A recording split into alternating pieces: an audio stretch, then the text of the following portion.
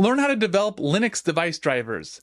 They are the essential software that bridges the gap between your operating system and devices like keyboards, printers, and more. From setting up your development environment across different operating systems to diving deep into the Linux kernel, system calls, and the /proc file system, this course provides a hands-on approach to mastering device driver development. Hey there, this is Piyush from In Pajama. So I and a bunch of my friends run this channel called Embedded Systems in Pajama, which is focused on lowering the barrier to entry when it comes to learning embedded systems. Now, we each have like a decade worth of experience. It's 5 of us. And what we have decided to do is organize the information around embedded systems development and put it on our website or on our YouTube channel. So if you are someone who is interested and excited to go kind of program the CPUs from scratch or to do Linux or device drivers related development, then kind of do explore our channel. And the course that follows is an introduction to Linux device drivers. Of course, there are other resources online, but this one is specifically full of insights that a device driver engineer should know. Hey there. I want to take a moment to introduce as to what we are going to learn as part of this Device Drivers 101 course. And this is, well, the Linux device drivers. This is supposed to be a D. Yeah, so Linux device drivers. What are we going to take a look at? First off, who this course is for? Students, early professionals,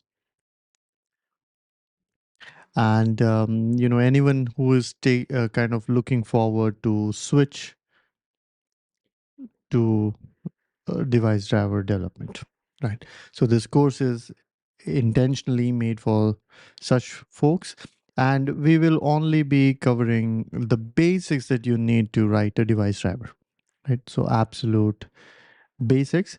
And we'll also introduce what Linux kernel is, what device driver means, how it is useful, so on and so forth. Now, in terms of the tangible thing that you'll be introduced to, or you'll end up kind of authoring, would be these three files, and about the 4 to 5 lines of code here, 5 lines of code here, and maybe ballpark 60 to 100 lines of code in the C file. Now the C file will be the actual driver code, and the makefile would be used to kind of compile that, and the Python file would be an application, right? So this is the device driver, this is the app. So what's the relation between app and the device driver? So we have the Linux kernel, which kind of has many device drivers within it, and one of them would be ours, right? And this is what we will author. But the user applications run at lower privilege, and that is where the Python file will be executed. So the Python file will serve as a user application, and what will happen is it will request the driver for some information, and the driver will essentially pass back that information, right? And in this kind of a mini project like way, we'll end up learning what device drivers are, and how to write those, and understand like the background and the mental models in terms of how the Linux kernel works, how the driver has to work, and how to add functionality, right? So this being the case, let me just go ahead and quickly show you a demo of what things will look like. And let me go ahead and increase. Very nice. So what you see on the screen here is let me just, yeah. So this here is essentially the code. And the code to what? This is the user application. This is the makefile, which is like 7 lines of code or something. And then there's this device driver, which is about, well, 60 lines of code, right? So then let's go ahead and take a look at this Python file here, the user application. It simply kind of, opens a file, reads a file, reads some message, reads like a line out of it and closes the file. So 3 simple operations. Let me go ahead and do make. This is like building the device driver, and then let me do sudo insmod, you know, sudo insmod .ko, and then let me go ahead and kind of execute the app. And the app is user space app. And so what you'll notice here is it's simply going to count the number of times the call to the driver was made or the driver was activated, essentially, right? So let's then go ahead and execute this couple times. And what you see here is with every call or execution, this number is increasing. So this somewhere is that mini project or project based approach wherein we'll go ahead, write a device driver, and then write a user app to interact with the device driver. And along the way, we'll learn how to write a device driver, what are the basics, how to inject it into the kernel, how the kernel absorbs it, how the interactions go, and all of that good stuff. At the end of this course, our hope is that you'll be enabled to understand the language of Linux device drivers, the vocabulary associated with it. To some degree, of course, it's like a vast subject, but you will be able to make sense of what device driver related jobs are, what they require, and how to self navigate in the future. So with all of this, if this excites you, I'll see you on the other side. All right, so let's briefly discuss as to how we are going to go about learning device driver development, and in terms of the environment and the setup that we need. So first, let me pull up my whiteboard or blackboard here, and then let me explain you what we intend to do. So we need a Linux environment or Linux operating system to be able to do Linux device driver development, right? Now, what we are going to do is, as you can see, I'm on a Mac, right? You might be on a Mac, Windows, or Linux. Now, even if you are, let's say, on Linux, we would recommend that you follow the steps that we are suggesting so that you can protect your own current operating system from let's say accidental damage, right? We don't want to corrupt any file, don't want to accidentally hurt the operating system. So now what we are going to do is create an environment for ourselves, right? Which will have the Linux OS running within it. And we are going to do all our driver development and experiments here, right? And my proposal is that we will create this environment within the operating system that you're on. For example, it could be on a Mac, on Windows, right? Or even Linux, right? So what we want to do is create this environment that kind of runs the Linux operating system, and within that we'll develop the drivers. The other thing we want to do is, because we don't want to end up working in the terminal always, we would want to write code in some files and so on and so forth.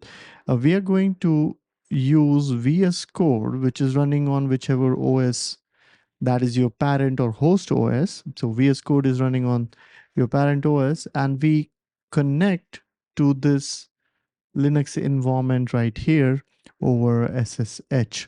The idea then would be that whatever files we want to, or whatever code we want to develop here, we can actually use VS Code to do that code development or write that code. But the files are being created, the code is being written and committed to the files which are on this Linux environment. This Linux environment will call a virtual instance, right? And then the software that manages this instance, we are going to use like a virtual instance manager, or more formally called a hypervisor. We're going to use a hypervisor, and that the name of that hypervisor is multipass, right? So multipass is like a beautiful command line utility that can do the environment setup for you. You don't have to execute too many commands. And so what I now propose that you imagine going forward is we are going to develop code within a Linux operating system environment, and we are going to connect to that over VS Code, and the Linux operating environment itself is running on top of, or is managed by, a hypervisor called multipass, right? So the upshot here now is, if we do something bad here, or screw up, or put this Linux image in a bad state, we can just discard all of this and respin or recreate another instance. In that case, we would not be hurting or screwing up any of your parent or host OS environment. Hopefully this is clear, that we are just wanting to create a sandbox for ourselves to work in and try out the experiments. And in the next videos, what we'll do is we'll go ahead and take a look at how to do the setup on Mac, Linux, Windows, and then after that we will start to write code, understand different parts of how the device driver code is, and so on and so forth. So as part of this video, we are going to take a look at how to set up the multipass and kind of create a Ubuntu Linux image instance on your Mac. Right. So the first things first, what I'm going to do is launch a terminal. We are going to use this in a while. And quite honestly, I already have multipass installed, but I'm going to follow the steps anyway, so that you can also follow them through. All right, so we're going to open up Chrome, and then we are going to type multipass, and the first link that comes up should be multipass.run, and we'll then just go to multipass website, and here we'll go into docs. Within docs, go to how to guides, and within that go to install multipass. Now come to check prerequisites, or rather, sorry, come to install, and then go ahead and select Mac OS, and then all of a sudden, things show up here. Now you can use an installer package. That is not what I have done. You can go ahead and do that. I'm using Brew, and so let's open up a new tab. And so the command then is brew install multipass, right? And this is where I go back to my terminal and simply paste here, brew install multipass, and then hit the return key. And this will then go ahead and install multipass for me. Now what can happen is, if multipass is not getting installed this way, um, uh, let me just show you what you can do. um, uh, okay, all right, I tried out multipass just too many times. There has to be a command which I must have used. Okay, just a moment. Hmm. Okay, so what you can do is you can do brew install minus cask, and then do multipass, right? If you have brew installed and you want to install multipass, these are the two ways. Either go ahead and just use brew install multipass. If not, then use brew install minus cask multipass. All right, so we at this point then have multipass installed. Great. And what you see on the screen here is, when I type multipass right here, it goes ahead and prints like the help options, right? Yeah, it prints the help related data. One more thing here, if you don't have Brew installed on your Mac, go ahead and follow this link, which will kind of, tell you how to install a Brew, and then you can go ahead and use, this command right here, and then follow the steps essentially. All right, so assuming that things work out good for you until this point, what we're now going to do is create that instance within which we are going to work. And let me then quickly bring up the blackboard here and remind you of what we were planning on doing. We said that, hey, this is our host machine or host operating system, could be Mac, Windows, right, and Linux, or Linux rather. And right now we are on a Mac. So this is our Mac host. And what we did was install multipass, which is the hypervisor or image instance manager, virtual machine manager. And we also said we would have VS Code here, and we want VS Code to connect over SSH. And then there has to be some instance running here. Right now, we don't have that instance. Right at this moment, we only have multipass, the software. And what we are next going to do is ask multipass to create that instance for us. So we are just going to type multipass and then say, okay, also let me increase the font size a little bit so you can, all right, let me just, okay, so we are going to type multipass hyphen shell. That's about it. And what it is now doing is it is kind of preparing, the primary instance. What it'll do is download some image, prepare it in the background, and then actually drop the shell or terminal for that instance. And we'll see that happening in a while. This should kind of, depending on the internet speed, this should take anywhere from few minutes to, tens or maybe even an hour if your internet is slower. On my machine, this is like pretty fast, and yeah, almost done. So it has launched the primary here. It is kind of, setting up some few things in the background. And once all of this is done, it will print like the details and then drop the shell. So let's just wait for that.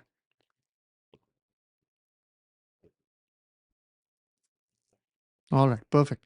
So if you see or notice here, it says, "Hey, welcome to Ubuntu 24.04, blah blah blah," all of the details.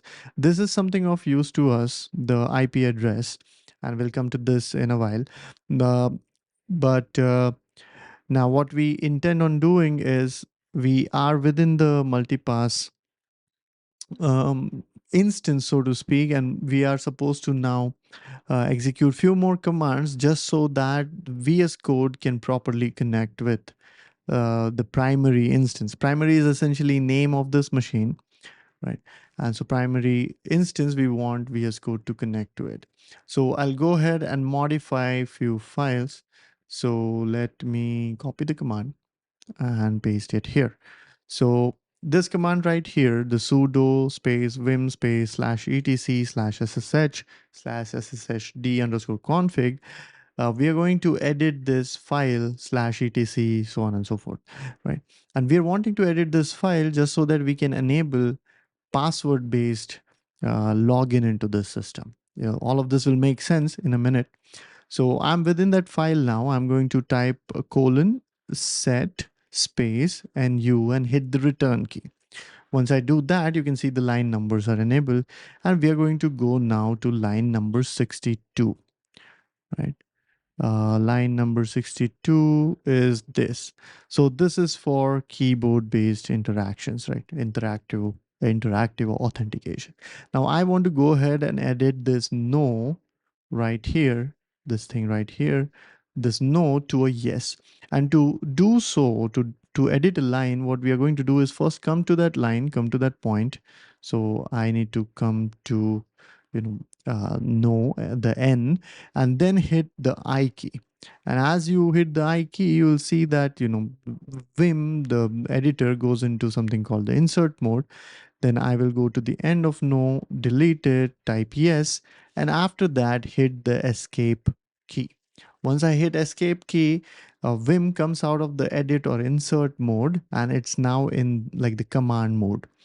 What I'll do now is type colon WQ and hit the return key, and it writes the updates to the file, right? Now, again, why did we do all of this? It's just because we do not have a GUI, we do not have any visual interface, or we cannot use like any other text editor to edit this. You can use nano or any other command line editor if you already know of, but Vim, something I know kind of decently to be able to edit files, so I have used that. All right, so the edits are made.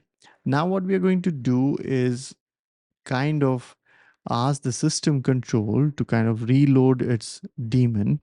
And so let me then go ahead and execute this command, which is sudo systemctl space daemon hyphen reload.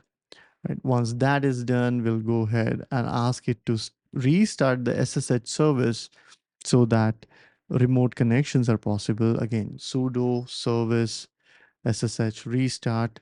And then after that, we are going to do, set a password for this user. Now, the user on this machine is Ubuntu, right? And so Ubuntu @primary means primary is the machine name and Ubuntu is the username. So we are now going to kind of type this command sudo passwd Ubuntu or Ubuntu, and that essentially is like, hey, set a password for Ubuntu. In my case, I'll just set the password to lowercase p, and whatever you set the password, just be sure to note it down, and that's the password you have to use going forward anytime we want to log in into this machine, right? Log in or execute the sudo command. All right, so we are good now. We have prepared our instance to be able to be connected through SSH. So now I'm going to go ahead and pull up VS Code. And if you have VS Code, then once you open VS Code, go to the extensions. And then from there, if you don't already have it installed, type remote and install this remote development. Let me just pull up the marker here. So install this remote development extension, right? I kind of have parts of it installed. So let me, go ahead and install that. Once you install this icon should kind of become visible, right? In my case, I had few parts of this package already present, so that's why I already had this. But you should, if not already, if you don't have the remote extension already installed, you will see this as a new icon, right? And once you see this, click on that, and I already have some SSH related things here. Go back to our terminal, type if conf, oh, sorry, not that, type host name hyphen uppercase I. And the moment you do that, you'll see that the IP address is printed here, which is 192.168.64.12. Copy that, right? Come back to VS Code, go to this SSH related drop down right here. And if you don't see this drop down, be sure to select remote tunnels in SSH here, right? In the remote explorer, select remotes and tunnel/SSH, and then within the SSH drop down here, click on this plus button. And once you click on the plus button, like a user input panel pops up, and in that you write Ubuntu and paste the IP address, right? So we are saying, hey, log into this machine 192.168.64.12 as Ubuntu the user, right? And we hit return key, and once you hit the return key, it'll ask you like where to save this config. Just hit the return key again, and we have added details of the remote machine. Now we should have seen it here. We don't, so not a thing to worry about. Go ahead and click this refresh button, and the moment you click this, you'll see that the IP address is visible here. Now what I want to do is ask VS Code to connect to this instance, right? So let me, to show you the magic now, let me just take VS Code on the left side and our machine, the primary instance, on the right side. Okay, so I'm going to go to this option here, 192.168.64.12, and click this arrow button which says I would like the current window of VS Code to attempt a connection, a remote connection to my instance. And let me go ahead and do that. Now, what I'll also get myself out of the way. It's saying, hey, do you want to continue? I'm saying yes. Then it asks me for the password, and this is the password that we set. I'm going to type P because that was the password I set. You can set some other password, but use that password here. Now at the bottom here, you'll notice that it says, hey, SSH colon 192.168.64.12. And if that has happened, then it confirms that the connection is established. Right. Now we're going to do some experiments to prove our point that, whatever edits we make in VS Code are actually happening within our virtual instance or virtual machine here. So let me go ahead and execute ls, and then let me type mkdir ldd. So we are creating a directory which is LDD, and within that we will work. So let's go into LDD, CD into that, and we see there is nothing here. Perfect. Now we come back to the VS Code and say open folder, right? And when we say open folder, you'll notice that LDD is available here. So this is a hint that we are actually looking inside the file system of the instance that we have created, the primary instance, or the instance by the name primary. So click on LDD here and click OK. What we will notice now is right here, it's saying it's on LDD directory within, and it's on SSH on 192.68.64.12. All right, we'll go ahead and now click this new file button and call this file test. Right, and we'll go ahead and write hello world into the test file. Now, because we are making all the edits on VS Code, which is connected to our virtual machine or the Ubuntu instance within multipass, if I execute ls here in the terminal, you'll notice that the test file was created, right? And the file we created was in VS Code. All right, so now if I were to do like a cat test, we'll see that the hello world is available here, which is the content of the file. So let's just quickly revise as to what happened here. So we had, primary, uh, and primary was a virtual machine that multipass created. And within this, we created the LDD directory, right? And we also said that VS Code was over SSH connected to this machine, right? And so what we then asked is opened LDD in VS Code and then added this file test, and the content of which was hello world. Right. And so this hello world and this test file all of a sudden appeared here because of this SSH tunnel or connection. And then within that, we saw that, hello world is available.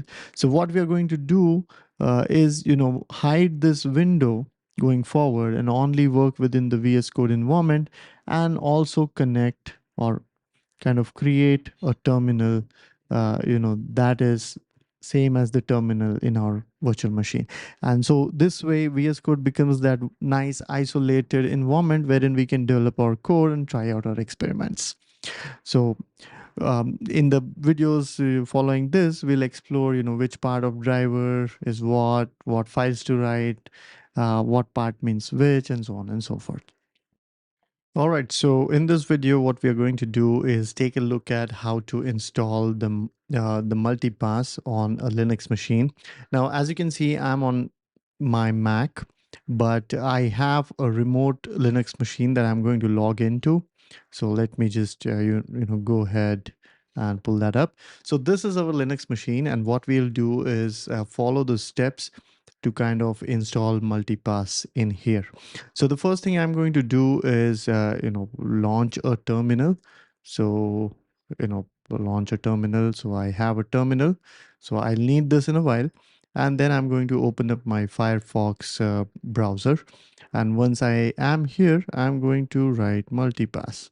So what we are intending to do is look up the steps to install this. So I'll straight up go to multipass's website and accept all the cookies because I don't care. And somewhere there has to be documentation, and within documentation there would be I think it's the how to guide install multipass. Somewhere I need to go check multipass for Linux. So this command is for Linux right here, and we can go ahead and choose other OSs, but Linux is what we are after. Okay, so I'm going to get this aside, and we have the terminal here. Let me go ahead and paste that on terminal, and know that we will need to use sudo here. Sudo snap install. I give my password, and then we just wait while it installs. There is like a level of satisfaction. It's an odd satisfaction that at least I get by looking at the progress bar make progress, and we are almost done. Now, of course, the download and install time depends on your network speed. And let's see, should install it now. Done. And something happened. Okay. So the remote connection disconnected. So let me log into my machine again. As luck would have it, Murphy's Law in action. So let's see. What's happening? My remote machine doesn't seem to cooperate. Why? Okay. Welcome to live debugging. So the first thing we do is, okay, force quit. Oh, it's not responding. Let's force quit it. Yes, of course. All right. So I'm going to bring up the remote connector. Let's see. Yes, we are back in business. All right, sorry for the disconnection, but now we have multipass here. And what we are going to do is multipass list. We don't have any instance, which is perfect. And now I'm just going to do multipass shell, right? And again, we don't have to do all of the multipass thingy. If you want to, you can just start development on the Linux machine that you have. But the thing is, with driver development, there are chances that we might do something stupid and screw up the kernel, or put it in like a bad state. To avoid all of that, we are using multipass, so we have like a nice sandbox environment within which we can develop our driver and install, try out different experiments. And even if we screw up, well, then the multipass environment is what we have screwed up, and we can always create another instance and then screw that up. So that is the reason that we recommend using multipass. And as we can see, it has retrieved the image of Ubuntu, and it is going ahead verifying that image, and then it will like create an instance and launch that instance. Let's just wait for it.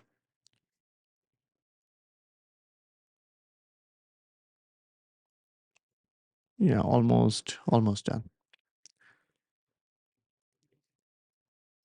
You can skip forward if you'd want, or just listen to me blabber and talk shit, kind of. Yeah.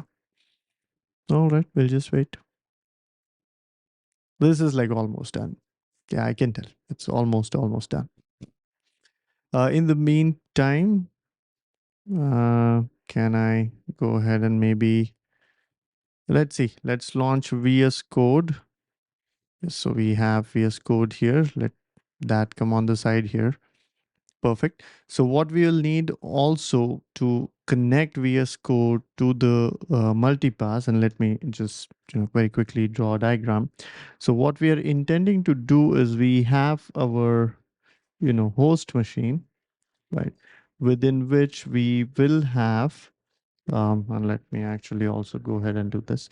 Yeah, so within which we'll have the multipass, right? And so there is a Linux image running here. And now what we intend on doing is, connect or rather there is like a development environment here. There are some files and all of that. We will be developing our driver here. What we want to do is take VS Code and connect it to this so that we can develop here and the files get generated here, right? We kind of want to do SSH into this. And for those reasons, I launched VS Code. All right, so in VS Code, then what we're supposed to do is go to the extensions here and install the remote. Yeah, let's just type remote and remote development. So we'll just install this. So while this installs itself, let's go and check what happened here. All right, perfect. So it went ahead, created the primary instance named primary, and it also went ahead and kind of, launched it. So if you see now here, Ubuntu at the rate primary is what we see. Now we are supposed to, carry out few steps here, which will allow the VS Code to connect to the multipass instance. And so we are going to execute set of commands now. And the first command, let me just copy it from a different, file. So the first thing we'll do is allow SSH authentication using the keyboard interaction, right? So, okay, I should have talked about it, but I did not. Just a moment. Yeah, so this is the file that we want to edit, the /etc/ssh/sssd_config. And then within this, let me just type :set space nu, which kind of enables the line number, and then we'll search for password, and let's go next. So line 62 is essentially what we want to change, and change it to a yes. By the way, if you find yourself not able to enter the characters here, the vim command, you can press I to go into interactive mode, then you can edit things, and once you're done with the edits, hit the escape key to come back into the command mode, and then hit WQ. Of course, you can use nano or any other command line editor that you're aware of. This is what I want to use. So set line number 62, this option here, to yes, right? And so we get rid of this. After we have kind of edited the file, we will execute this command, which is we are asking the daemon to reload. So this has happened. And then what we'll do is restart the SSH service. Let me go ahead and do that here. Right, and so service is restarted. And then the next thing we want to do is, we don't know what the password for this user Ubuntu is. So we're going to set a password. By default, multipass doesn't set a password. So we are going to do that. And we're going to execute this command, which is sudo uh, pass wd space the username, which is Ubuntu, and then we hit enter. The new password, I'm just keeping it as lowercase p in my case. You can keep whatever, but whatever password you set is the password you will use going forward. All right, so we have successfully carried out all the steps. Now the other thing we want to do is get the IP address of this, right? So type host name hyphen uppercase I, and this is the IP address that we are going to use. Now at this point, let's return back to our Blackboard, and then this was our host machine on which we are installing the multipass and all of that. This is our primary machine, right? And then this is, let's say, our VS Code, right? So VS Code is running here, and this itself has an internal IP, whatever that number was. What we're going to do is ask VS Code to reach out to that IP and set up an SSH tunnel, right? And we also installed the remote dev extension here. And using that remote dev extension, we are going to ask, hey, connect to this IP address, and then it will form a connection, and then we should be able to see the files here, right? And let's then quickly take a look at how we do that. All right, so this is the IP address. Let's copy it, then go to our VS Code, And here we will see this remote explorer, right? So what we want to do is go to remote explorer. Be sure to change the dev containers to remotes tunnels slash ssh. And once we are there, then go ahead and against this ssh right here, click on new remote. So once the new remote is enabled, or this kind of tray pops up, I don't know, tray or some user input related panel pops up, type ubuntu, which is the username for the primary machine, and then add the rate, and then go ahead and paste the ip address, then hit the return key, and then add it to like the .ssh/config. Everything's great. What we are going to do is move this aside, close this. Let me put it back here. Let's close this as well. Then hit this refresh button here, right? And the moment you hit refresh, you will see the IP address right here. Now what we'll do is say, go ahead and connect it in the current window, and let me get myself out of view. Notice what happens here. So once I go ahead and hit, connect in the current window, you will see that VS Code is trying to establish connection. It is asking me, should we continue? I say yes. Then it asks me for the password, and this is the password we set, in my case, P. So once I put the P and hit return key, it establishes a connection. And once the connection is established, we should quickly see this change to the remote IP address. That should happen anytime now. Right, perfect. So here we say we see that the remote IP address is seen, which means now VS Code is connected to the primary instance of multipass. And let me now get this out of the way. Let's go ahead and put this on the right. Okay, so now I'm going to try and open a directory in VS Code, which is the directory is again on the primary machine. So first off, let's do an ls vc home and vc snap. What I'm going to do is create a new directory called ldd Linux device driver, right? And when I now get into it, there is nothing right here. Now I go back to VS Code, say open folder, and all of a sudden I see here LDD, and LDD again should enforce the notion that VS Code is actually connected to the primary instance, and we are seeing a view inside of the primary instance, right? So I connect to LDD and say okay. And once I've done that, okay, it's kind of now asking me if I trust. Yes, I trust the authors. The author is I or me, or whichever is the correct usage. All right, so now we don't see any files here. Let me go ahead and create a test file here, which kind of, let's say, has hello world. This is just us, trying to confirm, and let me go ahead and save it. And now I come back to this terminal, say ls, and I see test. And when I do cat test, I should see hello world, right? Same exact thing as here.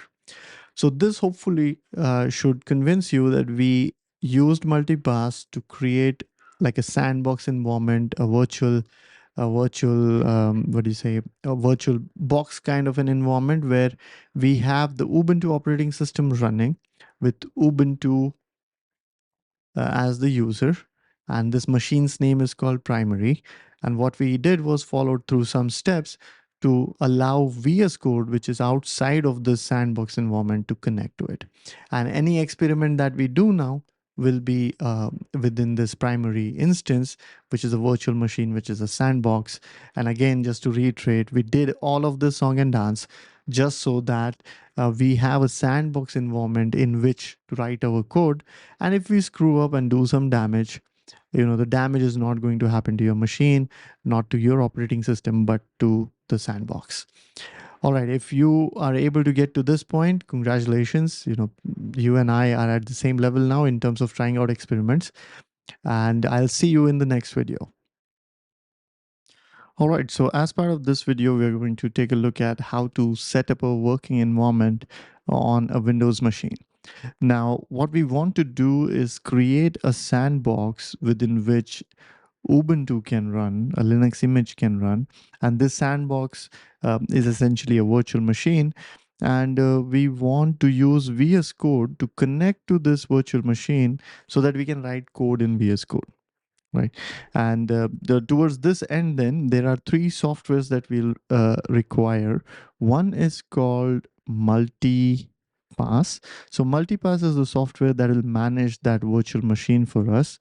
It will create and manage that virtual machine. So we go to multipass's website and okay, accept all the cookies, go to the documents section, the docs option here, and then go to how to guides, and then within how to guides, go to install multipass. Once you're there, scroll down and check the prerequisites section and click on Windows. Now, what we notice here is multipass uses a hypervisor to essentially create and manage an image, right? And so the hypervisor in our case, at least in my case that I wanted to use, was VirtualBox. And the reason to that is the Hyper-V only works on Windows 10 Pro and Enterprise, and I have a Windows Home installation. So I'm going to go ahead and focus on the VirtualBox. It says multipass also supports using VirtualBox as a virtualization provider. You can download the latest version from here. So I'm going to right click this and open it in new tab, and then go on this tab, scroll down and download it for the Windows platform. Now it is asking me to save. I will save this, and it has downloaded it, so I just launch it, right? So the installer for VirtualBox has launched, and what we would want to do is essentially install VirtualBox. All right, so next, yes, install.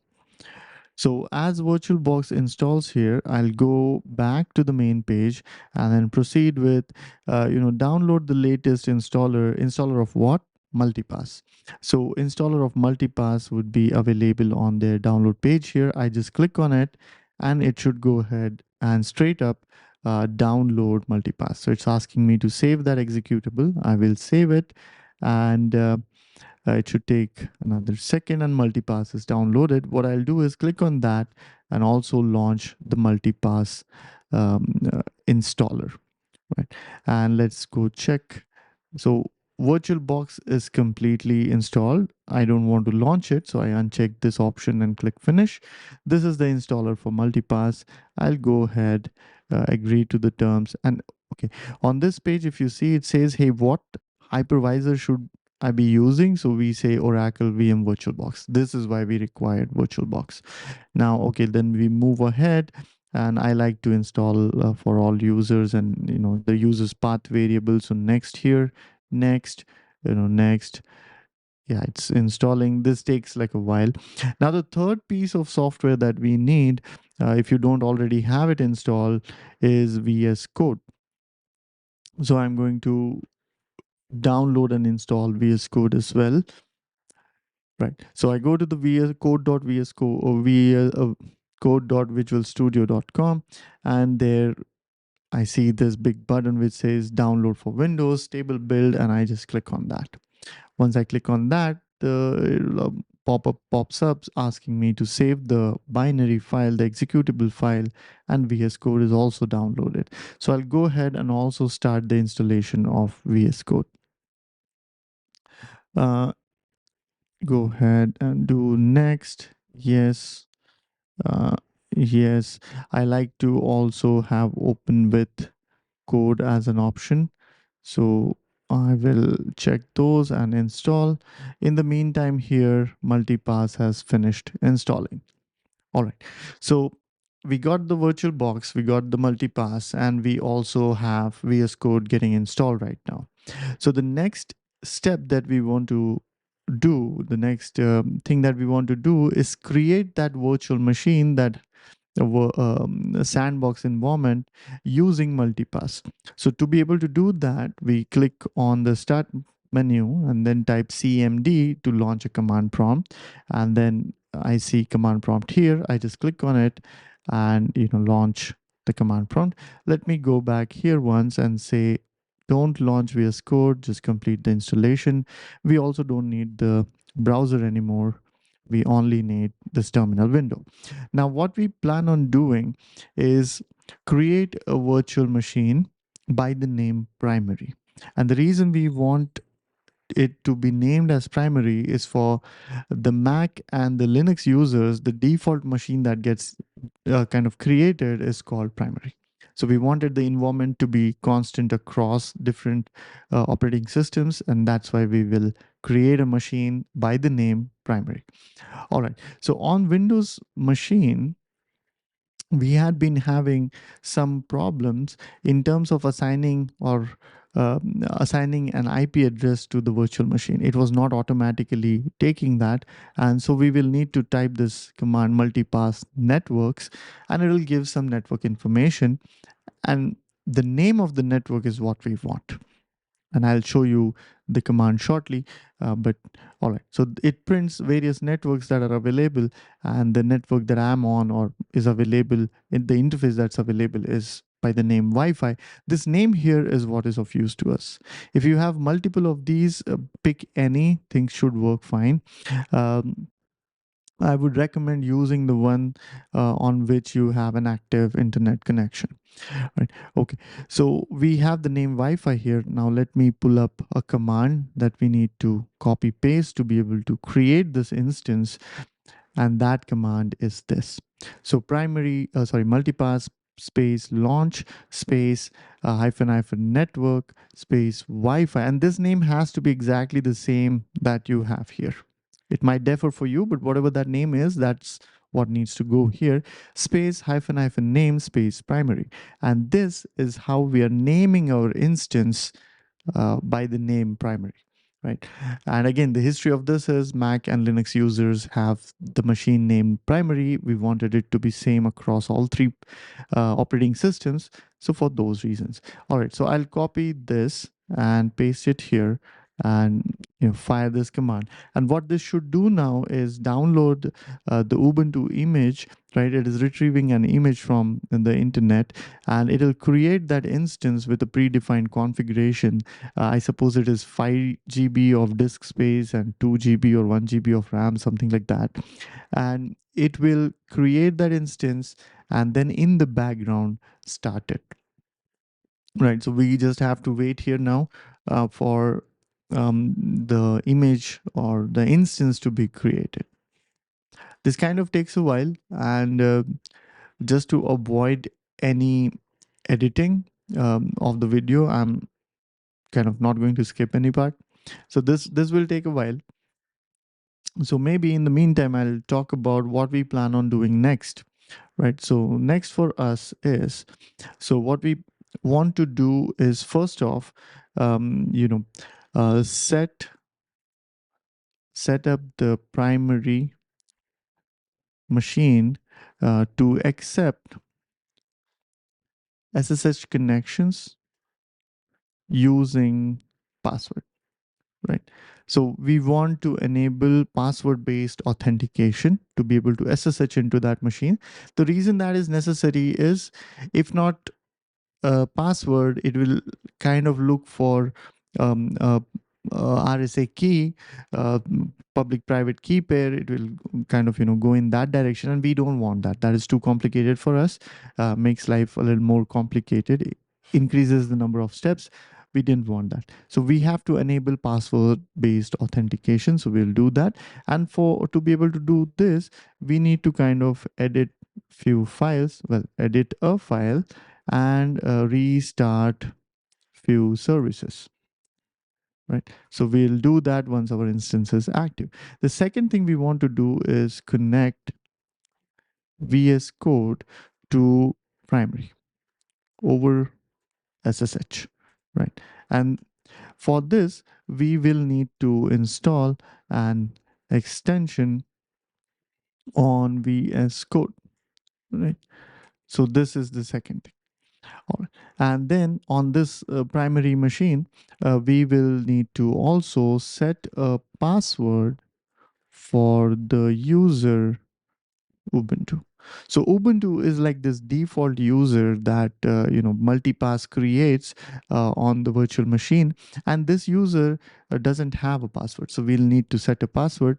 And again, let me just type it down here. So this is on the primary instance or machine, and this is on Windows, right? So while this is loading and getting, setting itself up, what we can do is we can go ahead and install this extension for VS Code. So VS Code, we'll just launch it from here. And once, okay, this is from the previous instance. So ignore that. What is this? We don't want it. Restricted mode, internet for safe. Okay, fine. So we go to the extensions here and we will look for remote. And the moment we get options, look for this remote development and extension pack. So this extension pack has many more extensions that it installs to be able to enable us to work with a remote machine. And this instance of Ubuntu, the primary machine, that will act as a remote machine that we log into and develop the code using VS Code. All right. So we only need the remote SSH and remote explorer, but it's a good idea to kind of go ahead and install all of the extensions as part of the remote development pack. All of these are installed, and now we see that this remote explorer option is available to us. This icon is available to us. Just click on that. I will need to well, I had created this earlier, so it is picking up from like the previous installation of VS Code from some cached files. So let me actually pretend that you have not seen this. Okay, so all right. So cool. All right. So you should see something similar to this if this is your first time working with a remote machine. And what you have to ensure is that you are within this remotes tunnels slash SSH option. Be sure to be there, and then you will see that within this SSH, there is like nothing or your previous machines if you already work with SSH on remote machines. Now let's go back here, and what we see is that it has kind of launched the primary machine here, and we'll type multipass list, and when we see the results here, we'll notice that IP address is assigned to our machine. The name is primary, and it is running Ubuntu 24.04. Right, perfect. So now what we want to do is visit back and complete these steps here. We are done with these steps here on the Windows side. We want to go ahead and now edit those file, allow the password based authentication, and restart the SSH service. So the way we get inside the machine, the primary machine, is we say multipass shell. And shell by default, this command will essentially get us into the primary machine. So I have hit the return key, and right. So if we see here, it prints this long welcome message and then drops the prompt, right? And if you see, Ubuntu is the user, primary is the machine name, right? And as I was saying, the installation, it kind of had 4 GB of disk space used up, and it kind of, I think, has 1 or 2 GB worth of RAM, right, as the usage. So what we are now going to do is edit few files using vim. So type sudo vim. Vim is a command line editor, a file editor, and we then say /etc/ssh SSH, and within that sshd_config. This is the file that we want to edit. So hit return. Now the way vim operates is that it has something called command mode, and insert mode. Insert mode is when you can change the file, and command mode is when you can essentially save it, undo things, delete things, so on and so forth. Right now we are in the command mode. So using our cursor up and down arrow, we can go, scroll up and down. But what I want us to do is enable file numbers, line numbers. So type colon, and you can see, it types the colon here, and that's the command. So colon is like a queue that a command is starting, right? And then we say set space nu, which is set line number, and when you hit the return key, you see that the line numbers are enabled. Now we'll go down to line 62, right, which is right here, and it says a keyboard based interactive authentication. It's set to it's essentially disabled, and we want to enable it. So go to the no and then hit the I key, and once you hit the I key, you'll see that the vim has changed to insert mode, and now if we type something, it'll actually type in the file. So we are going to now delete the no and type a yes, and we want to now save this one change. So the way to save the change is to hit the escape key. So we go from insert mode to the command mode again, and now type colon WQ, which is write this file to the disk, write the changes to the disk, and quit the program, right? So the changes are now made. What we now have to do is reload the daemon, the system control daemon. And so we'll say sudo systemctl daemon reload, right? And hopefully this works. Yes. So the system control daemon is now reloaded.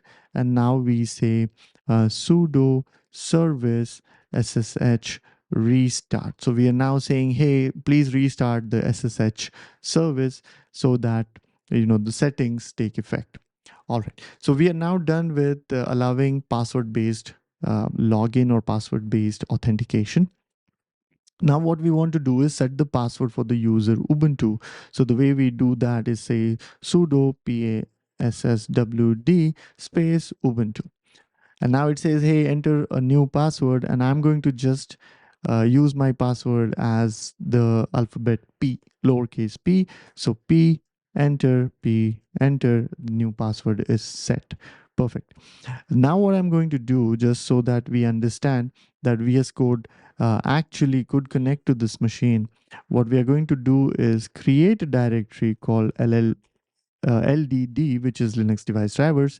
And now if I do ls, there is a directory available, LDD. Perfect. I'll go within LDD and stay there. There are kind of there are no files within LDD. It's completely empty. And we'll come back to this in a minute. All right, perfect. So our virtual machine is all set. All configurations are done there. Now what we want is we want the IP address of this machine, right? And we can then go to a new tab here and again type multipass, list, and recall that it was also printing the IP address, right? So we got the IP address. Perfect. Copy that, go back to the virtual machines terminal here, come back to VS Code, and now in this SSH option, click this plus button. Now it's asking us which machine do we want to connect to. So we say, hey, connect using the user Ubuntu on this IP address 192.168.0.199, and we hit the return key. It says, hey, where do I save this? We say, hey, save it in the config file, the first one. And now it says, shall I go ahead and connect? All right. So ignore this for now. Come back here, and there is this refresh button on the remotes, tunnels, all of that. So click the refresh and you will see the machine's IP available here. Now what we want to do is go ahead and click on this button which says connect in the current window, and it will start to connect to this remote machine. We say the remote machine is running Linux, right? And do you want to continue? Yes. Enter the password. The password is what we set for the Ubuntu user, which is P in my case. Whatever you chose as the password, just enter that. And here now, if you see at the bottom, it says opening remote. So it's trying to connect to that remote machine. And remote machine in this case is the Ubuntu virtual machine that we are running. All right, it should be almost done, almost there. So the IP address of the remote machine will show up here once it has kind of, set up the connection with the virtual machine. This should take a few more seconds.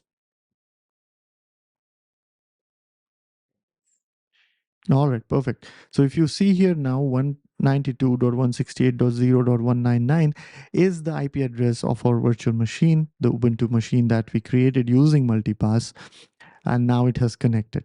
What we want to do now is open up a directory to work in, and this directory will be on the virtual machine. So go to the file explorer here, the explorer, and open a folder.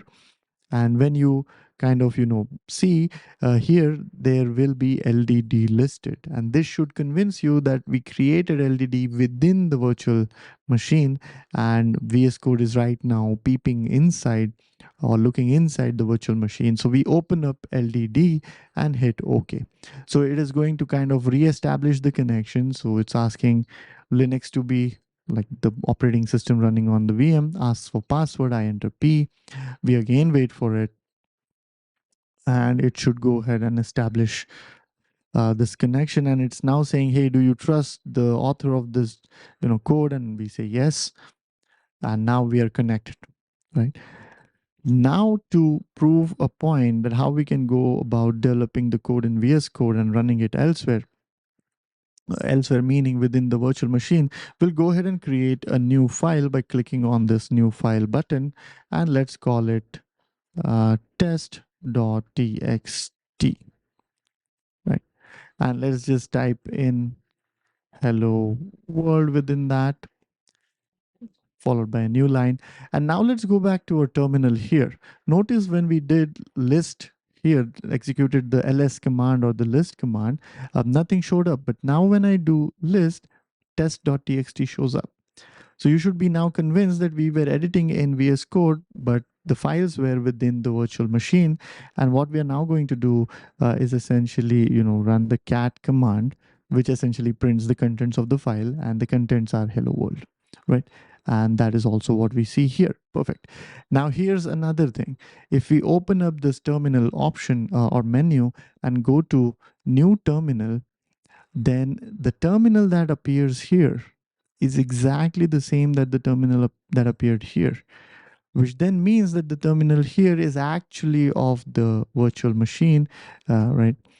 It's actually peeping into the virtual machine, also giving us a view from of the virtual machine. So we then do not need this terminal anymore, and this is now our complete working or our development environment. We can run all our experiments here, develop the code here, compile it here, and also try running it from within the terminal that's available here.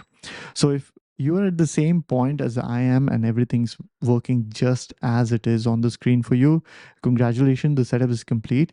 And next time on, whatever development we do will be within this directory and in this format. Perfect. So with this, I'll see you in the next one. Hey there. So as part of this video, what we are going to do is kind of see how to start multipass if you have rebooted your system, or you have closed the terminal, or you have exited the VS Code environment. So we'll take a look at how to go about reinitializing or respawning or restarting the instance, the primary instance that we had created. So let's pull up a terminal. And by the way, not only that, we'll also talk about what the prerequisites to be able to compile a Linux kernel module are, and we'll kind of set up that environment. Okay, so what you need to do then is pull up a terminal and type multipass. Now, once you do that, multipass essentially presents the help options or different options that are available, and we are going to use the list. So let's do multipass list, and we see that our primary instance here, the instance we had created as part of the setup videos, that is available, and it is in the stop state.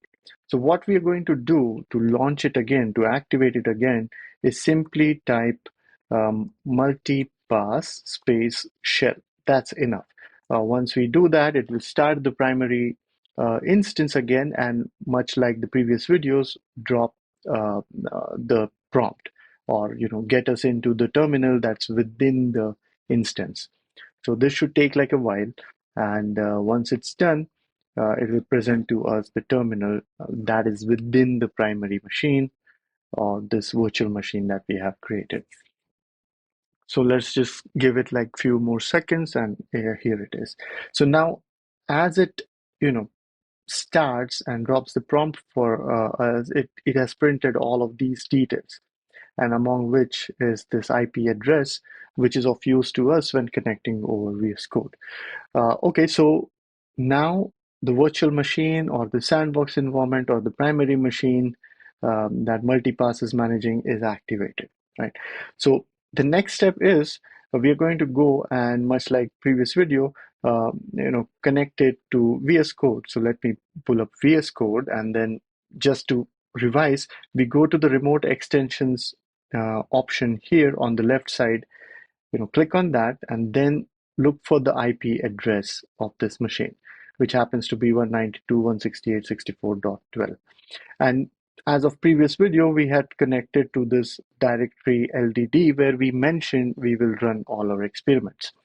So let's go into VDD, and it asks us for the password. So let's press the password, add the password, and hit return. And you can ignore all of these files for now, because I have added those in while doing some experiments offline. So ignore those for now.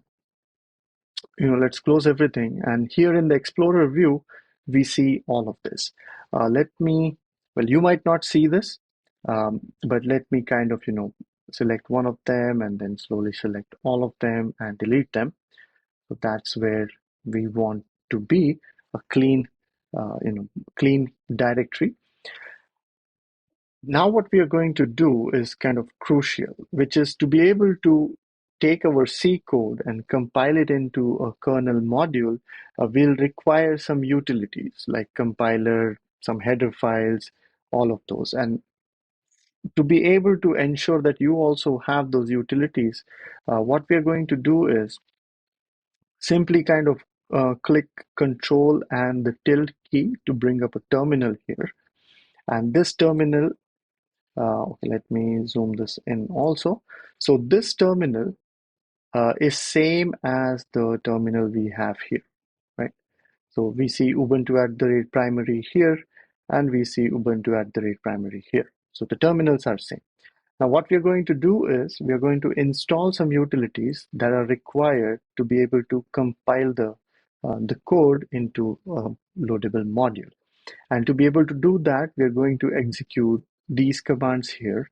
So let me copy those, and in a new file, put it right here in front of us.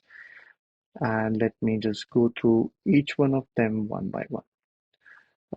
So what we are going to do is, the first command here is essentially saying that we want to update the lists of a package manager, which is called apt, right? You can look up the details of apt online. For our purposes, we just want first to update the local repositories, list of repositories. And after that, we say, okay, anything that needed an update, go ahead and update those, bring in the new packages, and, update those packages. So right now it's doing that. And the last line here is the one that matters to us the most. And let me kind of, pull up my marker. So what we need here is certain tools that are required to be able to compile the code. That is part of the package called build essential. Then while we are building our source code, we also need the header files that relate to the current version of the Linux kernel that we have, right? And the way we get these headers is we say, hey, install the Linux headers, and this right here is a dynamic command which fills in the version number. And what version number this is the version number of our kernel, right? And then kmod is another utility that deals with loading kernel modules and things of that nature. So all in all, we only need these three utilities, or headers and two utilities to be able to compile our code. So let me first go ahead and show you what version of uh, Linux kernel we are using, and the command is uname -r, and then the version is 6.8.0-35 generic, and this entire text gets put here. So this is how it will look essentially, right? That is why we have this. All right, so let me copy all of this, paste it here, and let's go ahead. And in my case, everything was already installed, so there was nothing to install and nothing to upgrade. But in your case, this process might take a while. And now that we have all of this with us, we are ready to dive into Linux kernel driver development and run experiments and learn through that.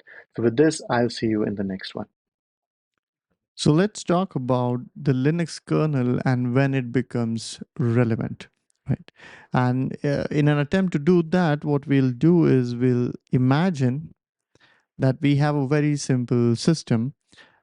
So the system has a CPU, it has a DRAM, right? So this is all of this is DRAM, and then it, let's say, has a ROM, right? And then let's say it has the SSD, right?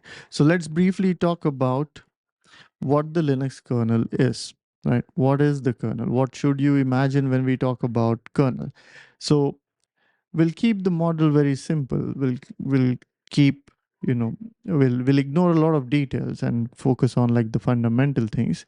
So a kernel essentially provides us with a scheduler, and a scheduler manages processes. And the other thing that the kernel does for us is it allows us to manage hardware, right? So it allows us to manage hardware. And let's take a look at this part now. So let's say you have a machine, right? Let's say you have your workstation, laptop, something like that. And to that, let's say you have connected a camera, right? And so what we now want to do is connect this camera over the USB and then fetch frames from within that camera, right? And this camera can be of any company, right? It can be from X, Y, Z, so on and so forth. And it would be fair to imagine that if you have the kernel running here, the kernel needs to know about what kind of camera this is.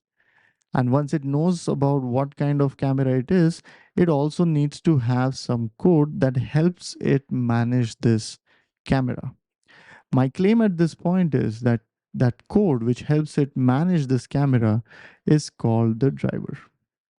Right. We'll speak about this a lot more later in other videos, but this is the notion of driver. So we are going to manage hardware using kernel drivers, right? And so somebody needs to load it in and so on and so forth. That we are going to take a look as part of this series. But this camera, hopefully you're convinced that there is a USB port here, and then we need some code that can manage the USB port, and that's another kernel infrastructure, or again driver, right? So something like that. All right, so this kernel then is essentially, we can think of it as it manages processes and it helps manage the hardware, right? Okay, so question then is, where is the kernel stored? So the answer to that is that the kernel is stored, let's say, as an image in the SSD. So, well, it's not really an image. It can be a bunch of files and so on and so forth. So essentially a bunch of files, and that's the kernel saved in the SSD. That is important. Then the question is, but the executable code must come to DRAM. So the kernel needs to be loaded to the DRAM. And from the DRAM, the CPU will execute stuff. Okay. And then there is ROM, and ROM is also connected, or like the CPU can reach out to ROM, and obviously CPU can reach out to the SSD. The question now we are wanting to explore is, at what point does the Linux kernel come from here to here? So let's talk about what happens after power on. So we turn the power on, and bunch of things happen, and let's say the CPU is powered on. So the CPU, essentially, what it'll do is it'll go to the ROM, fetch the code from there, and start to execute. And what kind of code is available here? The code that is specific to that system, which the system maker has provided. The system maker can be Intel, can be Lenovo, it can be AMD, so on and so forth. Whoever creates that motherboard kind of a thing is the one that will who are supposed to know how this CPU is supposed to kind of boot up and proceed. So one of the things that the ROM code has is turning other things on, right? And remember, the DRAM needs to be turned on for the Linux kernel to be copied here, right? And again, go back and remember what the Linux kernel does. It's just for management of processes, and it handles devices, or it helps us manage hardware. But this functionality is very generic, right? And something like which hardware to turn on, when to turn it on during the boot, that the Linux kernel will not know. It's an abstraction. Think of Linux kernel as an API that can do addition, right?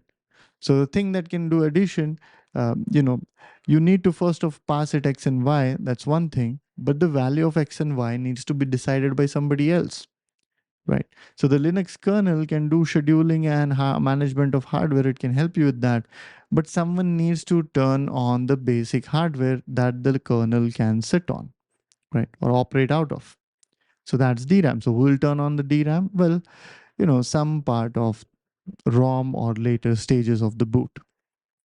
So you must have noticed that, when the system turns on, it kind of, well, before the screen comes up, it kind of goes ahead and checks if a RAM is available, if the timer is available, so on and so forth.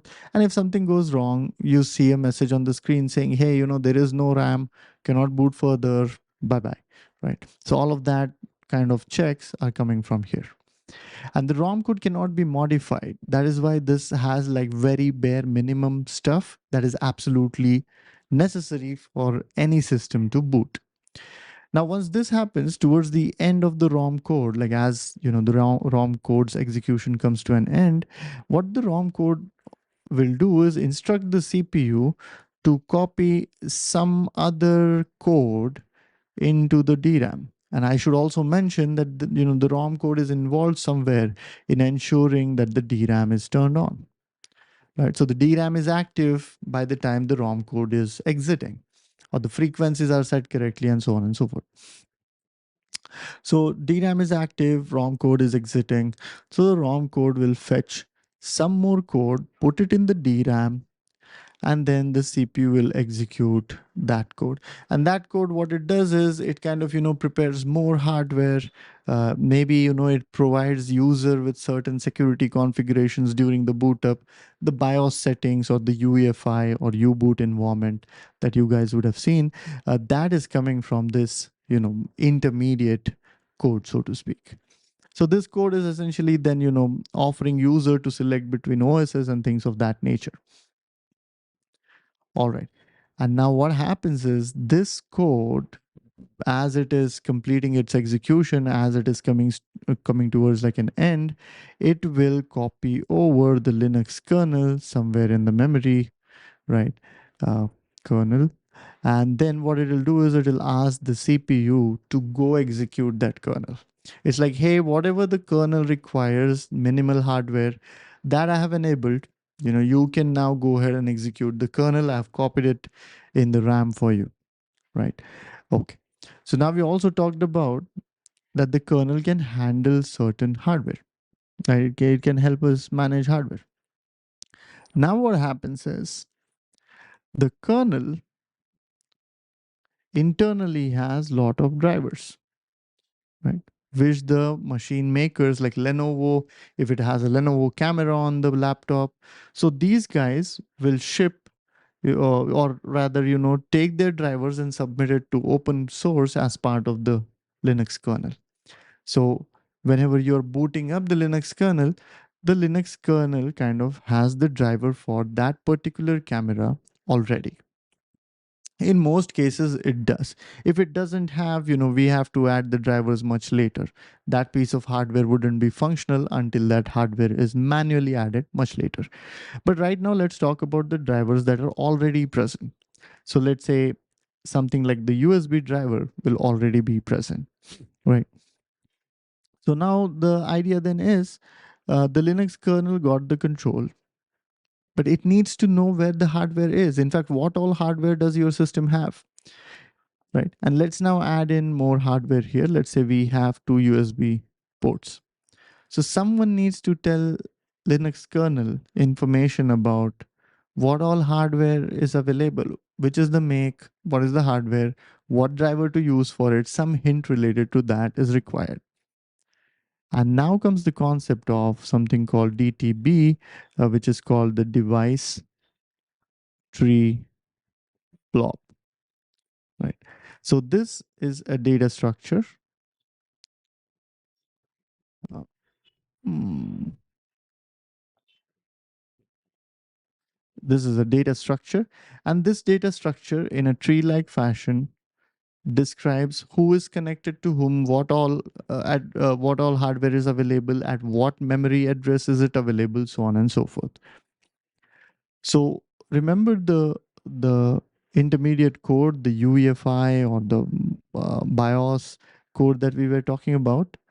So that code also passes some other information, and there is like in SSD we'll have something else which is called the DTB, and that DTB is also passed to the Linux kernel by this software here, the intermediate code here. And this intermediate code, by the way, is called bootloader, right? So it is helping in the boot stages, prepare the machine for the OS. And so the bootloader essentially passes, so bootloader passes, the kernel, the DTB. And how does it pass? So it simply says, hey, CPU, I'm going to go now. My time has come. But remember to fetch the code from this X address in the memory. That's where I have put the Linux kernel for you. And oh, by the way, also save this information about Y. And if the Linux kernel needs it, it'll come and look. And where is this Y information stored? It's stored within a few of the registers or one of the registers, let's say R1 of the CPU. So CPU has some internal registers which it uses for bookkeeping. So one of the registers, or 64-bit worth of memory, that kind of stores the address of where the DTB is loaded. So you can now imagine that as we turn the laptop on, the boot code or the boot ROM code is executed first. Certain basic checks are done. RAM is present or not, XYZ power supply is enough or not, so on and so forth. Once those checks are done, the boot ROM copies over the bootloader, right? Copies over this bootloader and puts it in the DRAM. And DRAM is also activated by the boot ROM. So the DRAM is ready, the bootloader is loaded there, the bootloader goes about turning a lot of things on, collecting some initialization information, and then it composes or copies over this DTB, puts it in the location in DRAM, copies over the Linux kernel, puts it in the DRAM, and before it exits, it passes CPU that information. It sets, so to speak, the program counter to the Linux kernel address, and it loads one of its internal registers with the information about where the DTB is. And once the DTB information is available and the Linux kernel starts to boot, the Linux kernel reads the DTB and figures out, okay, which USB port, who is the maker of it, what is the driver, do I have the driver? If I have it, run it, right? So that's how we have the Linux kernel booting up. And if it has the device drivers, it will use those. If not, it needs to be manually loaded. And as part of this journey, part of this series here, we are going to focus on how to write a device driver and assume that you're writing it for a hardware that is right now not released in the market. So you're writing that device driver, submitting it to the Linux source, and while it is submitted to the Linux source, the hardware is released to the public. So as the public, gets a new laptop, downloads the Linux kernel and installs and runs it, the driver is already available and the hardware just works, right? So that is the idea. And one thing that I want you to remember about Linux kernel as a mental model is the Linux kernel is simply doing process scheduling, and it's also doing hardware management. And the drivers part typically comes when we are talking about hardware management. And before we go, remember I mentioned that the Linux kernel is like the add API, for example, which adds to number X and Y. You can imagine instead of maybe X and Y, it's just, let's say, Y, and it simply adds Y plus 1 and returns back. So this Y you can think of as the DTB. It's a parameter to the Linux kernel that it needs to be able to understand what all hardware is available, right? So with this, we kind of have the imagination and the mental models that we need in terms of reason about, device drivers and start to develop the code. So with this, I'll see you in the next one. So there are a few more things about the Linux kernel that I would like us to remember or be able to imagine as we move forward in this series. So, okay, first things first, let me get myself up here. All right, so we were talking about, things that we need to remember or we should know about the Linux kernel. So first off, the Linux kernel, I'll just write it as kernel here. It kind of operates in a privileged mode. What does privileged mode mean? It means that the Linux kernel and obviously the kernel here has drivers as part of it, so the kernel can reach out to the hardware, right? And this is important because, well, the Linux kernel is kind of one of the features is that it helps us manage the hardware. But the question is, why can't a user application manage the hardware directly?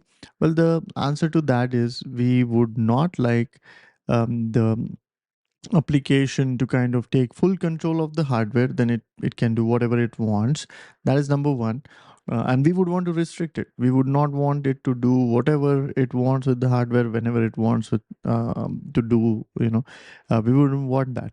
And the second thing is we would like multiple applications to share a hardware. For example, let's say we have the solid state drive. The state drive has, let's say, some partition on it, and partition has various files on it. And then there are different applications that are wanting to access, different files. So all of them are essentially now wanting to access the SSD as a hardware. So we wouldn't want one application to own the SSD or have like a lock on it or mess around and use it in whichever fashion it wants. We would want somebody to provide like a very nice, serialized and managed access to it. So that's one of the reasons the kernel running in the privileged mode has access to the hardware. And as you can guess, the applications run in unprivileged mode, right? So that then means that the application needs to talk to the driver, right? And application somehow needs to convey its intentions that, hey, I want to read this camera, and can you, copy over the buffer, the video buffer, or the frame, so to speak, to me, right? Can you give me that frame that's available in the camera? So the user application here needs to talk to the driver to do any interaction with the hardware. Now, around this point, I want to kind of just present a case for how CPUs are, and that will add like more clarity. So CPU, for example, the ARM AV8, based on the V8 architecture, the ARM A class of CPUs, the 64-bit one, and we also have like a free course on this, and that you can check and learn more about these CPUs. So the ARM A CPUs has something called execution levels, and the execution, or sorry, not execution, exception levels, and the exception levels are like EL1, EL0, EL1, EL2, and EL3. Now, the Linux kernel in this case runs in EL1, right? And as you can imagine, as part of the execution level 1, the hardware, the CPU is designed in ways that it can access different features of the CPU. For example, the status, like, it was the addition a positive number, did the subtraction lead to like a negative overflow, did it or did the addition lead to like a overflow, did the subtraction lead to a zero, so on and so forth. Those kind of details are kind of captured in something called status registers. And the EL1 then, or the software executing in EL1 has access to those kind of things, and the kernel then runs here. The user applications run in exception level 0, in which case, as you can imagine, the hardware, when it's running in exception level 0, it turns off certain features, and so code running here cannot access such CPU status registers. I gave you an example of a status register. Some of them, EL0 code can access. CPU configuration registers, for example, the EL0 cannot access. So now you can imagine the kernel is running here, the user code is running here, and so any access to the hardware that needs to be done, the control needs to be passed from user space, so to speak, which is this, right, from the user space down to the kernel space. And now here's another interesting thing that we need to know, which is from the user space to the kernel space, the control is passed, or the requests are made via something called system calls, right? So system calls is how we essentially, from the user space, ask the kernel space to do something for the user application, right? So let's say we are wanting to do like a thumbprint verification or thumbprint based authentication. The user space will essentially ask the kernel space to kind of go, do something about the authentication process and just pass, yes or no, 1 or 0 as the answer. So the user space app never accesses the thumbprint sensor, the fingerprint sensor, but the kernel does something around it, right? All right. And how does it do it, or what is the way to request from user space to kernel space? It's system calls. And what are system calls? So system calls are essentially a bunch of actions. These are bunch of actions that over the years people have realized, the developers have, or rather the maintainers of the Linux kernel, the Linux kernel development community, have realized are common or generic. So for example, we would want to perform read on, let's say, the camera buffer, and we might want to perform a write operation on the display buffer, load data into the display buffer, read data out of the camera buffer. So read and write, for example, are such generic operations that we would want to perform on different hardware. So the system calls are those. So somewhere then, what we can imagine now is that the Linux kernel, the drivers within that, right, are somewhere supposed to implement the system calls, right? Somewhere they are supposed to, like, when let's say we were asking, hey, can you read the image buffer of the camera, then we are essentially saying, hey driver, who is handling the camera, can you go and read that buffer for us, right? And so somewhere the device drivers, and this is key, by the way, this is like a very important point. So the device drivers somewhere implement system calls,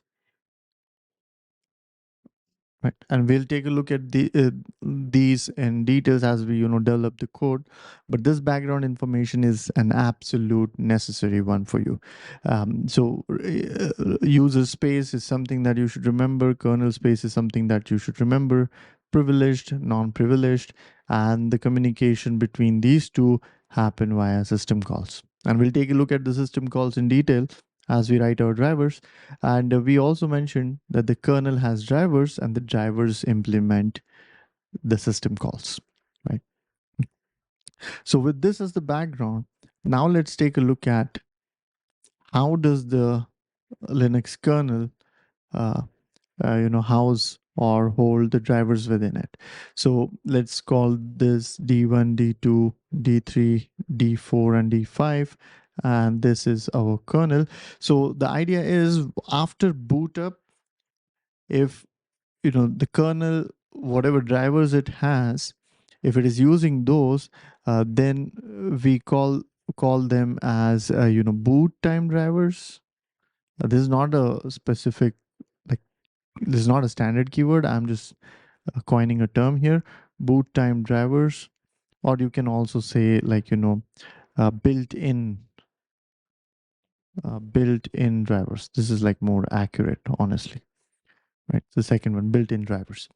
And let's say if you have a piece of hardware like a camera system you're working on, or some new fancy device that your team is working on, so the driver for that won't be available in the Linux kernel community or in the Linux kernel source. So usually what happens is the developers, they will develop that driver and push it to the kernel mainline, right? They'll push it to the mainline, and then they'll kind of download and create like a new kernel image, right? New, recompile the kernel. But when they're developing it, one of the ways that they can check whether their driver is working correctly or not is by injecting it or loading it into the live system, right? So you have Linux kernel running, you're writing a driver, you want to test it out, you connect the hardware. Well, right now the Linux kernel doesn't have any driver. You're writing that driver, but because of that, it doesn't have. Now, what you want to do is compile your driver and be like, okay, can I load it into the live system so that I can check whether my driver can handle that interactions with the hardware correctly? So those are called the loadable kernel modules. Or you can also call them loadable kernel driver, right? And this is something that we are going to focus on as part of this course. But now when you're essentially developing this Linux kernel loadable module, the idea is that the Linux kernel provides you with a way, or provides all of us with a way to be able to load that in. And what does loading mean? And what does it mean that a driver is loaded and activated? You can imagine that the kernel allows us a way to specify how to absorb the driver into a live system, and then it kind of activates and initializes. And that is for later. As we dive into the code, we'll talk about how it loads and things of those nature. But one other thing I want you to imagine is the idea of constructor and destructor. I might have got the spelling wrong here, but the idea of constructor is when you initialize a class, so to speak, you execute some initialization code, and as that object goes out of scope, we call like the destructor and deinitialize or clean up the kind of memory that the object acquired and so on and so forth. So this is coming from the object oriented programming world, but somewhere the Linux kernel provides some feature that is equivalent to constructor and destructor, and that's how, like, as we submit our module, loadable module, the initialization sequence is called, which can essentially establish some handshaking or initialization of some state machine that is required in managing the hardware. And as we remove that module out of the kernel, it will call the cleanup or the destructor sequence. We'll dive into this a little more, as we go along. Actually, a lot more as we go along. But for now, I just want you to remember privileged, non-privileged, user space cannot talk to the hardware directly, must go through the kernel via a device driver. And the way user space talks to the kernel space is via the system calls, and the device drivers implement the system calls, and then there is this notion of constructor and destructor. So if you're clear with all of this so far, if you're convinced with this, in the next one, we'll dive into writing the kernel module. We should discuss about the system calls a little more before we are ready to write the code. And so this one would be like the last video on theory, and then we dive into the code. In fact, even in this one, we'll take a look at some code, although we won't write the code. All right. So we were talking about system calls, and this was a way for user space to kind of talk to the kernel space. And in the kernel space, then I mentioned that there are drivers, and the drivers would need to implement these system calls. Now, what I want to specify very specifically is that the drivers typically implement two types of system calls. Like the kernel also has like other code, the infra and the process management related code and all of that, which also implements a lot of or not implements, but it's dependent on a lot of system calls, right? So there are some system calls, for example, fork, that can take the current process and create like a replica of that process, and that's process management related system call.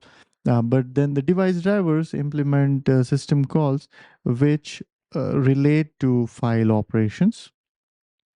Right. So we talked about read and write, for example.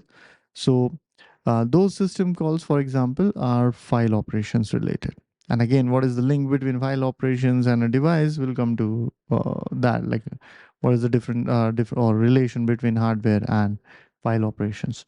The other thing is they kind of implement hardware management related um, related system calls, for example, the IOCTL or input output control, also called ioctls, right? All right, so now let's spend some time on this, and then we are good to go and write our first driver. So turns out that Linux uh, uh, typically treats everything as if it is a file, right? As if it is A/B/C. So everything in Linux is a file, and then on a file you can perform certain operations, like opening the file, closing the file, reading the file, writing the file, seeking into the file, so on and so forth. So it turns out all of the interactions that you might want to do with the hardware also kind of fit this notion of open the hardware, read some content from the hardware, write into that hardware if required, and then kind of if depending on what kind of hardware it is, you can also do some sort of a seeking, and then we just close that hardware. So pretty much that's all. So what Linux does is Linux will map a hardware, it'll expose it as if it was a file, right? And if it exposes it as if it was a file, then we can do file operations on it. And so as you can now imagine, the drivers are going to implement what to do when the hardware is being opened, what to do when the hardware is being read, what to do when the hardware is to be written to, right? So all of those functionalities will the driver will need to implement those as these file operations related system calls, right? So that is one thing. And now the other thing is that drivers can be of majorly three types. One is called the character driver, the other one is called the block driver, and the third one is called the network driver. Right. So we are specifically going to take a look at character driver, because once we know how to write these, the character drivers, it becomes easy to write the block and the network drivers. Now, what kind of drivers, are within the category of block?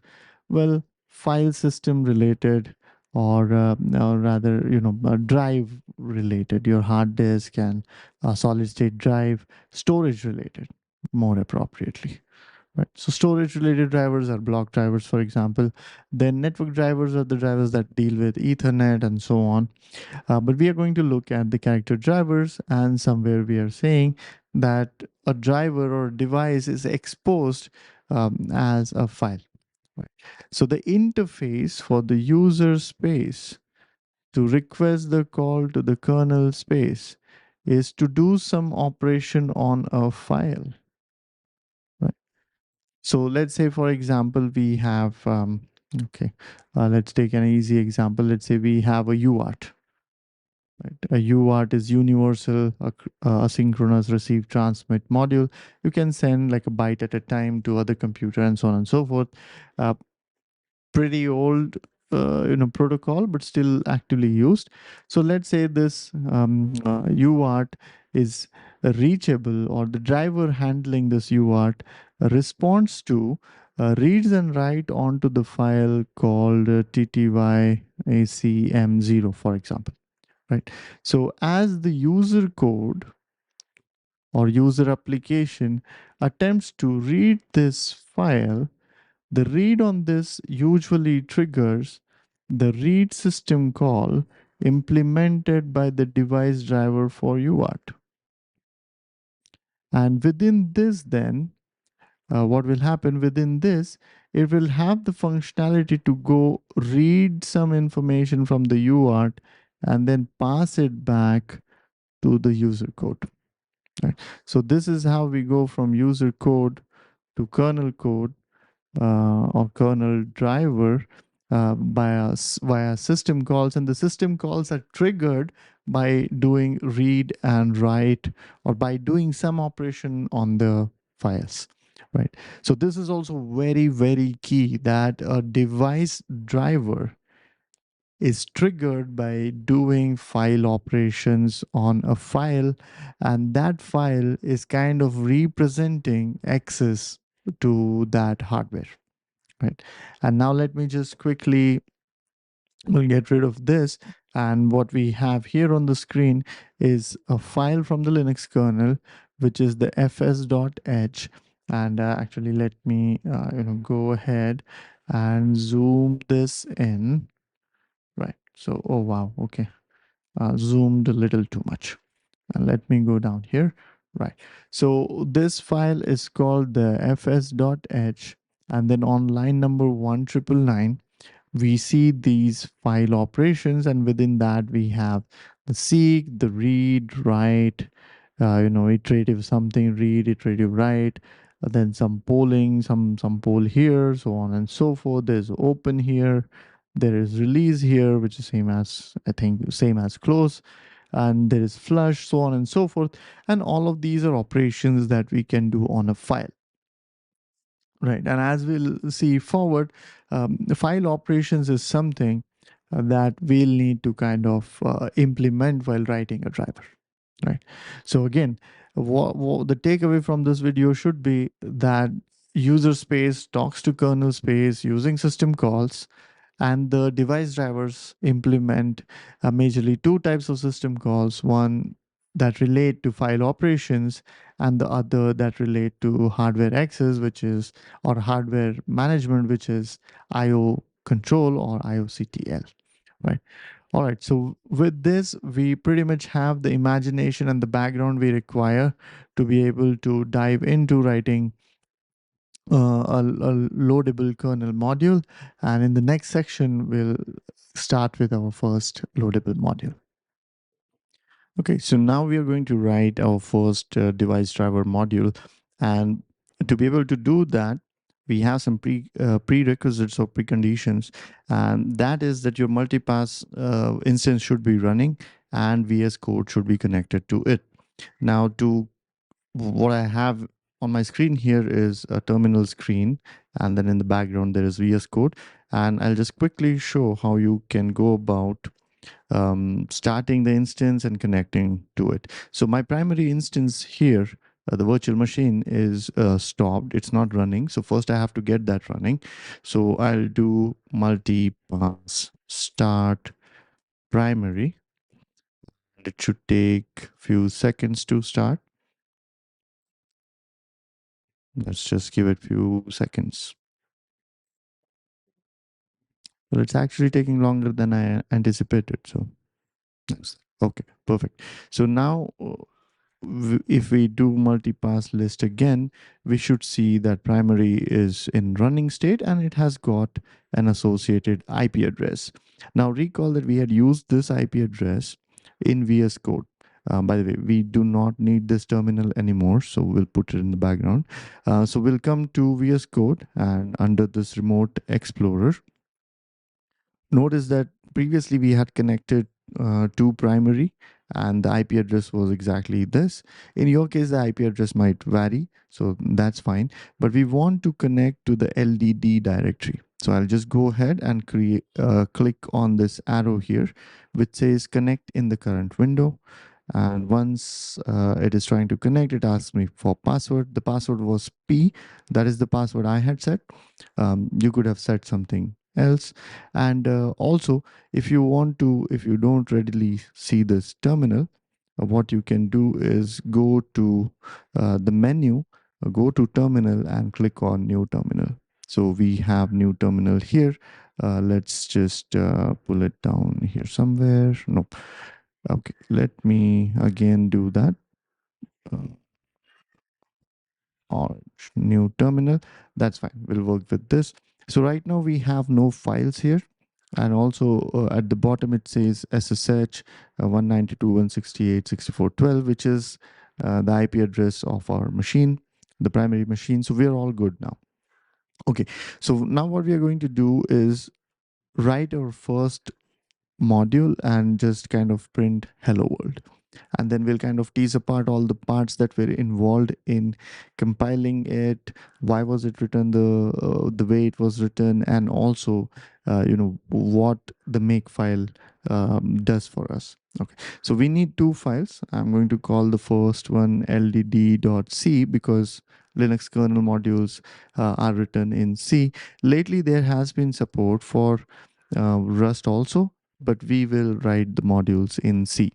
All right. So the first file we created was ldd.c. The second file we want to create is makefile, and please ensure that the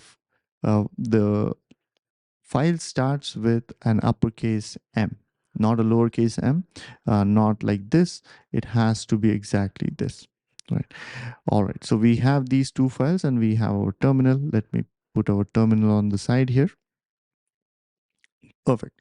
So within the C file now, let me just cheat and copy paste, some bits here. All right. So I have approximately copy pasted, 18 lines worth of code here, right? 18 code lines. And we will come to what these lines mean in a while, in a bit. And let's go ahead and save this. And then let's go and populate the makefile. So in the makefile, let me also cheat again and copy paste. So I've copy pasted about 7 lines here. Let me, no, just a moment. Let me reduce. Yes. Okay. So now coming back to the ldd.c. So our intention is that we are wanting to write a kernel module that can be loaded into live kernel, right? And my claim is that the 18 lines here are good enough for a hello world program. And uh, this piece of code here goes on to explaining, or we'll kind of, take a look later once we have tried the experiment, that this goes on to explaining the idea of what I was previously referring to as constructor and destructor. So what you see on screen, the code is for constructor and destructor, and what this is and why this is useful, that will come to also. But just kind of for now, take it on faith, or just trust me that this is the bare minimum to be able to write a module that the kernel can accept. And okay, then let's go ahead and uh, talk about these two files. So we have the module related code here, and we have the compilation code here. So we would want to compile the code to become a kernel module, and that uh, is done using the makefile here. Now, for those of you who do not know what makefiles are, well, these are just a way to automate, right? And we'll talk a lot about these in a while, but just for time being, know that makefile is for automation. It helps us run commands, like bunch of commands automatically. And then the ldd.c is where our kernel module source code is. All right, perfect. So if you're able to follow through this much, let's just go ahead and kind of compile the code. So I'll just, in our terminal, go ahead and do make, and if you see, it went ahead and printed a lot of messages, did something, and also it has created like tons and tons of files here, right? Okay, watch this again. So if I do make clean, it will kind of wipe out all the extra files it had created.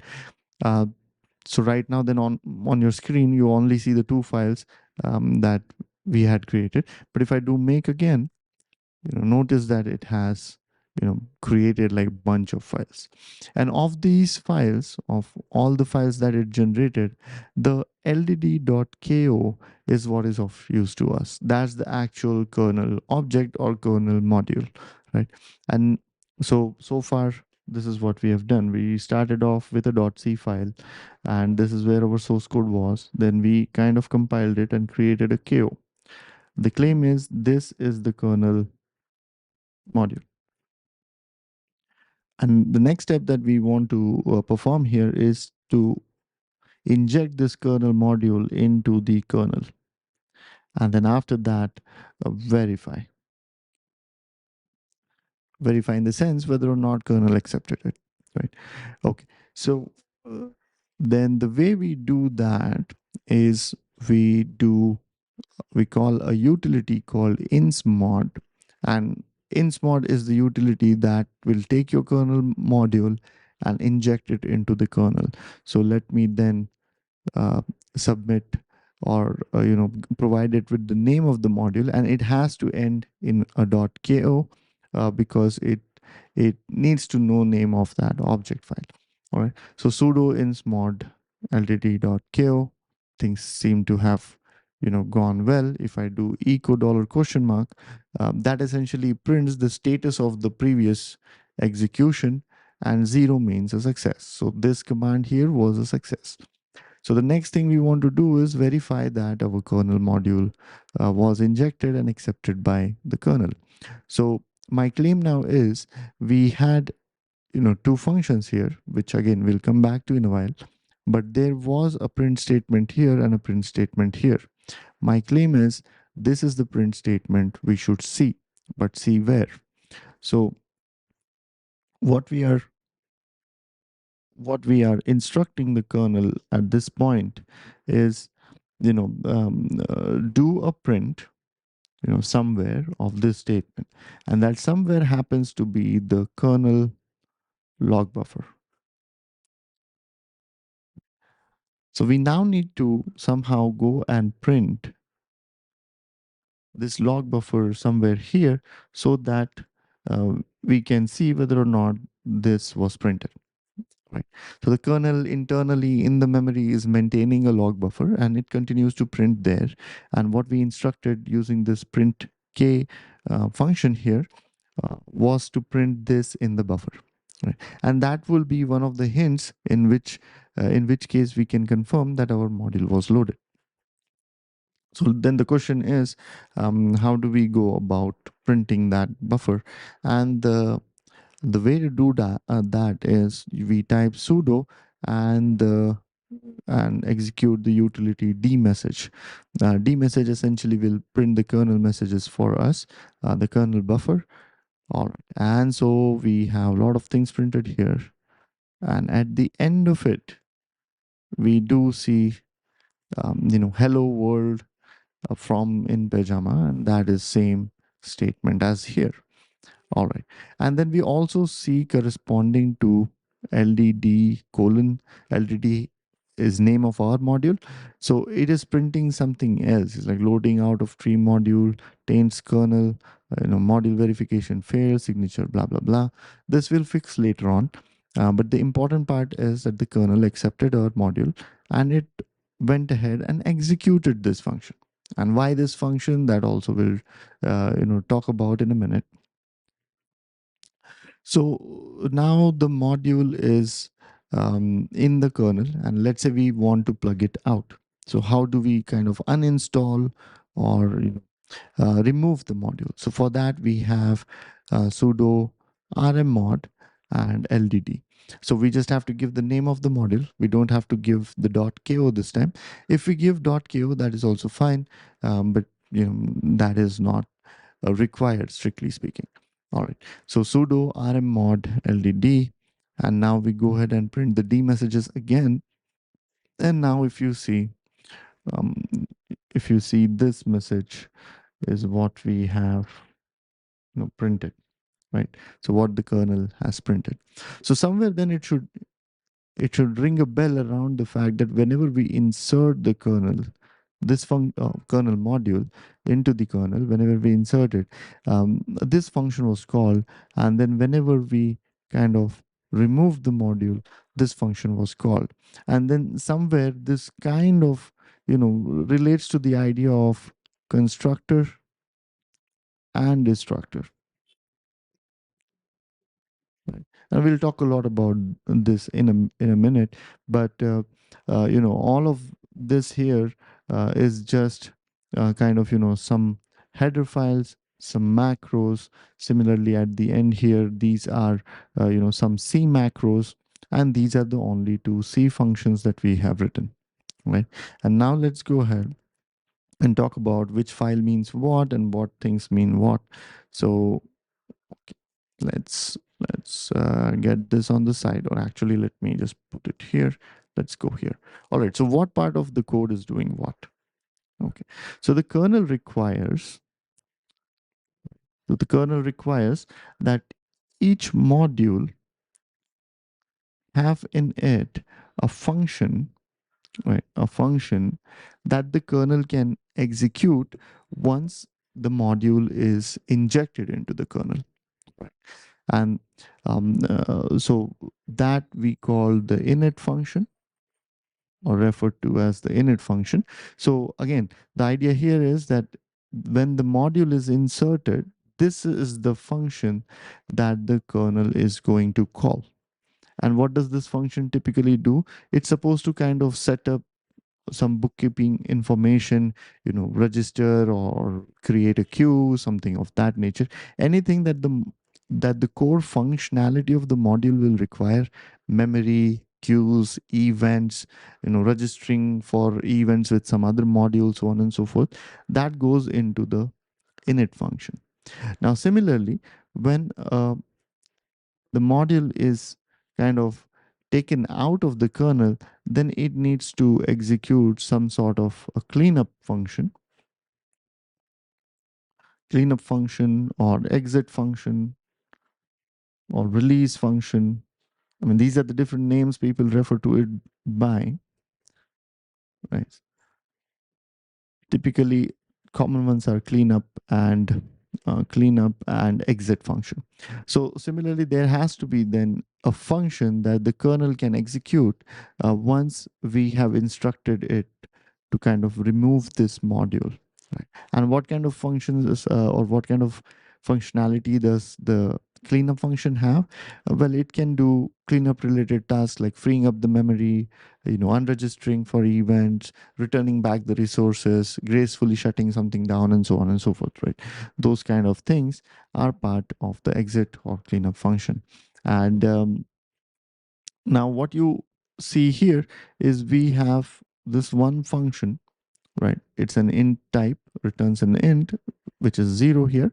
So the idea is if something went wrong here, if it was not able to get the resources that it required, it should return like a negative number, some error code, and then the initialization or insertion of that module fails. That's the idea, right? So it will essentially uh, you know return like an integer number, and then the name of this can be anything that we please. So there is nothing sacred about pajama underscore module underscore init. It could have been just as well xyz. That's completely all right.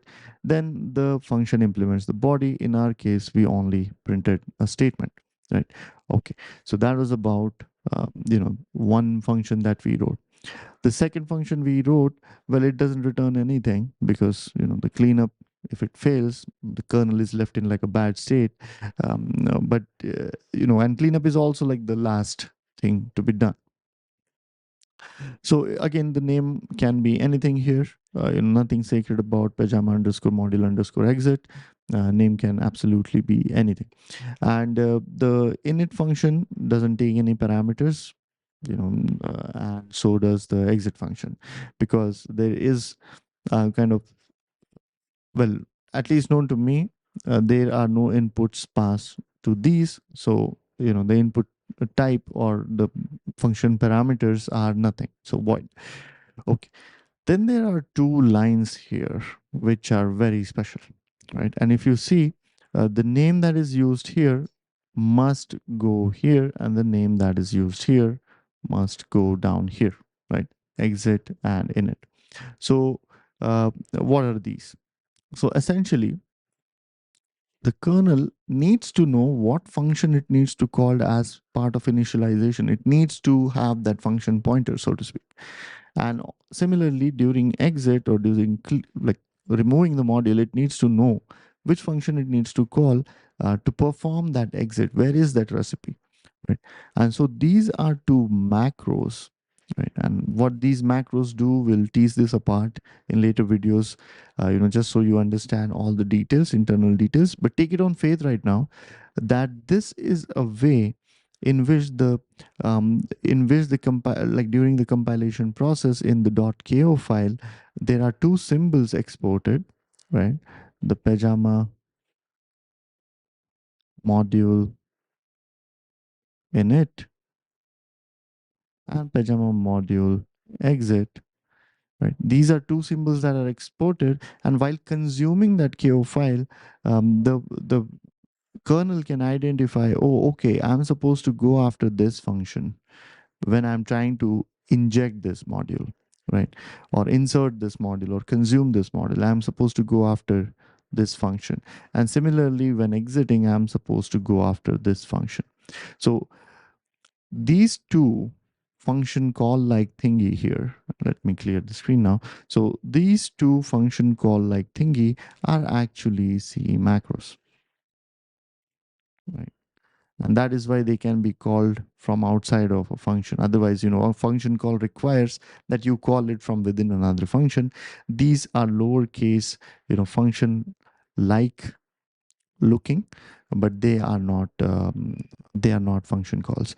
And also, I think I should go ahead and change the theme a little bit here, because it's not very evident. Let me choose a familiar theme.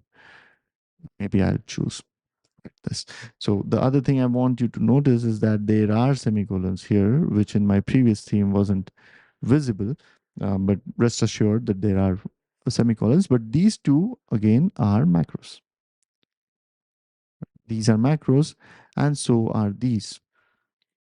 So these macros up here, by the way, also I should mention that these two macros at the bottom line, 17 and 18, come from these header files. These header files are required, and these header files are required for these macros and these macros. Okay, and then what are these macros doing here? So these macros are essentially helping us specify the license that this kernel module is going to be released under or is available under. And there are like various licenses, but we are using GPL. Okay, why this is important, and this is mandatory. If we don't have this, the kernel will not accept this module. I can go ahead and do like a demo of that in a bit, but this is mandatory, right? And okay, why is it? So the kernel then has modules internal to it, various features, and those features might be in like, let's say MIT license, GPL, Apache 2, so on and so forth. Now, the thing about the GPL license or the licensing terms is if you are using a permissive license, you will be allowed to use the feature from other permissive license, right? And then there is like a hierarchy of which license allows you to use which other license and so on and so forth. But the idea is if let's say we use like a restrictive license here, then the functionality from the other permissive license will not be available to us. So if you don't plan on releasing if you don't plan on releasing your source code to the public, let's say, under the GPL license, then you're not allowed to use other functionality that's available as part of the GPL license, which is marked as GPL in the kernel. So then specifying which license you're using becomes absolutely important so that the kernel can allow you to access resources or functionality that are released under certain licenses. And you can search and look up in terms of like which licenses, like writing a module in which license allows you access to which other functionality in which other license, right? All of that is available on the internet. Then these two macros here are optional. If I did not put them, that would be all right. But what's happening here is I'm just saying that, hey, the author of this module happens to be, having this name here. And then I'm describing what this module does as one liner, right? That's about it. So what happens here is people can understand some description, or the kernel can record and print some description so that other developers can understand what your module is doing, and also they can reach out to you in case something goes wrong or something needs to be improved. So these two macros are essentially for that. Now with this, let's first quickly try out an experiment wherein we do not provide this line. And also let's get rid of, actually first, let's get rid of these lines and let's have this. Let me then pull up the terminal. Then we do like a make.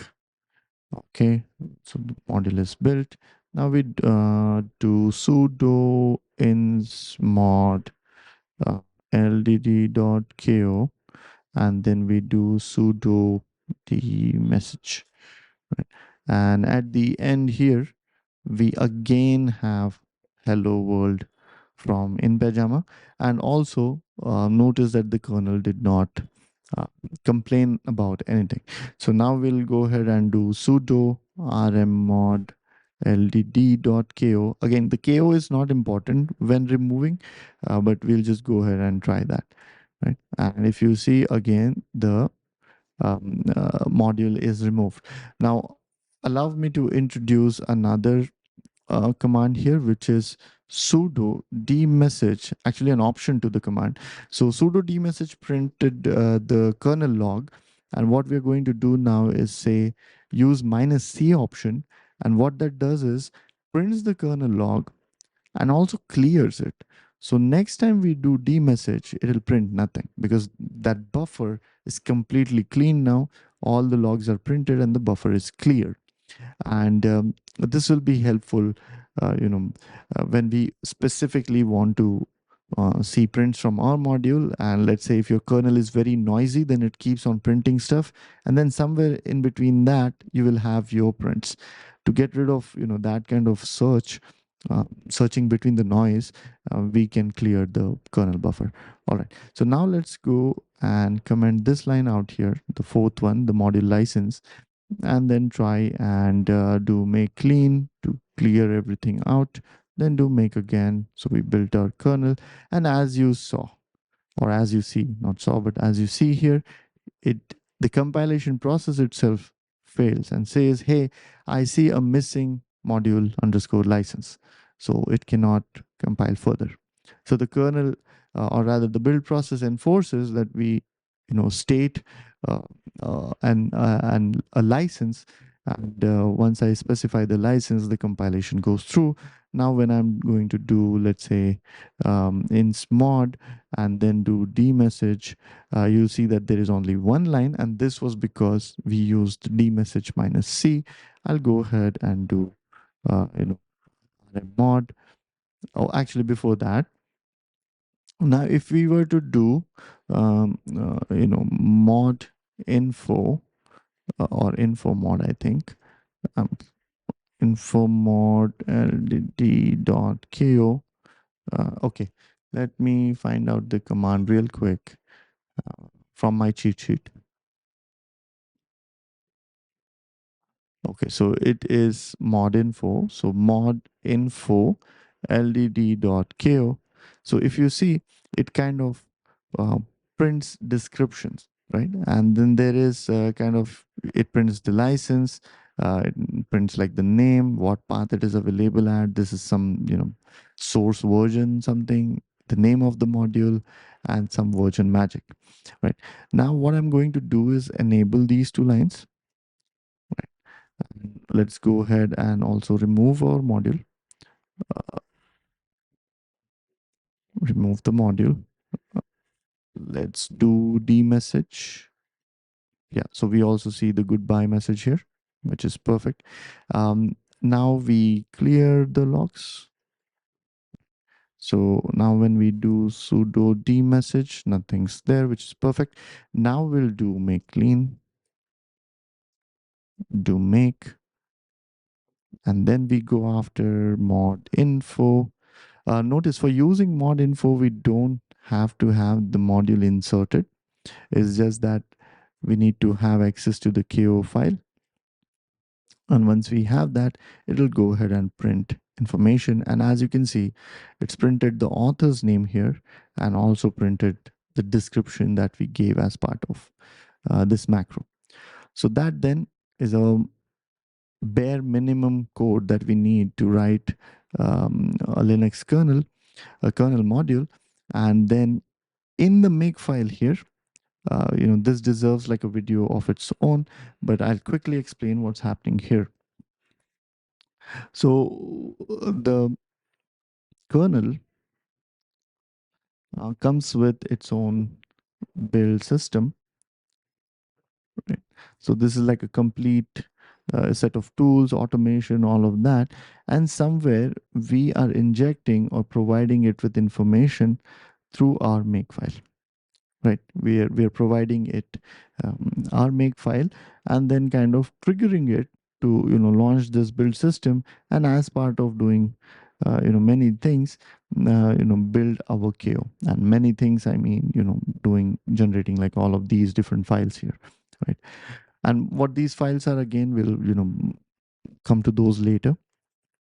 So this object -m plus equals to ldd.o, essentially we are saying, hey, we want you to create an object which is called ldd.o, right?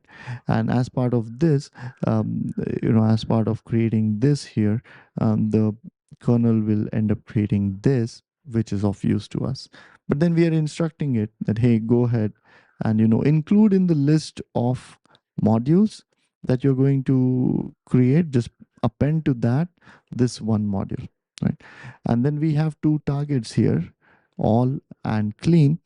And by default, make executes the target that is on the top.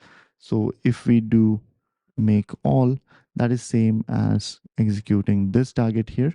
If we do make clean, which we have done a couple of times, then it executes this command right here. And in that sense, make and make files are a way to automate commands. All right, so what is happening here? So this make command internally calls another make command. It says, okay, change the directory to wherever the kernel's build tree is, right? And this here is dynamically filled in. Okay, I'll show you that in a while. This is dynamically filled in, but we say, hey, change the directory to this. Then, by the way, the modules are supposed to be output into the present working directory, which happens to be this directory, this directory right here, right? And then we are saying, hey, go ahead and create your modules, right? So our make internally calls another make, changes the execution or changes the working directory to this, which belongs to the kernel, then says that, hey, make sure that you put the output in the directory that the original make was launched from. And oh, by the way, you're supposed to create modules. Right. So this is what the make command is doing. And then, or rather, the simple make command that we launch internally launches another make, something modules. Right. And then the clean here is essentially saying, hey, again, go back to, change the working directory to this, ensure that the modules you're looking at are from the current working directory and execute the clean command. Right. So let me quickly show you the output of all of this. Right. So when we do let me do make clean first. So if you see, it executed this command. Let me actually get rid of this. Yeah. So it executed this command make -c, which is similar to this or exactly matching. Then lib modules. So this right here is make executing a command line command, getting the output of it and putting that output here. And the output for this command, the uname-r command, happens to be 6.8.0-35-generic that you see here, /build, right? And then in like m equals to, it has substituted the path for the LDD, which happens to be, so if I were to pwd here, which happens to be home/ubuntu/LDD, that is here, and then clean. And then as part of this, make has, the build system rather has gone ahead and cleaned up the source code, right? And so all the files that were generated here disappear. So now when I do make then, or make all, both are same. If I do make, then it will go ahead again, change the working directory to the kernel's build directory, point the modules or output of the modules to /home/ubuntu/ldd and create or execute the command modules. Then it goes ahead and does a lot of things. And then as you can see here, it's generating different files, right? So this then, 7 lines worth of automation here and 18 lines worth of code here are the basic essentials to even get started with being able to write a kernel module. And in the next videos, then what we'll do is explore all the utilities that we used, dive into like little bit details of the kernel and how it operates, and then from there we'll go towards writing or adding more functionality to our module. I'll see you in the next one. So one of the things that's used very extensively in Linux kernel modules or the development of it are the makefiles, right? Of course, there are many other ways in which people go about building their modules, but makefile is, well, I would say at the heart of it all. So we're going to take a look at the makefile and some, basics that you should be aware of, right? These are like good to know because they come up like again and again, and they're also kind of useful in terms of debugging the makefile or debugging your own modules build flow. So then, let me pull up the whiteboard here, and we are going to take a look at, as part of this video or this lecture, make and makefile, right? And what are like the link between these, right? So first off, make itself, like all lowercase, make is a utility. And what does this utility help us with? It helps us with automation, right? And automation of what?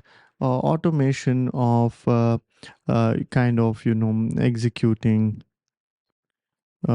commands, right? Commands of what nature? Everything that we can, write on the shell. So those commands can be automated. So anything that we were going to execute on the shell, on the terminal, that the make can do it for us. So for example, if you're aware of how we go about compiling a C file, then we say, hey, GCC, take our file main.c and then output it. Okay, just a moment. So we say then output it as, let's say, main. Right. And so this command usually we type on the terminal. So the idea then is we can have make execute this command for us. Right. So that's what I meant when I said that the commands we can execute on the terminal, we can also execute them using make. Now, where does make become useful? So when you have like lots of these commands to be typed like one after the other, let's say 5 or 10 of those, then each time doing that manually, typing, the 5 commands or 6 commands become tedious, repetitive, boring, and it's subject to human errors also. So to avoid all of that, we can create like a recipe, and then ask make to execute that recipe, execute these commands for us, right? And then the question is, how do we kind of specify those recipe? And that's where the concept of make file comes in, right? And in this make file, this M here, the first letter in the, or first alphabet in the name, has to be uppercase, right?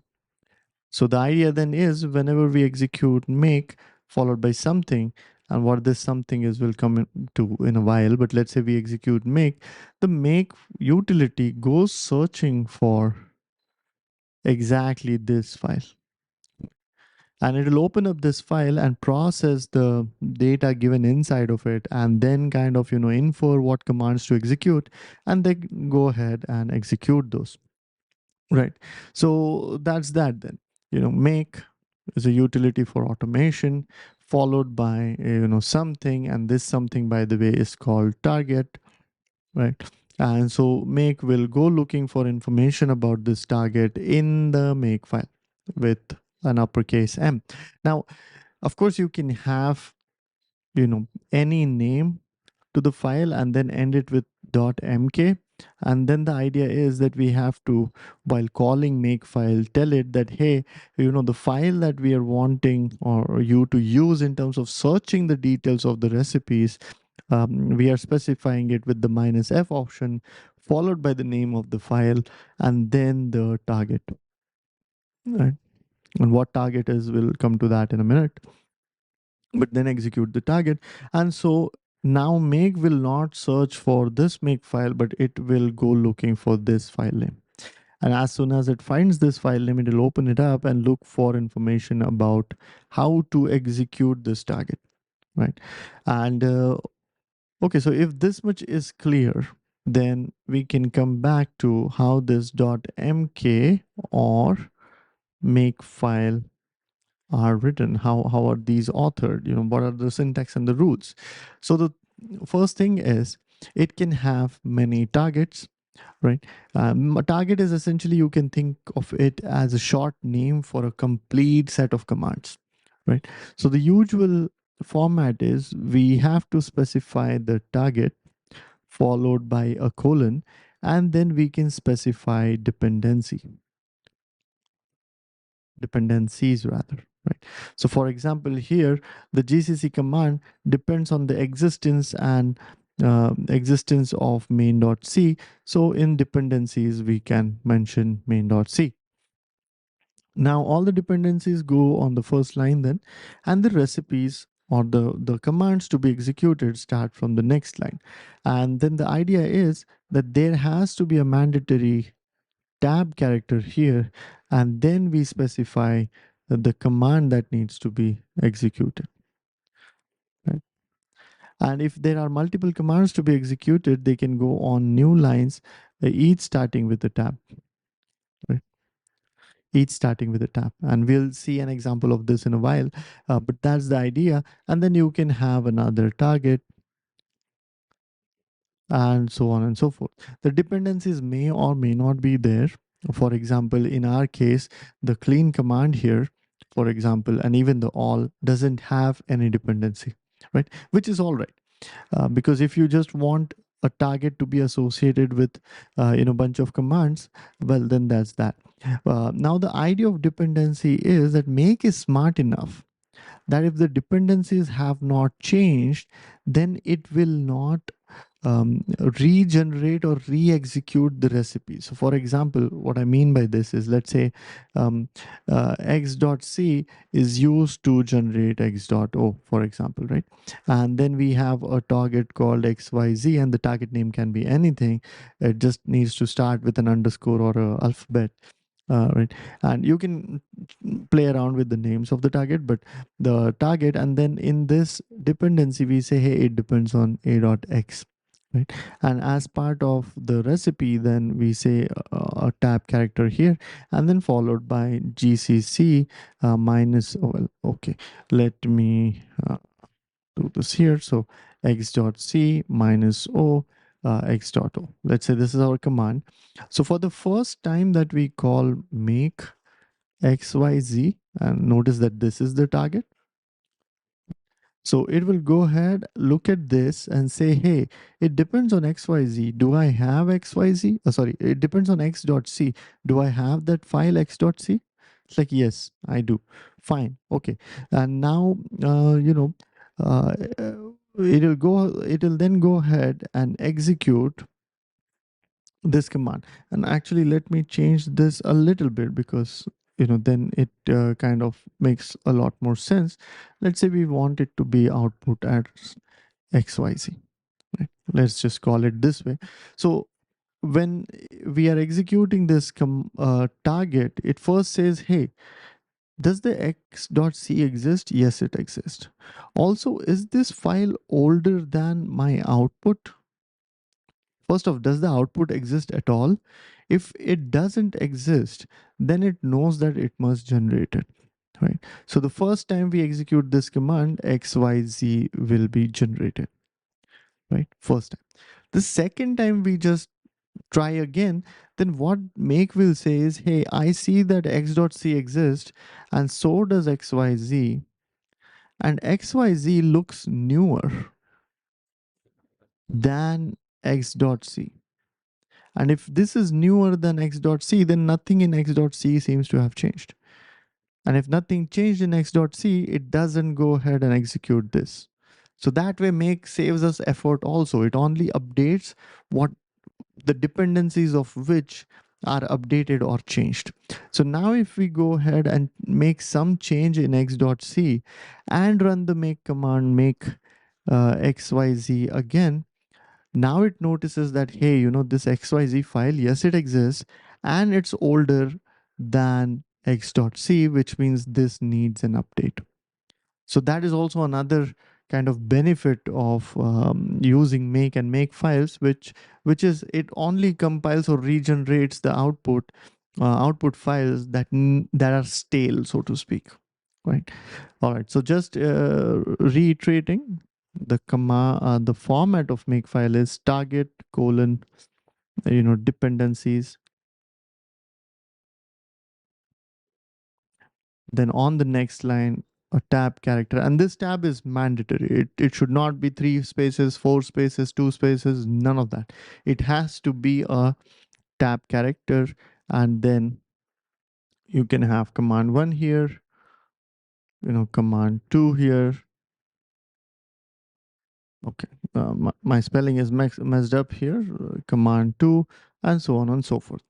Right. So that's the idea of make, and make can it also has notions of variables and whatnot. Right.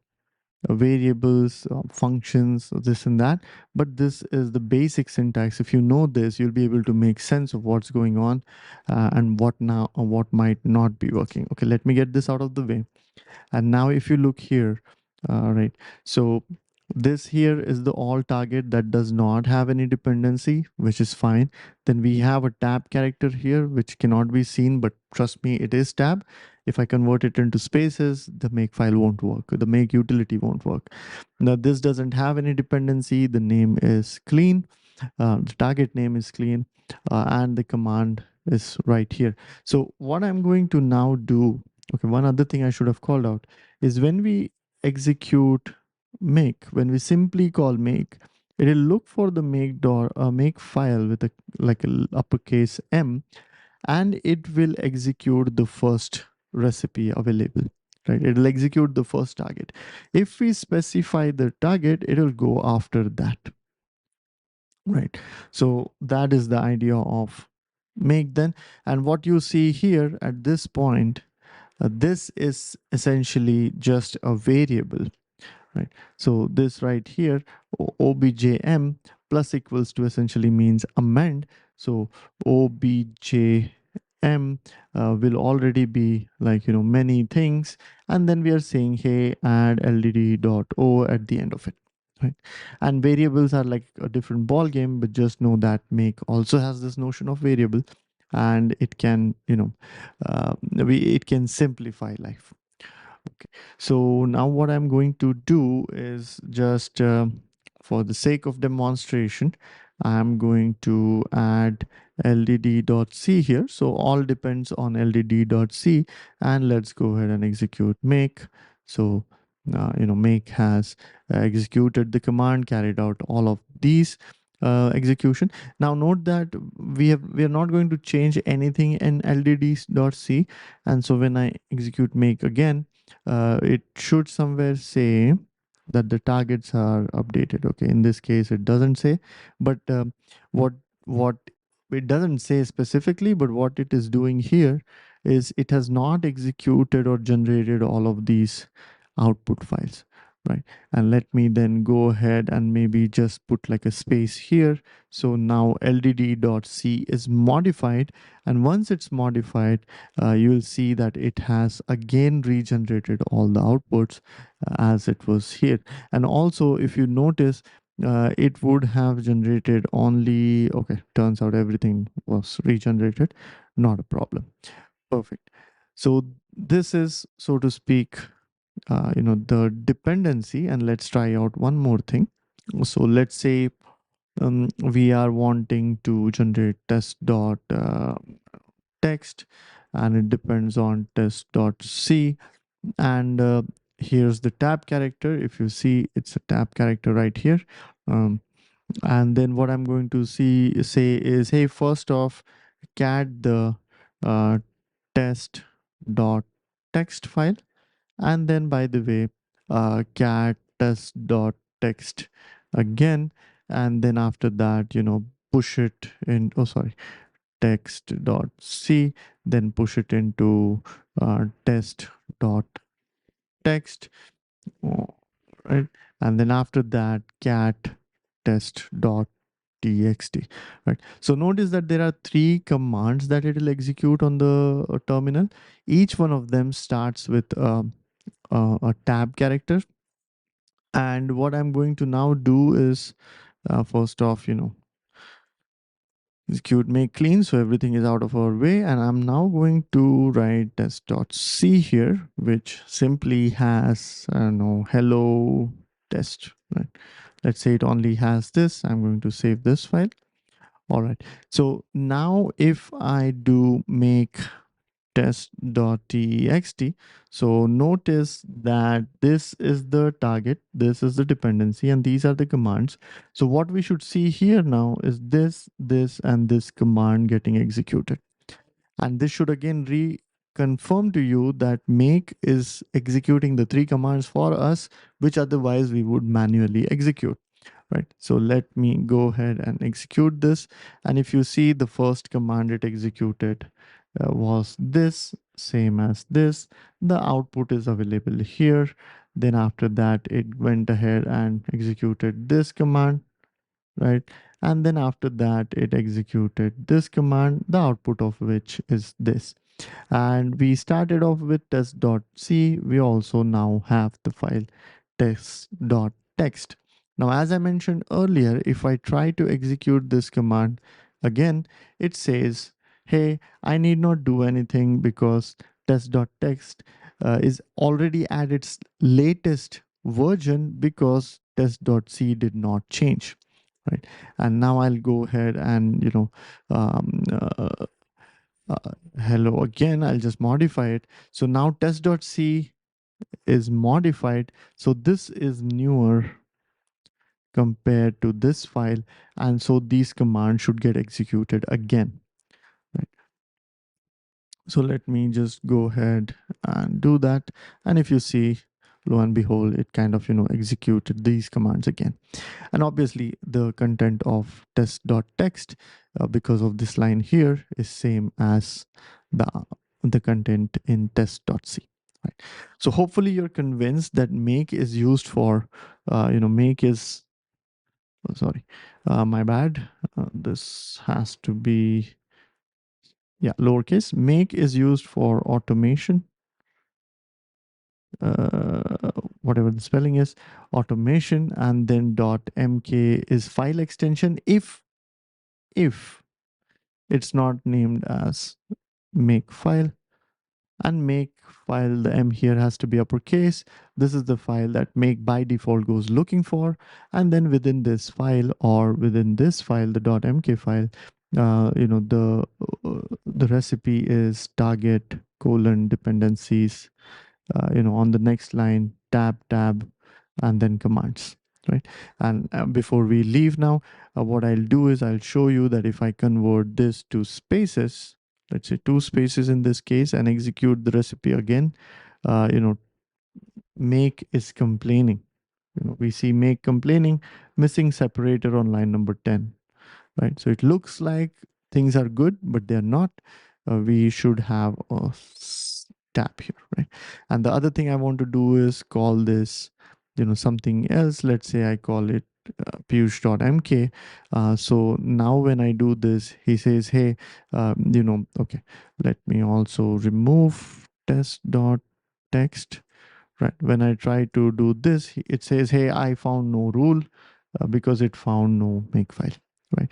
And now what I'm going to do is I'm going to pass it the -f piyush.mk, and now all of a sudden it knows how to execute. So -f is the flag that we can pass a custom makefile that is not having the name makefile.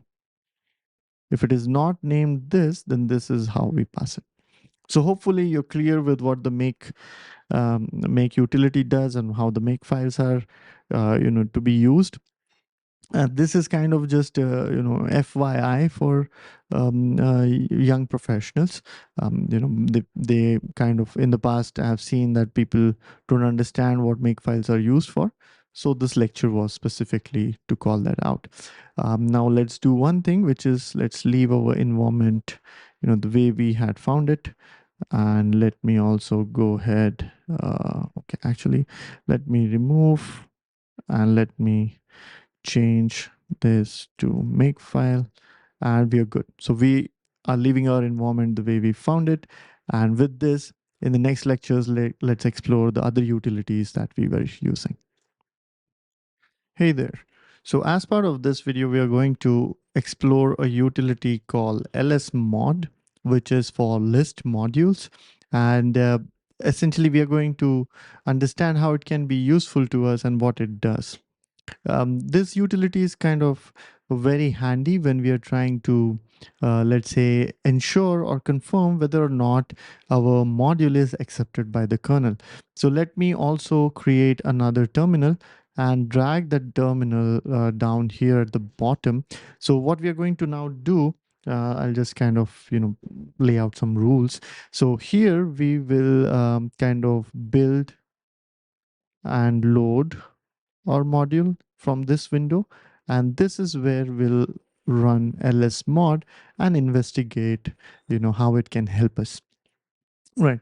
And this is the first time I'm going to explore a few options of lsmod, and I haven't explored them before, didn't even plan to, or I never had to use them that way. Okay, anyway, so then let's come down here again. I have hidden the explorer, but we have the makefile with us, we have the ldd.c, and let's go ahead and see first the content of the buffer, the message, and okay, it has nothing, which is great, right? And so now we are going to hit the make command. Our kernel module is kind of created here. Now we have the ko file. So let's do sudo insmod, and what insmod does, we will also explore that in another video, like a dedicated video. So we say insmod ldd.ko, and then once we do that, we'll do dmessage again, and we have this line printed here. Now this tells us, what does this tell? This tells us that the module was processed by the kernel, right? The module was processed. And the other thing that the other thing that we talked about was that the initialization, the init module, so to speak, this function here, this function right here, this could have failed as well. And so if it failed, it wouldn't have returned 0. Because it returns a 0, things are good. Now imagine that after printing this message, there were like certain other steps, and one of them failed, and we had to kind of return like a -1, let's say, right? So in that case, then even though this print is available, this print will still be printed because the print was made at this point, but the module could not load completely because we returned -1. So in that case, the print is available, but the module is not really loaded, right? And in that case, um, uh, how do we confirm that the kernel has actually successfully taken in our module? And that's where lsmod comes in. So let me first show you lsmod. So let's type lsmod here, and lsmod is going to list the modules that are present in the kernel. So if I just typed lsmod and hit the return key, then it says module, the size, and who is using it. So if you see, LDD is the module that we had loaded, as part of this command right here. So that is available here. Is anyone using it? Nope. Nobody is using it right now. No other module is referring to it. And these are like the other modules that are available in the kernel right now. And you can see, for example, this module here has 3 other modules that are using it, right? Okay, perfect. And now just keep an eye on this LDD. So what we are now going to do is do the rmmod, and then we say LDD. Things seem to have gone well. In the D message, we see this. And if we do lsmod again, we'll see that our module is not available here. Right? And this is like that acid test in terms of confirming whether our module was loaded successfully and unloaded successfully. So now let me show you another demo. And for that, let me clear the buffer. So our kernel buffer, log buffer is clear now. Let me go ahead and actually, let's write another statement here. Um, hmm, um, mm, Actually, let's not have this. That's all right. Let's do this. Let's have like a -1 being returned here. Let's recompile our module. This is recompiled by typing make command, and then we type okay, not make clean, but we type sudo okay, insmod ldt.ko, right? Let's not hit the return key just yet. Let's go to lsmod and notice again that our driver or module is not available. In nowhere do we see LDD, and now we expect that this will fail, right? And as you can see, it says, hey, insmod error, could not insert the module because operation not permitted. Okay, perfect. And then if we go ahead and do lsmod again, we still don't see our module. So in this case, then the module insertion has failed clearly. And now let's do dmessage, and we see that the dmessage did print the message.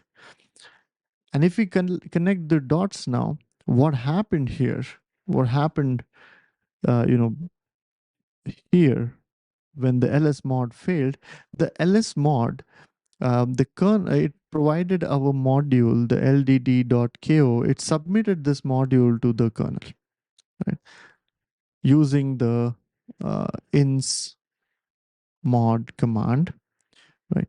So the kernel got our module, the kernel started to execute our module. The kernel was happy up till this point.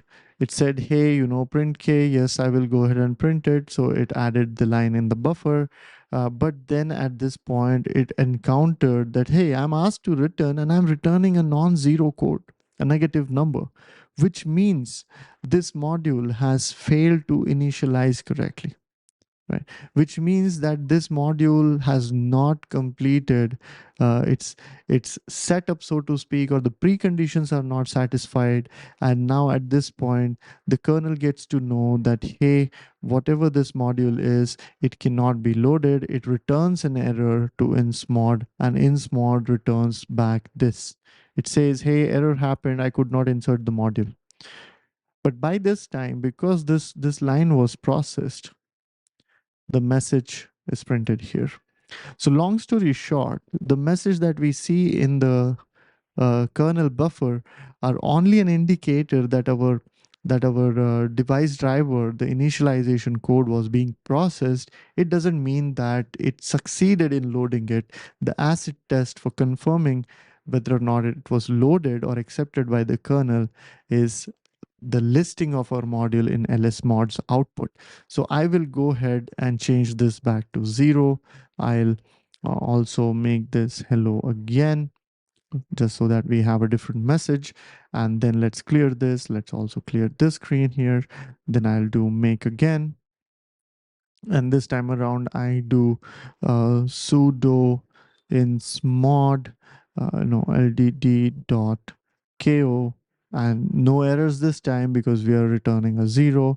If we check our message, now we see this message appended to the previous messages in the buffer. And if we go and do lsmod, then we also should see ldt available here, right? And much in pretty much the same fashion, if we were to do rmmod, right, then in the output of lsmod, the entry is gone again, and in the d message, we see the message goodbye from this part of the code. All right, this is perfect. And now we pretty much, at the end of the video now, I just wanted to show you that you can use the man command followed by the utility name to kind of get some information about how to go about using it, right? So what we see here is lsmod. It shows the status of the modules in the Linux kernel. That's about it.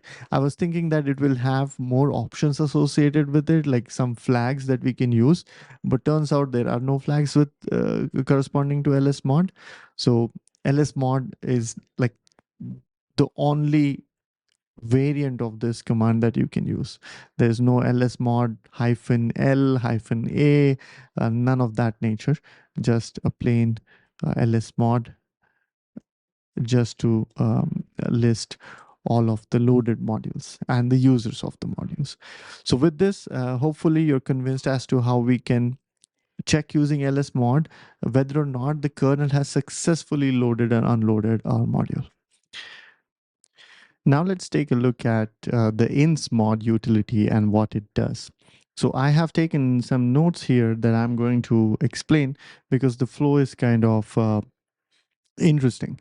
So when we say insmod followed by, let's say, ldd.ko, which is the module, right? That's what this line says here. So the first thing that will happen is insmod will call a function called init module, and this function will hint to the kernel that a module insertion is attempted, right? That is what I have written here. Now what then happens is the control transfers to the kernel, and the kernel code, again at this point, when we did sudo insmod ldd.ko, this was from the user space, right? So insmod then, by calling this function internally, what it has done is transferred the control to the kernel space, which is more secure, right? More secure, more privileged, so on and so forth. And within that, then the kernel now knows the name of the module, so it kind of has some hint to what module is being attempted, kind of to be loaded. So the control is transferred to the kernel. Then after that, the kernel calls the sys init module function, and as part of that, it verifies the permission on this module, right? Does the user have the permission to load these, and so on and so forth. Then it also further calls the load module function. And actually, I see that, okay, right here, what I should have done is done something like so, just so that we see like a nice list. And let me just quickly edit this file, and then we'll go back to our explanation. Nice. Okay. So let's just quickly recap. So insmod called init module, an internal function. This indicated to the kernel that a module loading is being attempted. This calls the sys init module, which kind of verifies whether or not the permissions are proper for the user to be loading this, and also on the file, by the way, right? And then further it goes and calls the load module routine, right? And this load module function will now check the sanity of the .ko. The .ko happens to be an ELF file. It's an object file, loadable kernel module file. So what it will do is it will like check whether or not all the data is rightly specified in the header, right? And so essentially just doing some sanity checks on that KO. And then after that, it will create memory in the kernel space. It will carve out some memory region for the code to be copied to. And then again, recall that when we did insmod, the code was, or this command was executed from the user space. And so now the code needs to be copied to the kernel space, the code from ldd.ko. So space was created for it, and then the kernel copies over that image into the kernel space, image meaning the ko. And then after that, it resolves symbols, right? If there were certain symbols from the kernel that the module was using, then those symbols are resolved, right? And after all of that is done, a reference to this loaded module meaning loaded code and resolved symbols, all of that clean stuff, all of that memory related reference is then returned back to the load module, right? And then that is what I'm listing here, that this the reference, now this reference that the load module returned, this reference is added into a linked list of modules that the kernel is maintaining. And then after that, the control or the kernel then will go ahead and actually call the function that is listed in the module init macro, right? So which is this, right? So the kernel then, after adding it to the linked list, will go ahead and execute this function. And if this function successfully exits, then the module is loaded. Then the kernel will flag that module as active and available. And if something goes wrong, all of this process that we were discussing, all of what is listed right here, if this fails, okay, the color changed, nice. So if this fails, then the kernel will take it out of the linked list and everything will work backwards, and this will return failure, and insmod will then complain that the module could not be loaded. So hopefully you're convinced that the insmod essentially leads to this avalanche of effect of function calls, and towards the end of that function call, essentially the kernel has added the reference to the copied code with resolve symbols and so on and so forth to a doubly linked list. Well, actually a linked list, and could be doubly singly linked, that I do not recall at the moment, but it's a linked list. And in that linked list, the kernel is maintaining reference to this module, the executable code for it. And then after that, whatever was specified as part of the module init macro, that function is called. And if that function succeeds, the module is marked as active. And if it doesn't succeed, then it works its all the process works backwards. The kernel will delete this entry, free up the space, complain back to insmod, essentially, that the process failed, and then insmod prints the message on the screen saying the module loading failed, right? And that's what we saw when we had changed this here to -1, right? So the kernel did attempt to process it, printed this message in the kernel buffer, um, right? And then at this point, the things failed and it worked itself backwards, and insmod had complained to us. So that then is like a hint at some details of how insmod works and why we are using it. In the next one, we'll explore rmmod and other utilities.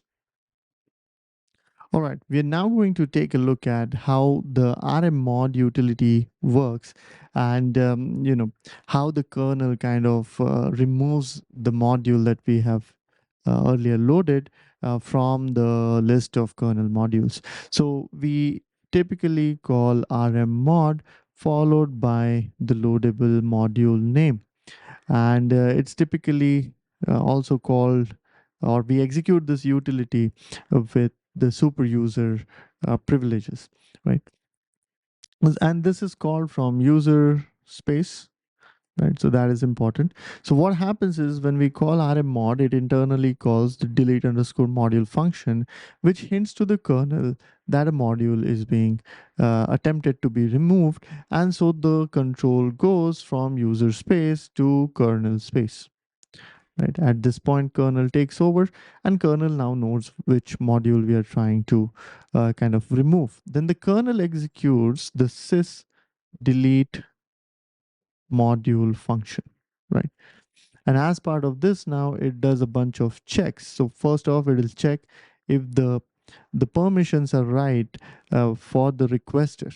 If we just executed rmmod ldd without the sudo, then the kernel will be like, hey, yeah, you're requesting a removal of a module, but you don't have the permissions, so I can't do it for you. So and if anything fails here, the results go back to rmmod, and rmmod kind of fails to complete the execution, right? So it checks the permissions, and then it checks if any other modules that are already loaded? Do they depend, or are they using this module?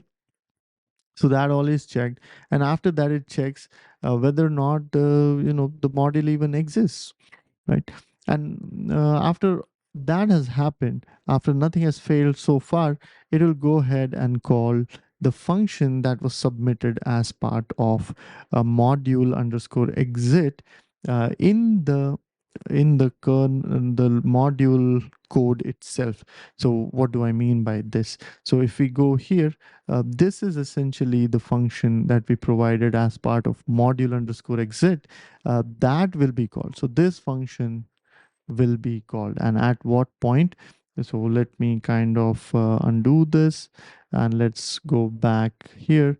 So this function is essentially part of or rather this the function provided as part of the module underscore exit macro, that is the one being called here, right? And at this point, then the driver is doing calling the cleanup function and returning back, freeing up any of the space that it has requested earlier, or any of the bookkeeping logic that it had. It is just undoing all of that. It is also somewhere essentially just cleaning up, just undoing what it had done in initialization, right? And once that is done, the kernel then calls the free module procedure. And as part of the free module procedure, it will so recall that the kernel had like a linked list of modules that were active. So uh, the kernel now gets a chance to perform the process of removing that node, and as part of that, it is going to remove any references that the module was making to the kernel space, as well as the kernel space making to this module. And then after that, it sees if any other cleanup is required, there are any other references or other memory that was allocated. It will remove all of that. Then it essentially removes this module. It kind of unloads this module, and as part of that, it will change the state. Change the state meaning it will mark this module as unavailable, or it will mark it as going out of the list. So it essentially changes the state of that module, the variable that is tracking the state of that module. And after that, it will go ahead and kind of remove it from this linked list, the pool of the linked list elements, and then it will destroy the memory that it had originally allocated to the code for the LDD um, uh, module, right? So first off, deletes all of this, which is same as unloading or deleting the module. And then after that, whatever space it had allocated in the memory, that is gone, right? So in this way, rm module goes ahead and removes the module from the kernel, right? The space allocated for the executable code is destroyed, and that is how the module gets removed. Of course, if anything fails here, the kernel propagates the error up to the user, and the rmmod utility will kind of print something or exit with an exit code that is not 0, right? So essentially, this is how rmmod works. So now we are going to take a look at the very familiar utility of modinfo, right? So modinfo, well, right now we don't have any module built, but modinfo goes ahead and prints the information that's kind of put inside the module, on the module code by the authors of the module. So in this case, we put in like the description, author name, and license. And as you can see here, these are like the various fields that modinfo can read and print. Okay, so what we'll do is we'll make our module here, and when we look at what all it has generated, there are like many more files generated than what we wanted. We only wanted the KO, but it has generated like all of these files. So when we do mod info, in mod info on our ldd.ko, it goes ahead and prints all of this information. Now, few of the things sound or look familiar. For example, the description, author, license, this should look familiar, right? This version magic here, in fact, the name also should look familiar, although we did not list it here. It somehow picked that up, right? And then there is like depends on and this source version that seems like unfamiliar right now. We did not mention it. And then there is also this version magic.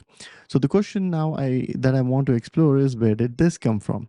So now what happens is, if we go ahead and look at all the files that it has generated, notice that in all of these files, one of the files is ldd.mod.c, and the build system kind of on the fly generates the C file and then later compiles this into the ldd.ko.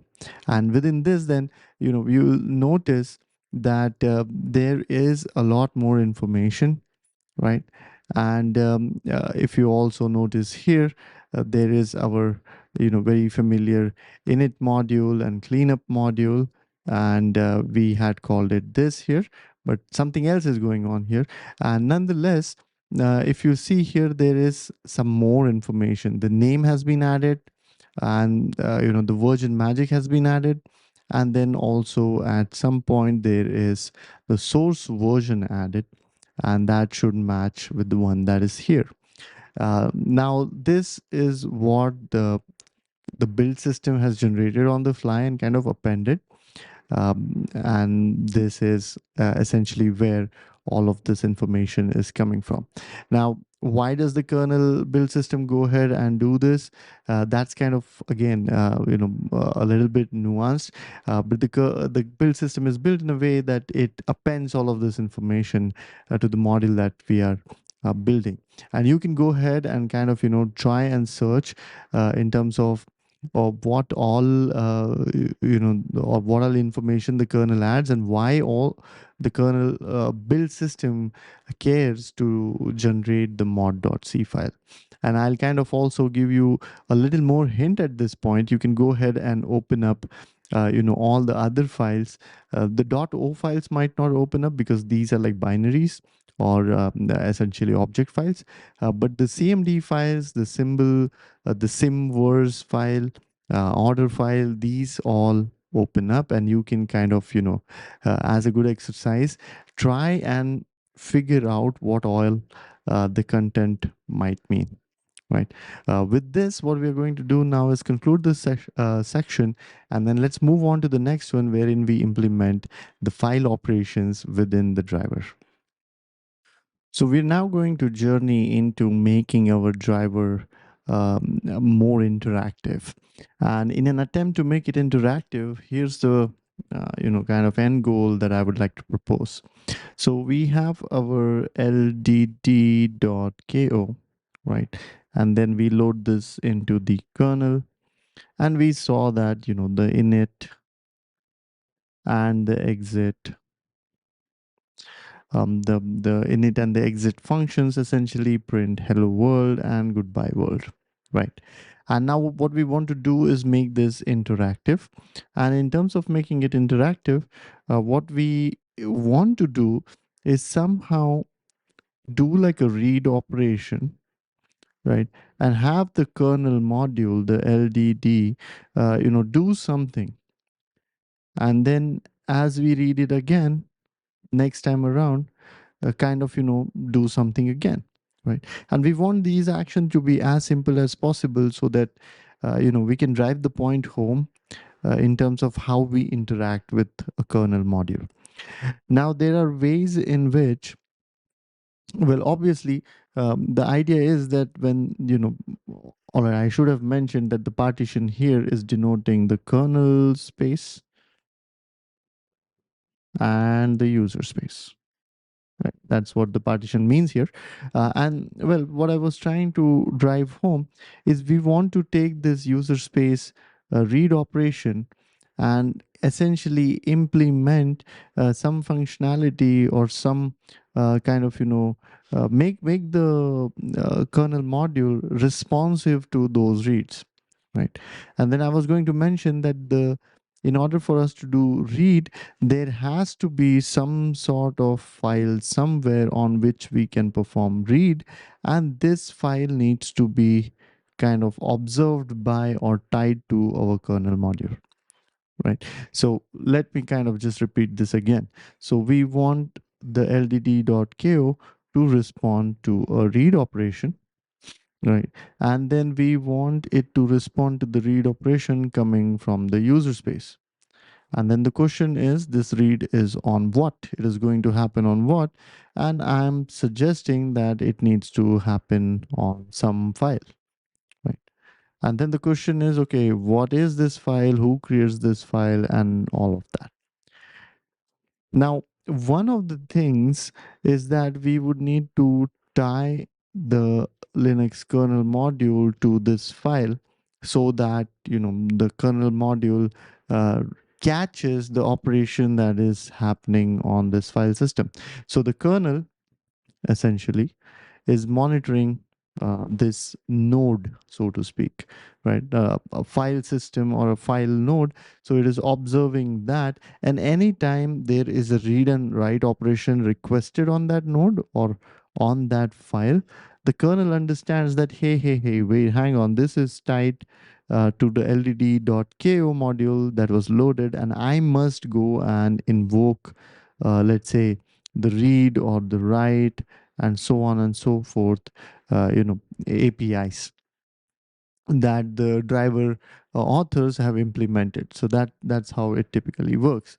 The question then is, what is this file and who creates it?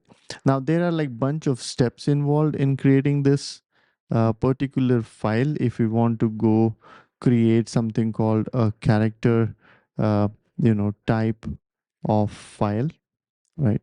And this is usually created in the slash dev slash something.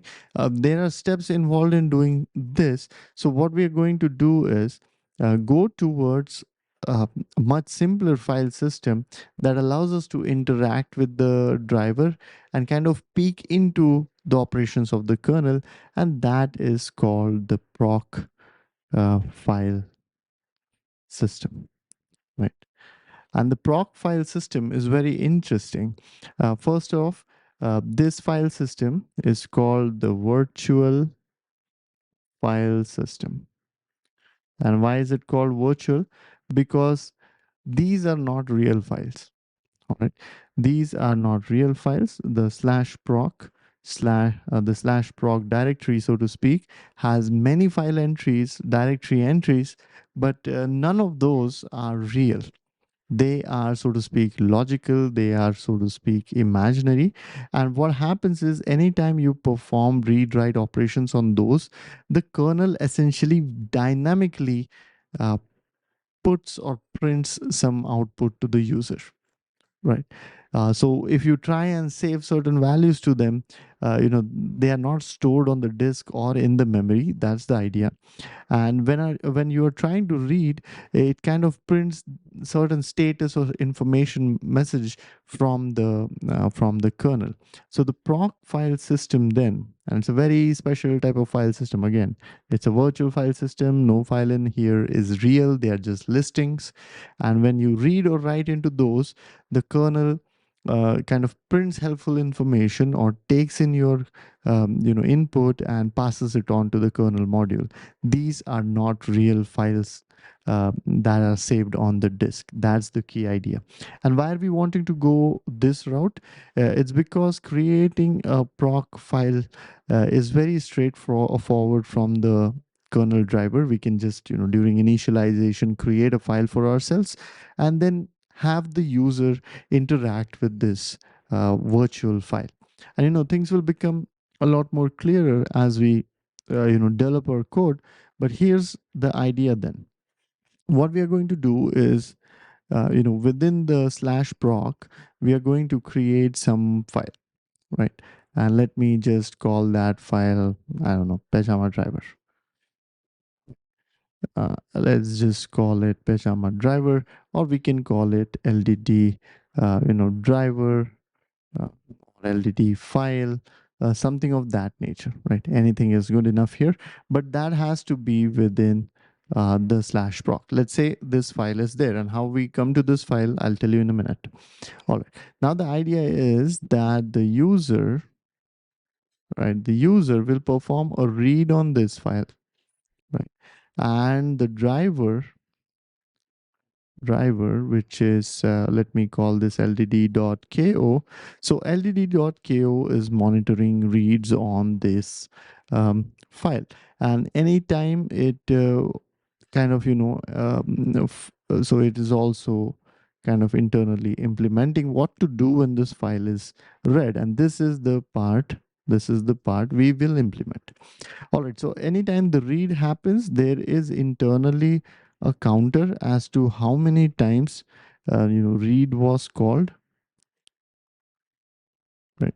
So we kind of, the number of count, or we keep like a count as to how many times read was called, and every time read was called, we implement this variable, so to speak, by one. All right, let's do that.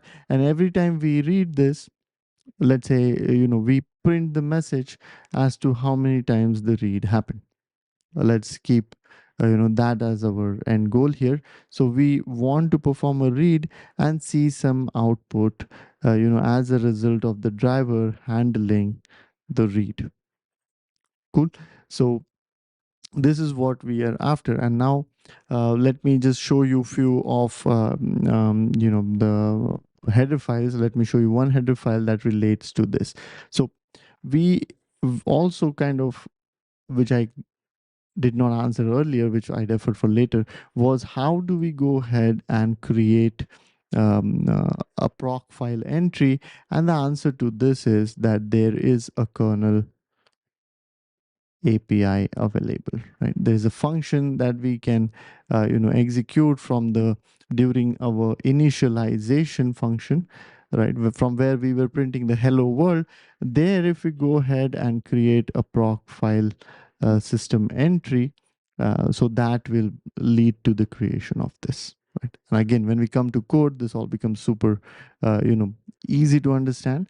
And then the idea is that we then have to define something called proc ops, or proc operations, right? And we will somehow need to bind, we would need to bind those proc operations with this file entry, right, or this node. And once we do that, then like the kernel or kernel loadable module has created a file entry and tied operations on that file entry. And this file, we are saying, will be within proc, so it's a virtual or like a logical file. It's not a real file that's stored on the disk. That's very, very, very important. All right. So hopefully, if you have been able to follow so far, let me go ahead and bring up a header file, and this header file is available at this address. Let me change the color here. Yes, so it's available at this address, which is github.com/thorwald/linux/blob/master/include/linux/proc proc_fs.h, right? And the fs.h essentially talks about the file system, the proc file system.h, right? Perfect. So what we want to do now is scroll down, and you can take a look at this file, in detail. Uh, Understanding this, I wouldn't suggest that, or I wouldn't kind of think that you'll be able to understand this in one shot. But let me go ahead and introduce as to what different parts of this file are doing. So this is a header file, and within the header file, what we see here is this proc ops, right? So these are nothing but proc operations, right? And the proc is like a shorthand for operations. And here then we see lot of entries, and each one of these entries are essentially representing a system call, and these are like the operations that can be done or supported on a proc/proc file entry. right? Entry within the slash proc essentially. So what we are after then is implementing this read proc read system call, right? So we are going to support this, and which means we will need to create a structure, and then within that structure populate this entry, and all other entries then by default become null or null pointers.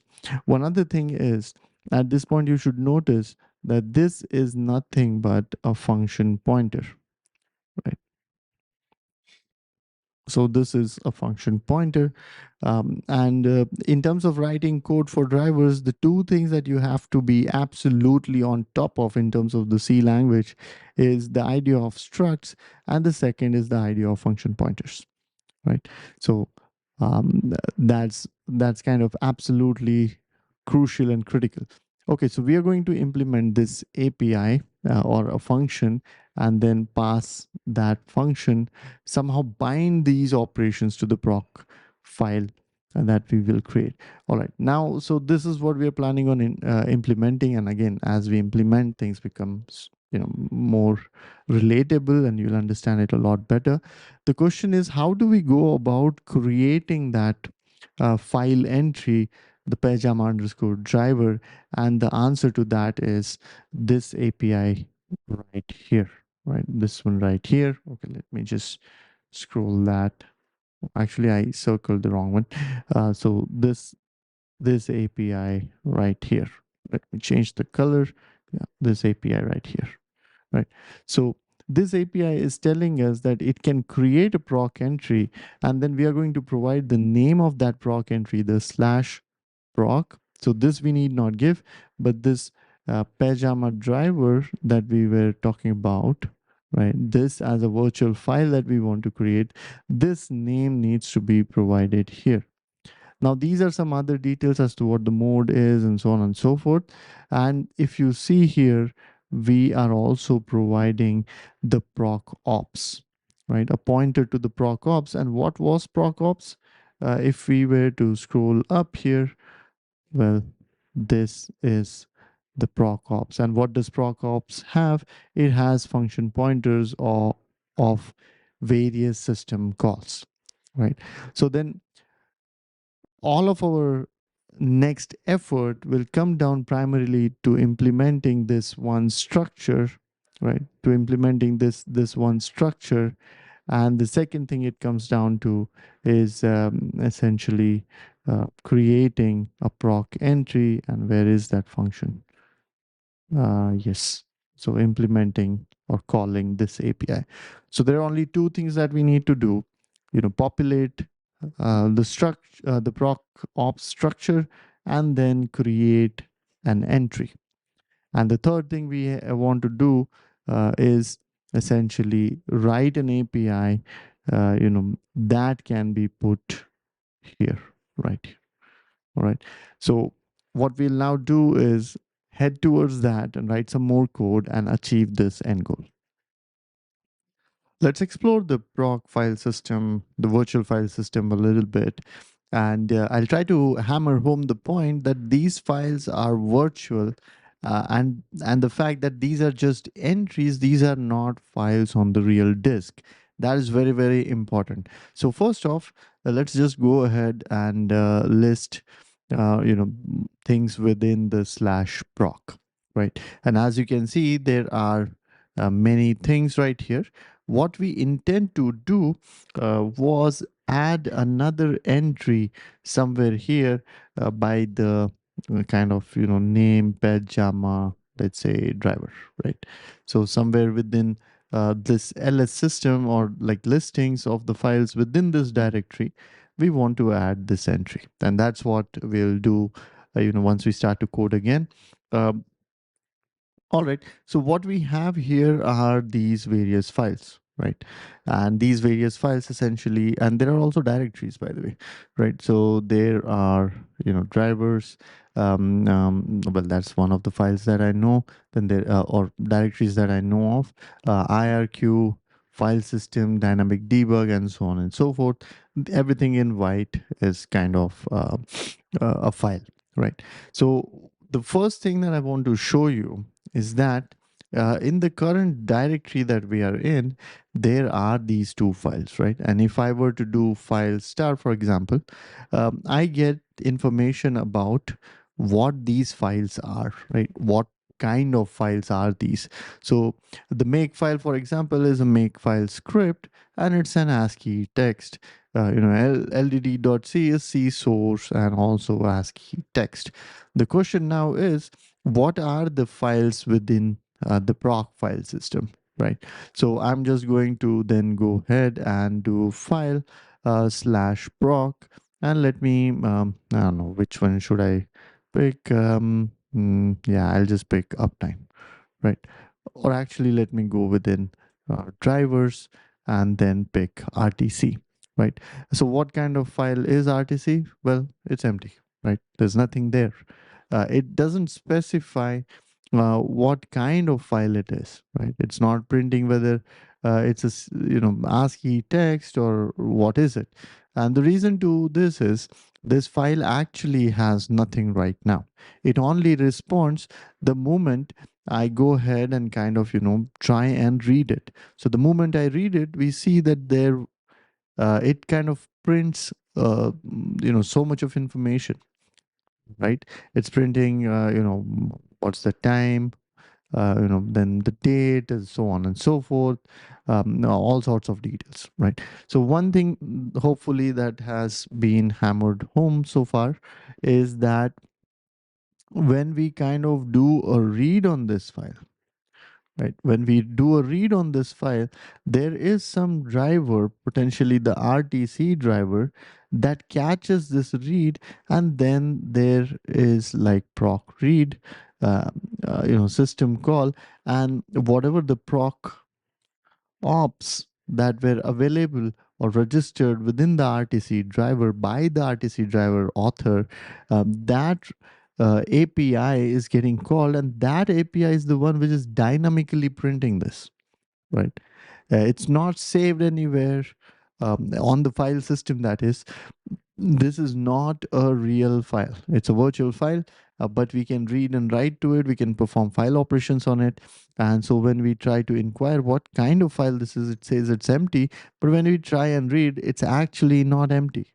In the sense, there was nothing in that file because it was a virtual file.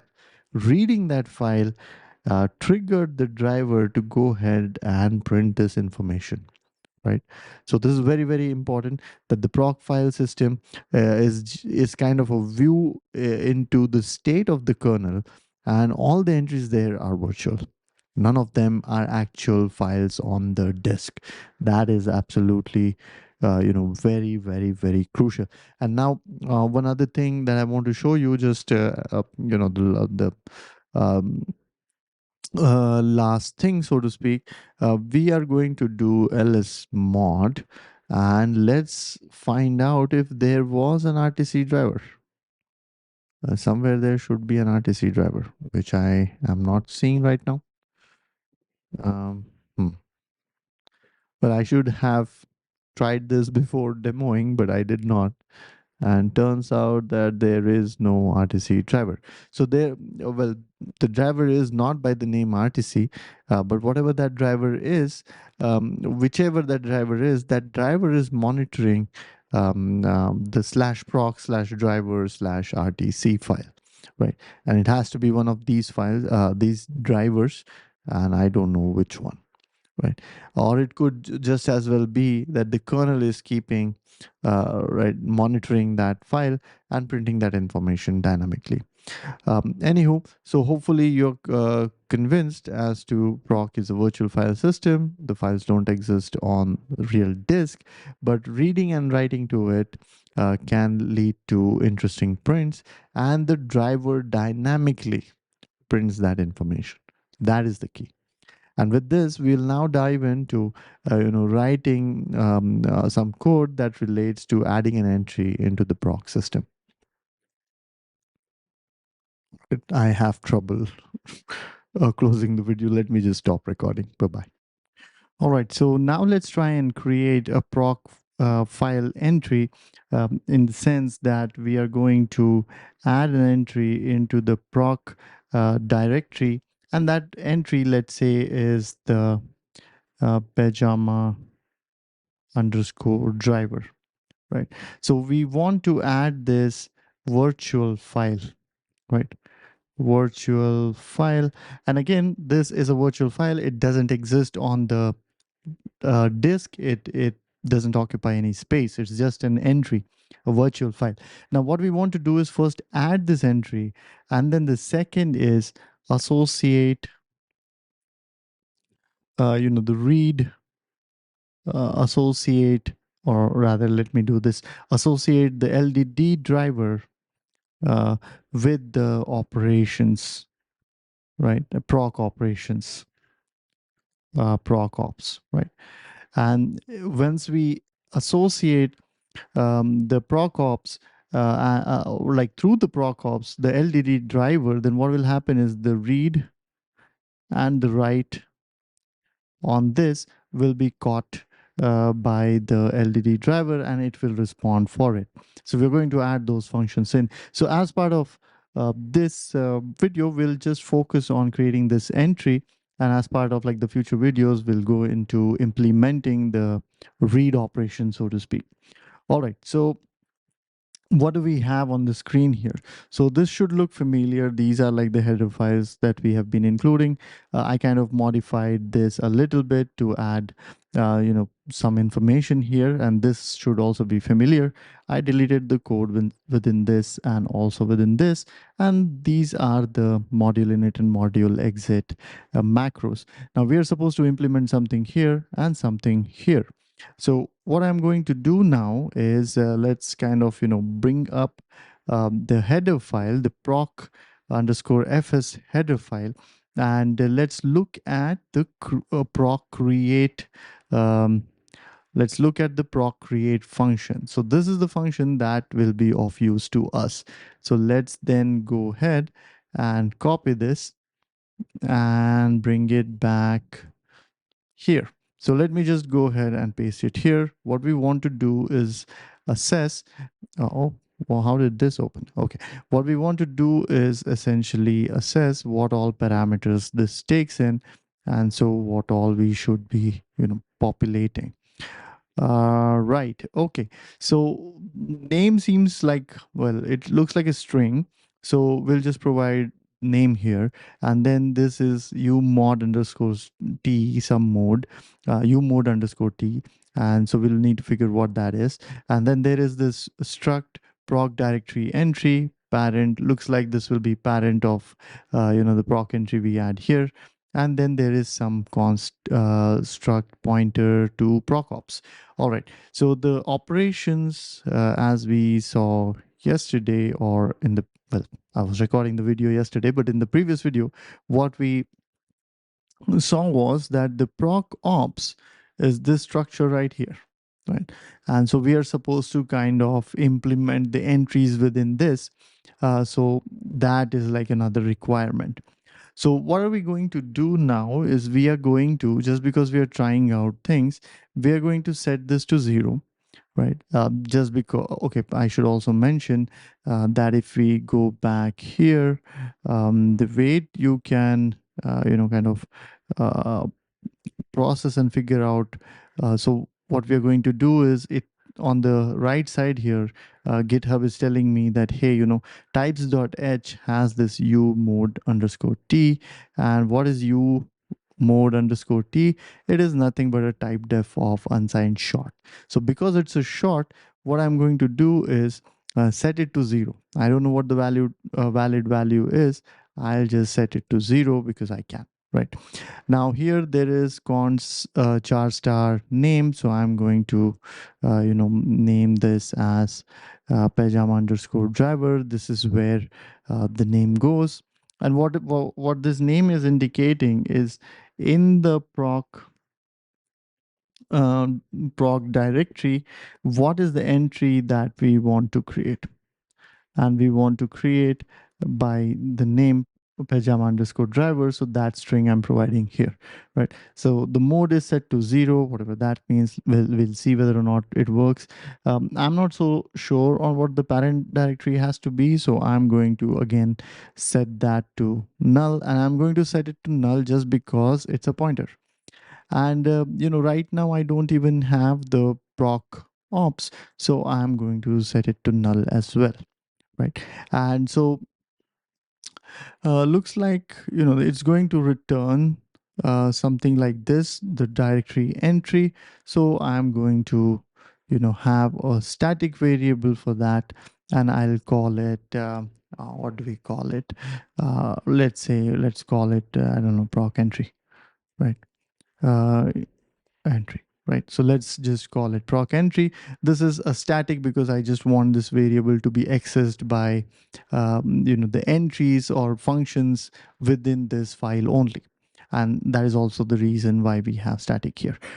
All right, perfect. So all of this is set. I just have to get rid of all of this, and let's just then go ahead and equate this with this, and then I'm cutting that. And what I want to do is I want to create this entry as part of my initialization function, because remember, when the kernel is loading the module, it will give a call to pajama module and underscore init, and that is where the content within this function will get executed. Now, to be able to detect that we are actually within this driver or this function, what I'm going to do is just write entry /n, and then at this point I'm going to write exit. So this way we'll know that we entered the function and we exited the function, right? Okay, perfect. And let me also kind of go ahead and align this with the function. Well, let me just align the function parameters.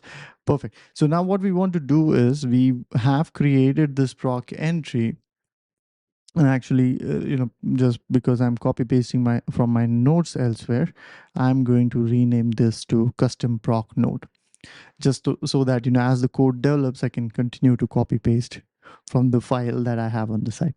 All right, perfect. So what is going to happen here is, if this succeeds, it's going to provide a pointer to that node here, and that is used later. And later in what sense? So as we are inserting, doing like a insmod on ldd.ko, this init function gets called. That should be like absolutely clear by now. And so what we are doing is we are creating this node, we are creating this entry here, right? Pajama underscore driver. And what we expect now is, as we unload our module, as we do rmmod on our module, right, we would want that this entry go away, right? So in order for the entry to go away, what we need is another function that we can call from the exit module, and that has to kind of do with think it's called the remove parent directory. We can use, oh, just a moment, right, we can use this proc remove function, right?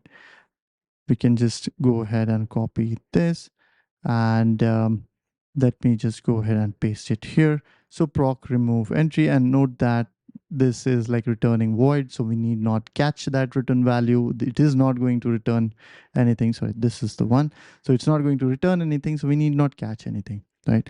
So that's why we have this. And then it says it takes a pointer to proc directory entry, and we have the custom proc here that we got, so to speak, the pointer to the node, right? So I'm just going to, or the pointer to the proc entry. So I'm just going to go and pass this right here, right? And then much like this, what I'm going to do is print that we are in the module exit, and let me go ahead and also do this. ENTRY, right? Okay, so this is the important action here, right? Perfect. Now, what is worth noting is we as part of initialization, we are going to introduce a node into the proc entry, and as part of the exit, we are going to remove that proc entry. So as part of this video, we're wanting to just see if we can add this proc entry or not, right? So what I'm going to then do is go to terminal, create a new terminal and put it on the side here, and then I'm first going to list entries in the proc. And what we should note is the pajama driver, right? The pajama driver, that entry is not seen here, right? It doesn't exist, which is perfect. And now what we're going to also do is we are going to do ensure that our log buffer is clear. So log buffer is clear, there's nothing there. And now I'll go ahead and do make, and something happened. So it's complaining that it cannot find proc remove and it cannot find proc create, which is understandable because I did not tell our compiler which header files to look into. So the header file to look into is this Linux proc underscore fs. So I go back here and essentially add that entry. So we then say, okay, Linux proc underscore fs, and then I'll go ahead and kind of make clean. And let me just refresh. Yes, perfect. And then I'll go ahead and do a make. Now let's see what happens. So it just went through fine. The compilation was clean. We have our ldd.ko available here. Now let's go ahead and do an insmod on this ko. So insmod, okay, sorry, this has to be sudo insmod, and then we say ldd.ko, and it says segmentation fault. So something went wrong here. Clearly something is off, right? Something went wrong here, right? And now what I'm going to do is check whether or not the module was inserted. So I'm going to use um, essentially lsmod, and let's scroll up here. Oh, looks like lsmod is inserted. You know what's funny? It's also used by someone, and we don't know who is using it right now. Okay, so that's the looks like a problem. So what we're going to do is now investigate into what happened here, and so we'll do sudo dmessage, right? We are going to execute this command right here, and oh god, there is so much printed here. Now the prints might vary for you in terms of specifically these prints. These are specific to the CPU architecture that is being used, but something's interesting here. So it has printed pajama module underscore init entry. You can ignore this print. This has to come from this has to do with the fact that the kernel buffer was not completely flushed, and this was like a residual entry from a previous run, so ignore that. This seems or looks familiar, right? Pajama module underscore init underscore or colon entry. Perfect. So we are now going to look for whether or not this function exited, and doesn't look like, right? We do not see this printed, which means something went wrong here and something bad happened, right? And we also see procreate something, which is same as this function, right? And then something, something, something, something, bad things are happening. And uh, what might be happening here, again, this is just my hunch, which is, and again, this is like a biased hunch, which is maybe one of the values here is incorrect. Maybe something was expected, right? And I know in hindsight what is expected here. And let me go ahead and see if I can provide you with some information as to how one can figure that out. Let's see if I can reason about it. Uh, hmm, Something happened here. Code audit. Operation open, something class file, something, denied mask R.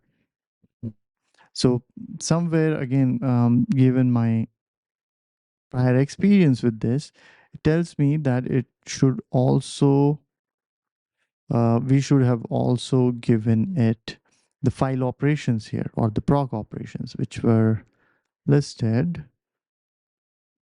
somewhere here. Just a moment. Yes, proc create. So we should have given the proc ops. So what I'm going to do is copy this, right, and paste it here. So we're going to create that variable, and let me also name that variable in a friendly way. So let's have this, and I'm not going to define a pointer to it. I'm going to define this variable itself, but I'll keep it empty, right? So this is a struct, this is a struct, and what we're going to do is take this struct, and because there was a pointer required here, we are going to provide the address, right? So note carefully what's going on here. We have provided the address of a variable that is of type proc underscore ops. And my hunch was that the create proc here went into, or ran into trouble, or ran into issues because we had not given this, right? Of course, I'm unable to pinpoint as to, what went wrong here. There has to be some line which says, something was missing, but that's not, there. So we suspected that something will be wrong. I'm pretty sure that a proc entry can be within the parent, so this null should not be a problem. File mode can be 0, so this should not be a problem. So this is the only one that is in my head, how I again, based on my previous experience, landed on this. I was looking for something here that would suggest, but there is no hint of that. Okay, so hopefully it's clear as to why we are passing the address here. The address is because this entry here takes in an address, right? Takes in an address here, and that address we can get by having a variable here and passing address of that variable. Okay, perfect. And so now we are going to do something, which is recompile all of this. All right, so let me pull this right here. Let me do make clean, let me do make. Now the thing is, lsmod was showing that our driver is already in use, and now we are going to attempt to remove it, because the previous instance of the driver that we injected, we first have to remove that. So we are going to do sudo rmmod ldd, and there is a problem, right? So looks like we cannot remove it because it's in use. And who is using it? The kernel's using it. It's in like a half baked, or it's like a half loaded state, so to speak. And now what we are going to do is also check whether the proc entry had got created. And okay, I'll just type no, and type pajama, nothing comes up. I'll just do this. Nope, nothing related to pajama comes here. So obviously the proc entry didn't get created. The driver is half loaded and something went wrong. We saw errors. Again, we saw this, right? All bad things. Now what do we do?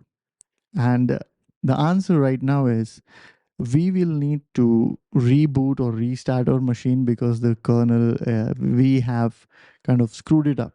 It's in a bad state. And this is exactly why we had kind of installed multipass and decided to do all our experiments within multipass, just because if a situation of this nature happens where we screw up the kernel, we should be able to kind of revive the system.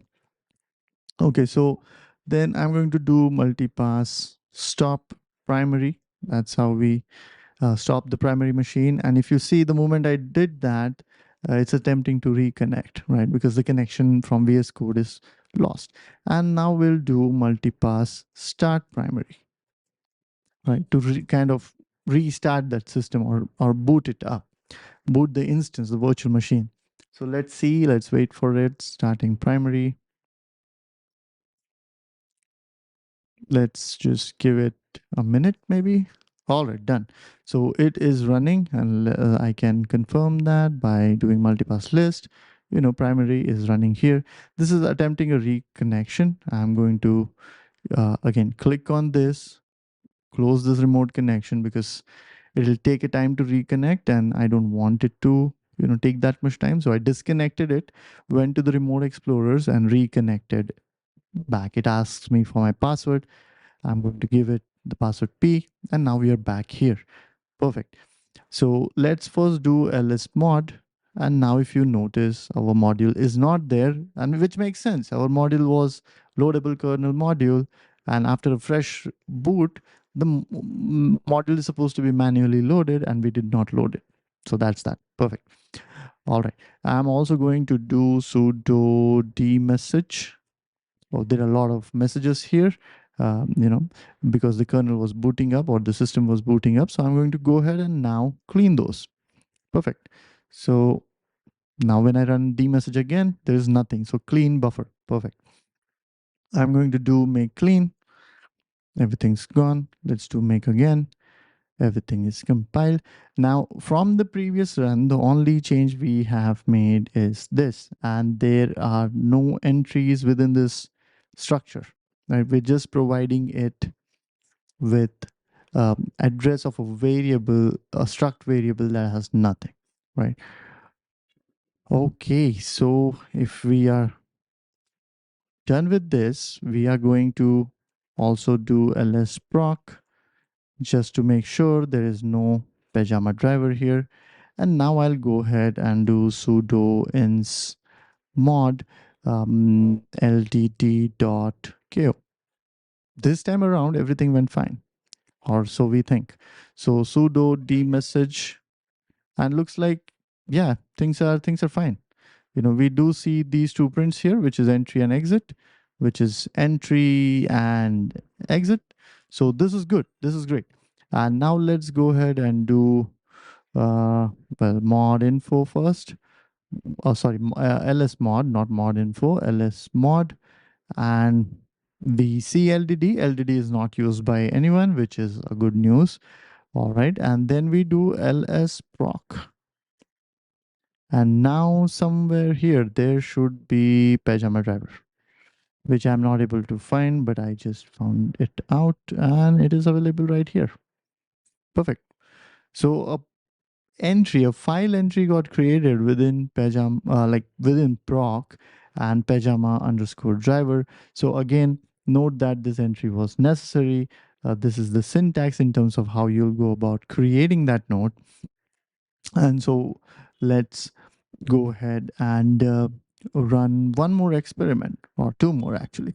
Let's try and read this. So cat/proc, pajama driver, and it says, okay, there is an input output error, which kind of makes sense, because even though we have provided the structure was supposed to have the function that implements what the driver should do once this proc entry is read, and we have not implemented it.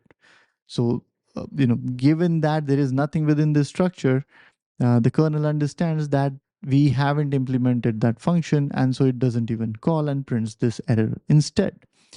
All right, so can we then echo something into it? So let's say echo /proc pajama driver.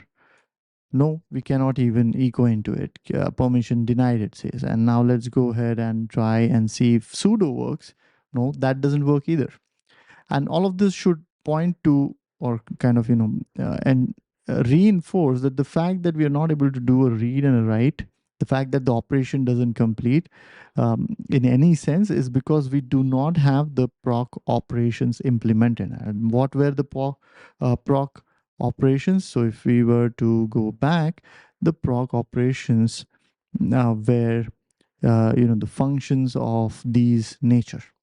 So that is not implemented, right? That is important. Now I'll go ahead and do sudo rmmod ldd, right? And then do lsmod. This time around, our module is not available. Let's again do sudo dmessage, and looks like the exit was also called correctly. And then let's do ls in the proc, and our driver entry, the proc entry, is also taken out. So we have then successfully added the entry in the proc system, file system, or the directory, and we have successfully removed it. And with this, which this is like an important milestone, because the next thing we do now is implement the read function. And once we have done that, we'll kind of check whether or not reading that proc file system works. All right. A question that I'm wanting to explore now before we kind of conclude this lesson is, when we provided null here, things went wrong. And our driver loading should have failed very gracefully, and it did not fail, right? And the question is, a driver writer should assume that the initialization of driver can fail at any point. And if it fails at any point, we're supposed to kind of undo, right? Undo things and fail gracefully, right? Just so that the kernel is not left in a bad state. So the thing that we should have done is we should have guarded this function execution and put this here. So if this is null, and the other way to kind of check that, one way is to just invert it, the other way is to do so. So if this was null, we should have actually returned some sort of a negative number. And again, there are like error codes to be returned instead of -1. That's like the standard practice. But let's just do quick and dirty experiment here. And I don't know if this works, but we'll see. And if this fails, I think it will be a good exercise for you to figure out how this failure should have been handled. All right. So, okay, let's see. We are saying error here. Perfect. And then we return back. Let's go ahead and do make clean here. Then do make everything compiles fine. We then do sudo, insmod ldd, and something nice happened here, right? It says insmod error could not load the module ldd, no such file. Okay, that is because I did not use ko, and segmentation fault happened. So something really went wrong, right? And I think I have learned something. So let's do sudo dmessage. All right, same crash, right? So this is bad. So this is really, really bad. Then we do lsmod, and let's see. So same symptom, right? Our LDD module has put the kernel in bad state. And did the proc entry get created? Doesn't look like. I'm not able to find it. Can you find it? Okay, nope, I do not see it. So what really happened there then is the kernel crashed while executing the create proc function, or proc create function, and it did not return back at all, right? So somewhere within the proc create, there should have been a check for whether or not the proc ops is available as a parameter. And if it was not available, it should have returned back a null here, and then we could have checked it here. But we could not do anything because create proc underscore create itself crashed. Cool. So now what I'll need to do is, again, reboot my uh, primary machine, and then kind of go ahead and implement or proceed with implementing the read function. So what I'm going to do is restore this back to the working state, which is this, right? This was working for us. And now what we'll do is we'll go ahead and implement the proc read function. All right, so as part of this video, then we are going to implement the read function related to operations on the proc entry that we had added in the previous video. But the thing is, in the previous video, I screwed up my kernel, landed in a crash state, so I had to restart. And so what I have done is I have stopped my primary instance, and I'm going to just go ahead and restart it again. And once it restarts, I have VS Code here in the background that I'll again kind of connect to the primary machine and then get inside. So let's wait for this to come up, and let's let's in the meantime discuss what we are going to implement. So let me go here again. This is the proc underscore fs.h. This is the file system or the header file that we are interested in, and within that line number 29, which talks about the structure proc underscore ops. And in this function, we are wanting to implement a function of this nature. So this here is a function pointer, and the variable that will be pointing to the function pointer is the proc underscore read, right? And so let me just copy this because the signature is important for us. And the multipass has started the primary machine. Yes, it's running. So I'll go to VS Code, then go to Remote Explorer, then go to the IP address, and within that LDT, click on this arrow, and it should attempt to connect. I'll enter my password, and it's connected. Perfect. So this was the code that we wrote last time, and one of the things that I copied now was this, right? So I want to implement a function now which is of this type, right? And I'm going to call it, and let me just cheat here, and I'm going to call it, pajama read, right? And then it is going to have function parameters of this nature, right? And so this, let's say it's going to return 0 because that's success. And much like, the case here, I'm going to put a print statement here and then put this here. We don't want entry or exit, so this is what we print. Now again, notice that this name here is different than what it is here, but all the other parameters here are essentially same. And I would want to, like, here there are no names to the parameter, which is fine, but I'm wanting to give these guys name. And let me also kind of copy over the names here, just so that our function parameters have a name.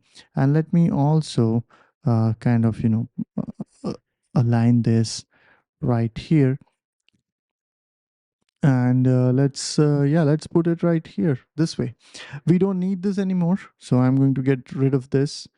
And the other thing I'm supposed to do is, so remember, one of the entries here, and that's what we kind of copied, one of the entries within this struct is the proc underscore read. This is a variable as seen or as available within the struct proc underscore ops. And this variable happens to be a function pointer. So I'm going to take this variable, right, and say, hey, to this variable, I want to assign value of whatever the address of this function is. So that's how we're going to populate it. And let me just go ahead and quickly check if I'm committing a crime here accidentally, because I don't want this to fail. Yeah, this is correct. And well, the thing I was looking up on the side is whether or not there should be a comma here. It's not required. Comma or a semicolon, right? That's not required. All right, perfect. So we have our function here, which is supposed to be kind of called when the read on that proc file, a proc slash pajama underscore driver is called, right? That is what we're trying to do.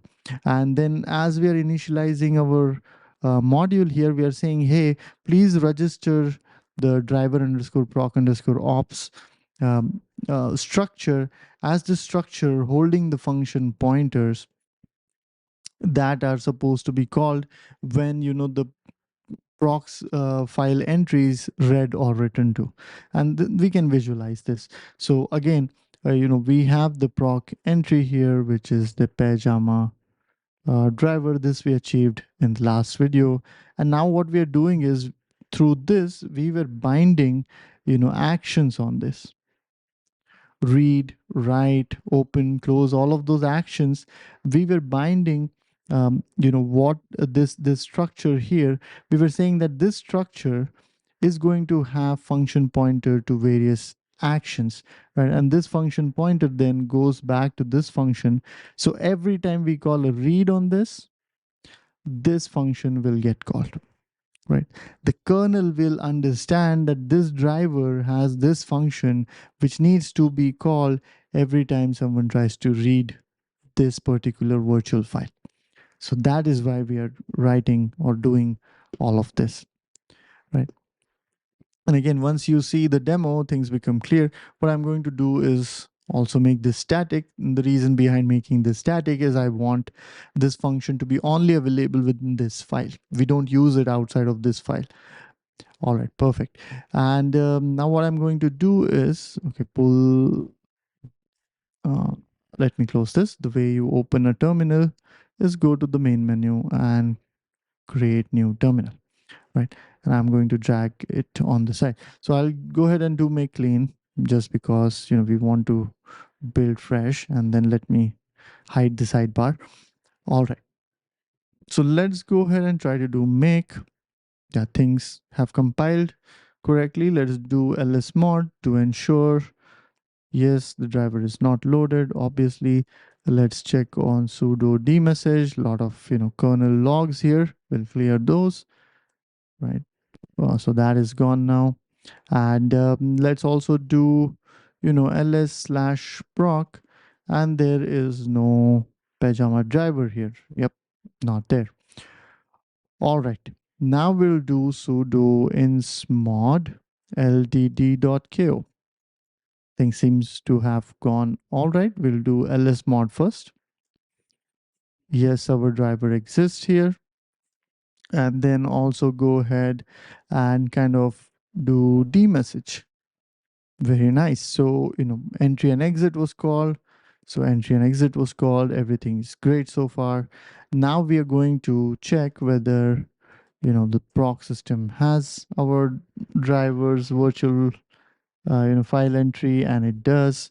So that is also good. Now we are going to attempt to read this, and let's see what happens. And before that, this is the D message, and we are going to do cat. So cat is a program that tries and reads the given file. So pajama driver, okay, nothing got printed, which is fine, but at least it exited without errors. So in the last video, it had exited without, with errors, and the error was input output error, something like that, right? And we are going to do sudo dmessage, and notice that pajama read, which is same as this was called.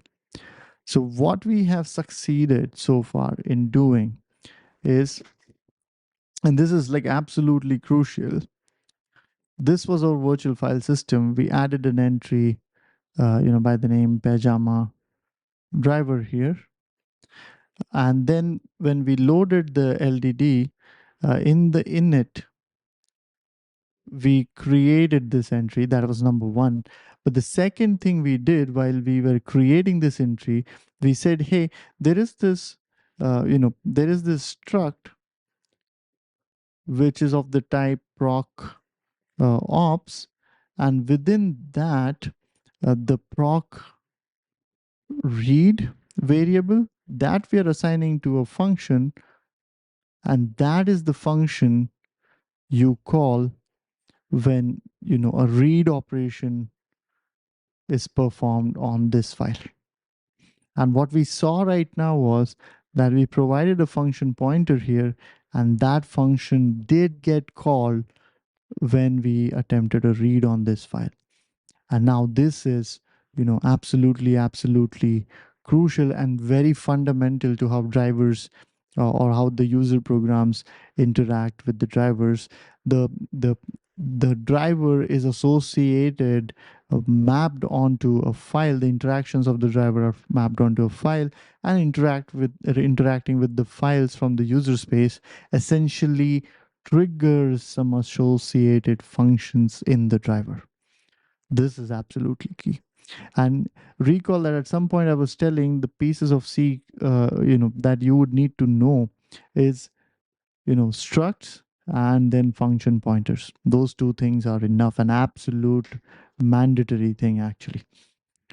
Okay, perfect. So one thing that we haven't answered, right, which you would have seen, is who is passing all of this, right? Why these input parameters and who is passing these? So the answer to this is, when the kernel is like hunting down our driver and then calling this associated operations, file operations related functions, the kernel is going to provide, all these information. The kernel is going to provide them. And now in the next one, what we are going to do is we are going to see if when we perform the cat operation here, can we print something in the user space, right? And again, let me make this very clear. So when we perform the read here, the read was happening from the user space. So cat /proc / pajama driver. This was being read from the user space. The read on this was passed to the kernel, and this is like then the kernel space, right? This right here translated into a system call, right? And syscall of what type? Read type. So the kernel caught it. The kernel figured LDD is the driver for this, and then LDD had the proc. And okay, just give me a moment. Let me clear this. Yeah, so we had the proc underscore read here, right, which was this. And so the LDD driver just called this. And then we had the print k. And the print k prints into the kernel buffer. So that is where we see this line, that within the kernel buffer, we do see that the read operation was called, executed. What we want to do is print a message, send something from this back to the user space. And this we haven't achieved. And once we achieve that, what we would have seen is that the driver can pass some information back to the user. And why is this important?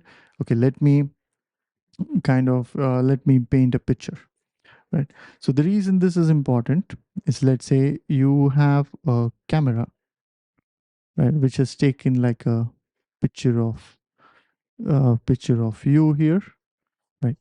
And so the camera somewhere is connected to your Linux machine, right? Let's say this is the Linux kernel. And so there is like, some CD, the camera driver. And so what's going to happen is there is some, buffer here or some memory in the camera itself. And your, snapshot is right there. And so the driver, and let's say we have the camera app here, right? The app. And here you click, like you click on the shutter button and kind of, you want to take a picture. So what happens is that action is translated to some system call for the driver. The driver then goes and reads the image here, brings it back, and then it's supposed to pass it back to you. And in fact, the cameras also stream that picture continuously, so they are essentially passing information back to the user space, right? And that I'm saying we haven't achieved right now. We haven't kind of copied content from user space to kernel space, and we haven't copied from kernel space back to the user space. And this copy happens because you don't want them to share the common. You definitely don't want the user application to be able to access the kernel's memory space, any memory space that is required or managed by the kernel. Because then what will happen is the application has a hook inside, or like a way to get into the kernel's memory, and then malicious actors can actually write some code that can hijack your kernel, and we don't want that. So what is better is we provide mechanisms wherein the kernel can copy data from user space into its own space, operate on that, and then send it back to the user space. So what we are now wanting to explore is, can we send back some data from the kernel space to the user space?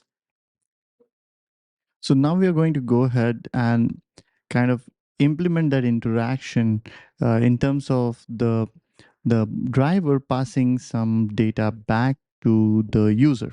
So let's imagine what that means. So we were talking about like reading the proc entry, and then the proc entry was slash proc slash pajama driver. And our idea here was, we are going to perform a read on this file, this proc entry, and as a result it will trigger the pajama read function that is implemented as part of the LDD driver, and that too as part of the driver proc operations here, right? And this is the mapping that we have, and so this function is what the kernel will call, but as a result, or rather this variable, this function pointer is what kernel will call, and it is mapped to this function right here. And in like previous chapter, what we saw was, every time we perform this operation, we do see this print, right? And so now what we are going to do is, what we are wanting to do is, we are wanting that this function pass some message, let's say something like so, back to the user, and we will want to have something printed on the terminal as a result. That is our intention.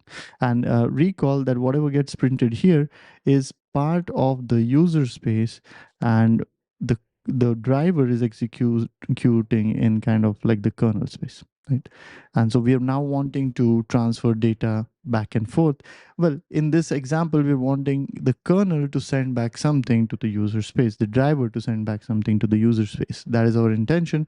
And so with that, the question is, how can a driver function like this pass some data back to the user space? And the answer to that is that when this function is executing, when the kernel kind of executes this function, the input parameters here are populated by the kernel, right? Some of them are input, some of them are output, so on and so forth. But this one right here is a pointer that the kernel passes us for a buffer that's kind of in can be read by the user space, so to speak, right? So let's say this is that buffer. So what the kernel will do is pass it as pass it as sorry, my bad, it will pass it let me just erase all of this. Yeah, it will pass it as the user space buffer variable, right? So this variable here will be pointing to the buffer that the user space can read, right? This is the user space, this is the kernel space, and this is representing that the user space can read that buffer. All right, so we are somewhere supposed to use sorry, not that, but we are supposed to use this pointer right here and do something with it. All right, so then turns out to implement this message, now we will need a local string. And so let me have that string as character array, and I call that array message. And in that I want to kind of save ack with an exclamation mark followed by a /n, so that a nice new line is also printed. Okay, so then I would also want the length of this. So I'm going to have, size t length. Size t essentially is same as kind of, unsigned int, so to speak. It's like the standard size that the CPU can handle. And so we are going to just have it as size t. Nothing wrong with making it unsigned int or just an int. You can try those examples. So I'm going to now say, hey, get the string length of the string contained in this buffer called message, right? And so now we have got the size, and the message is also ready. All we have to do is kind of write into this kind of the buffer or the character pointer. We are supposed to use that and write the characters. Okay, so what I'm going to do for that is I'm going to use an API called copy to user, and copy to user takes in destination, source, and the number of bytes to be copied, right? So what it will do is it will read all these characters one byte at a time, and it will also copy it over into that user space buffer. So the destination then happens to be the user space buffer, the source happens to be message, and the number of bytes is essentially the length, right? So all right, so we have then we have our message here. That message we are copying over to the user space. And so things look all right now. So let me go to the terminal and do make.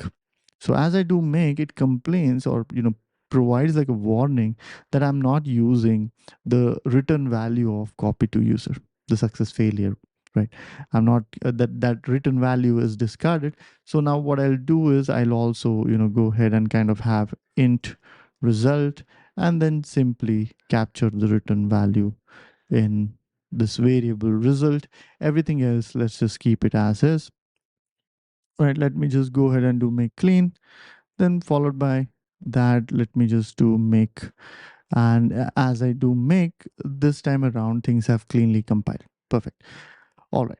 So now first what I want to do is ensure that our module is not loaded already, like from the previous run. So that's not there. So that's a good thing.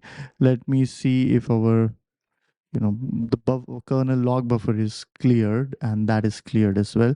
Now let's go ahead and do sudo insmod ldd.ko, right? And then when I do lsmod, and I'm going to kind of just grep for ldd, yes, that's available, right? So this was just to avoid all of the noise that this prints. And then just straight up we just search for ldd within this list, and we got this result right here. Okay, perfect. So ldd is loaded. That means our proc entry should also be available, right? Yes, pajama driver is available. Now what we want to do is first check in dmessage. Notice that there are only two prints which relate to the initialization of the module, right? So that is perfectly fine as we expected. And now what we'll do is we'll do cat /proc slash pajama driver.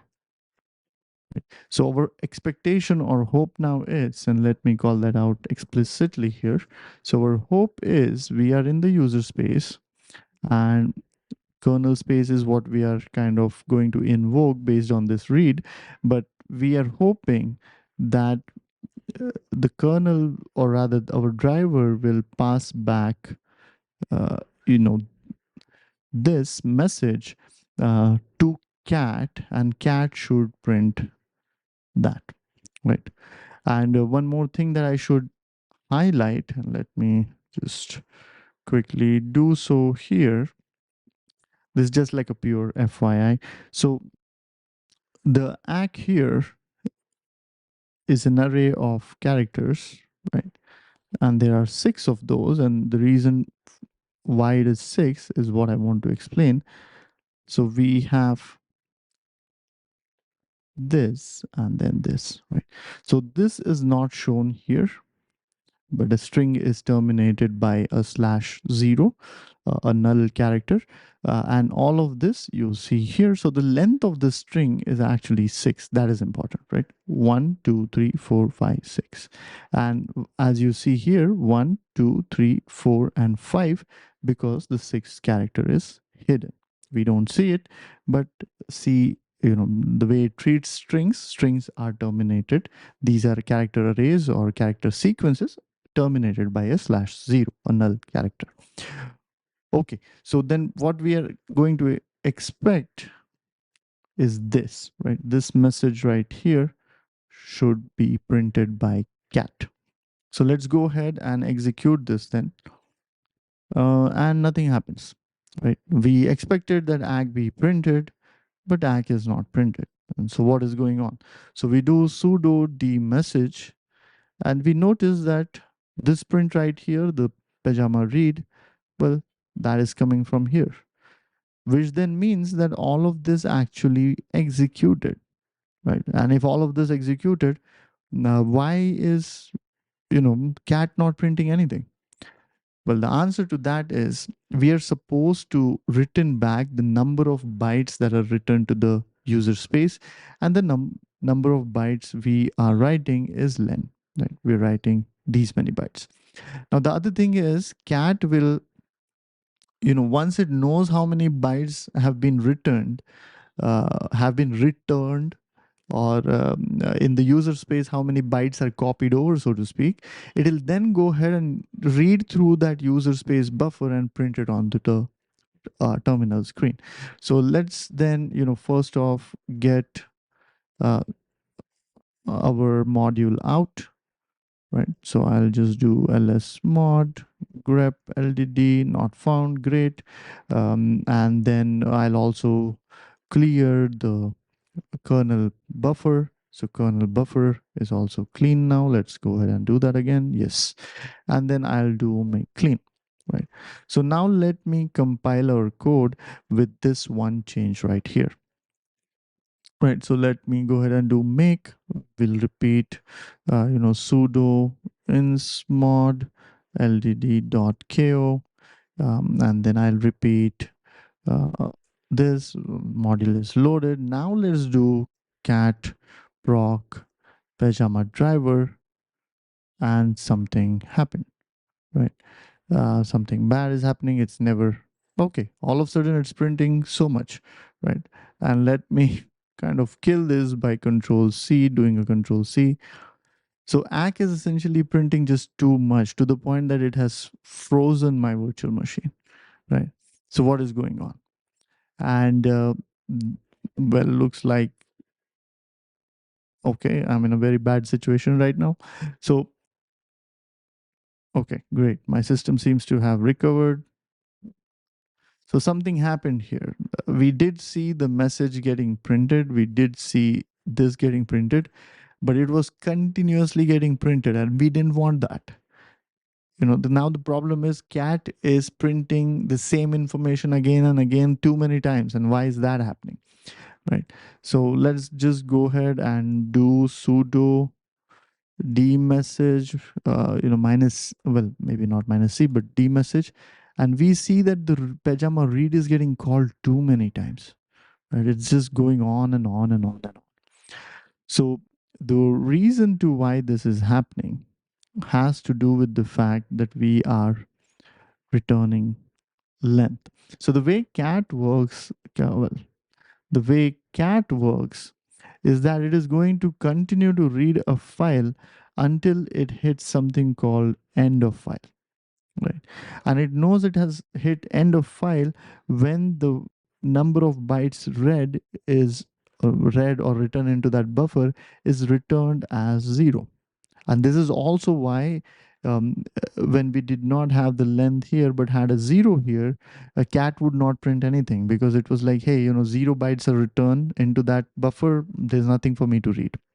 So what we would now like to do is convey to cat that it has read all of the information that we wanted to pass. And the way we go about doing it is we say, hey, you know what, this offset right here, this is the offset from which the subsequent reads happen. So first time when cat reads, we return it 6 bytes. So next time when cat reads, okay, let me just explain this little slowly. And we are trying to explore the use of this offset keyword. This happens to be an input output type of variable, because we can consume that value. We can also kind of write back that value. So from that standpoint, this variable can be used as an input and output. All right, so think of it this way, that we had too long a message here. Maybe we had something that was 1024 bytes, for example, and we chose to copy maybe, I don't know, maybe let's say 1 byte at a time, right? So now the question is, every time we just copy, so we are providing 1 byte here, and we are providing here msg in brackets, we are supposed to then kind of read an offset, because first time we'll copy this value, second time we are supposed to copy this value, so on and so forth, 1024 times, right? Each time we are copying 1 byte. So now the thing is, on a subsequent read, we'll need to read this again. We'll need to call this function, in that case 1024 times, to first off read all of that information. But the problem is, every time we call, we would also need to keep track of what index we are supposed to read from, right? And that is where this offset comes in. So if we update the offset on every call, right, in our case by 1, let's say, then what will happen is, on subsequent call, we can use msg, some syntax like this, to be able to kind of progress forward. I hope this is making sense. The idea is that the offset can be used to keep track of where to read information from on subsequent calls. All right, and this will make more sense when I talk about why cat was printing the ACK message again and again. So here's what was happening. The value of this offset by default is 0, right? If you don't modify it, the kernel just sets it to 0 and lets it be. The first call that the kernel initiates to this, the value of this, right, or the content of at the location of this. Okay, my ability to spell is just horrible, and just stay with me for a minute. Things will become a lot clearer. So offset, when we dereference offset, the kernel has set the value of this to 0 for the first call. And the reason to that is, the kernel knows that you will read from your local buffer, wherever this message is. So this is our local buffer. So you will start to read from the 0th location, so on and so forth. Now, first time when this function is executed, we have read until the 5th byte, right? And that's how we have read a length of 6.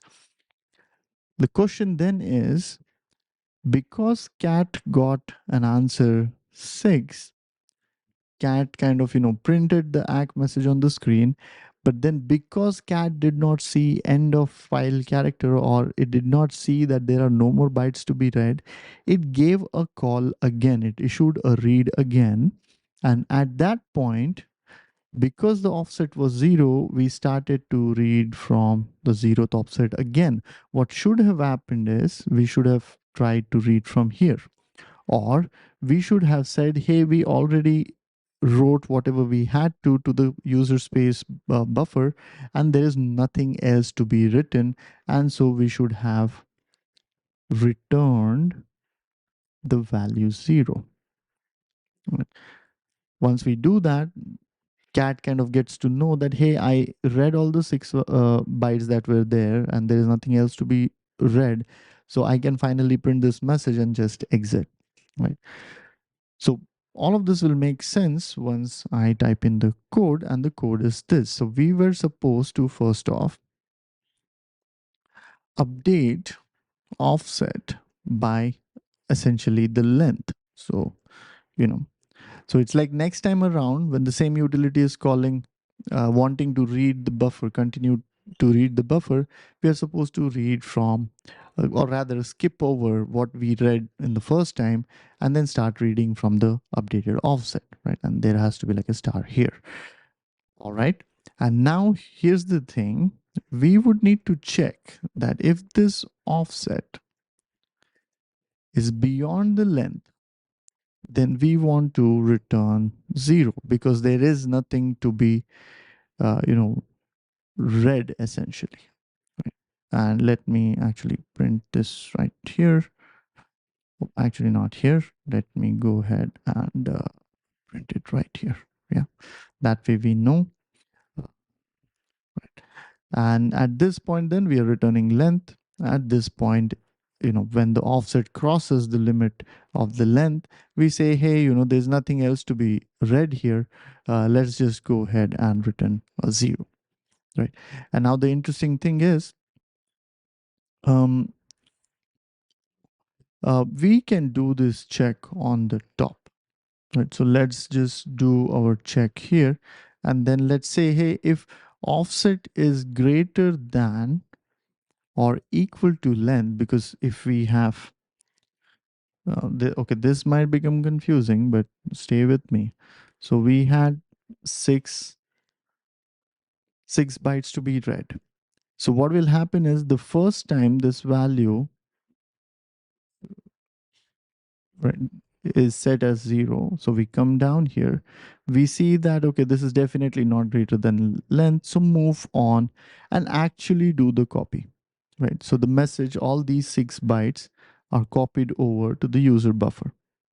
Now once that has happened, we say now update the offset to the new value of offset plus equals len. The len happens to be 6, offset happens to be 0, so the new value of offset is 6 because offset equals offset plus len, so 0 plus 6, and that's 6. Now next time around, cat is again trying to read this to get like more information. The value of offset this time around is 6, and now we are saying, hey, the value of offset is actually greater than or equal to, in this case it's equal to len, so we just return from here. We do not even attempt to copy anything, right? So that is why we have it up there, just to avoid kind of multiple calls from cat. All right, so let's go ahead, do make clean, do make, things compile fine. Now we are going to do sudo insmod ldd dot. Oh, actually, other thing, before all of that, let's ensure that our buffer is clean, right? So buffer is cleared now. We don't have the module inserted, it's already inserted. So let's take it out. Right, perfect. Let's clear the buffer again. Right, let's check. It's not there. Very nice. So let me just do make clean and make again, just so that we're dead sure that this is the code that is going to get executed. And now let's do sudo insmod ldd.q, right? And then sudo d message, yes, initialization worked, lsmod grep ldd, yes, our module is loaded. Now I'll do cat /proc /pajama driver, right? And we only get ag this time, and it only is printed once, and no more repeat prints, and things are all good, right? And I'll go ahead and do dmessage, so we see that the read happened twice. So the first time it happened, this is important, right? So the first time the read happened, there were 6 bytes that were copied. The second time, when cat called it again in an attempt to read more data, we said, hey, you actually already read whatever there was to read, and we are passing 0 to you. So 0 was passed here, and that's where cat inferred that, okay, the buffer is completely read. I have read the file that I wanted to, and things are all good. And that's where it kind of just printed ag and exited, right? Okay, so now what do I want to do? I want to execute this once again, and you'll see that again 2 times cat has called the read, or rather, it resulted in pajama read being called twice, right? Perfect. So with this, we have achieved our goal of reading from, or rather, interacting with the kernel module and having the kernel module pass something back to the user. Right. So what we'll do in the next video is write a Python script to attempt these reads, and then we'll kind of, go towards how you can do writes. Okay, so now let's take a look at how to write a user space app, like a very simple app, a Python script that can kind of interact with this driver. So this is from our previous run. Let me go ahead and first, do all the basic stuff. Lsmod. Let me just see if we have LTD. Yes, we do. So sudo rmmod LTD. Modules removed. I want to also clear all the kernel buffer messages. So that's clean. Okay, done. And then let me do make clean. Perfect. All right. So we are in a clean environment now, and what we intend to do is write a user, so to speak, a user app .py file, and this py file is a proxy for an application that wants to go interact with the driver. And so let's kind of define main here, and right now let's say it returns kind of nothing, and then what we want to do is call this function, right? Okay, so this is, and let me just go ahead and first do like print very quickly, make sure that this is working. So I'll do chmod plus x python, okay, user space dot py, then this executed. There is, wow, okay, there is syntax error. How can that happen? um Unexpected token. Okay. Line number 1. Unexpected token. What's the problem here? Syntax error. Okay, let me. This is stupid. I cannot even write like a function in Python. Let me just quickly. Don't judge me for this. Yeah, looks all right actually. What happened here?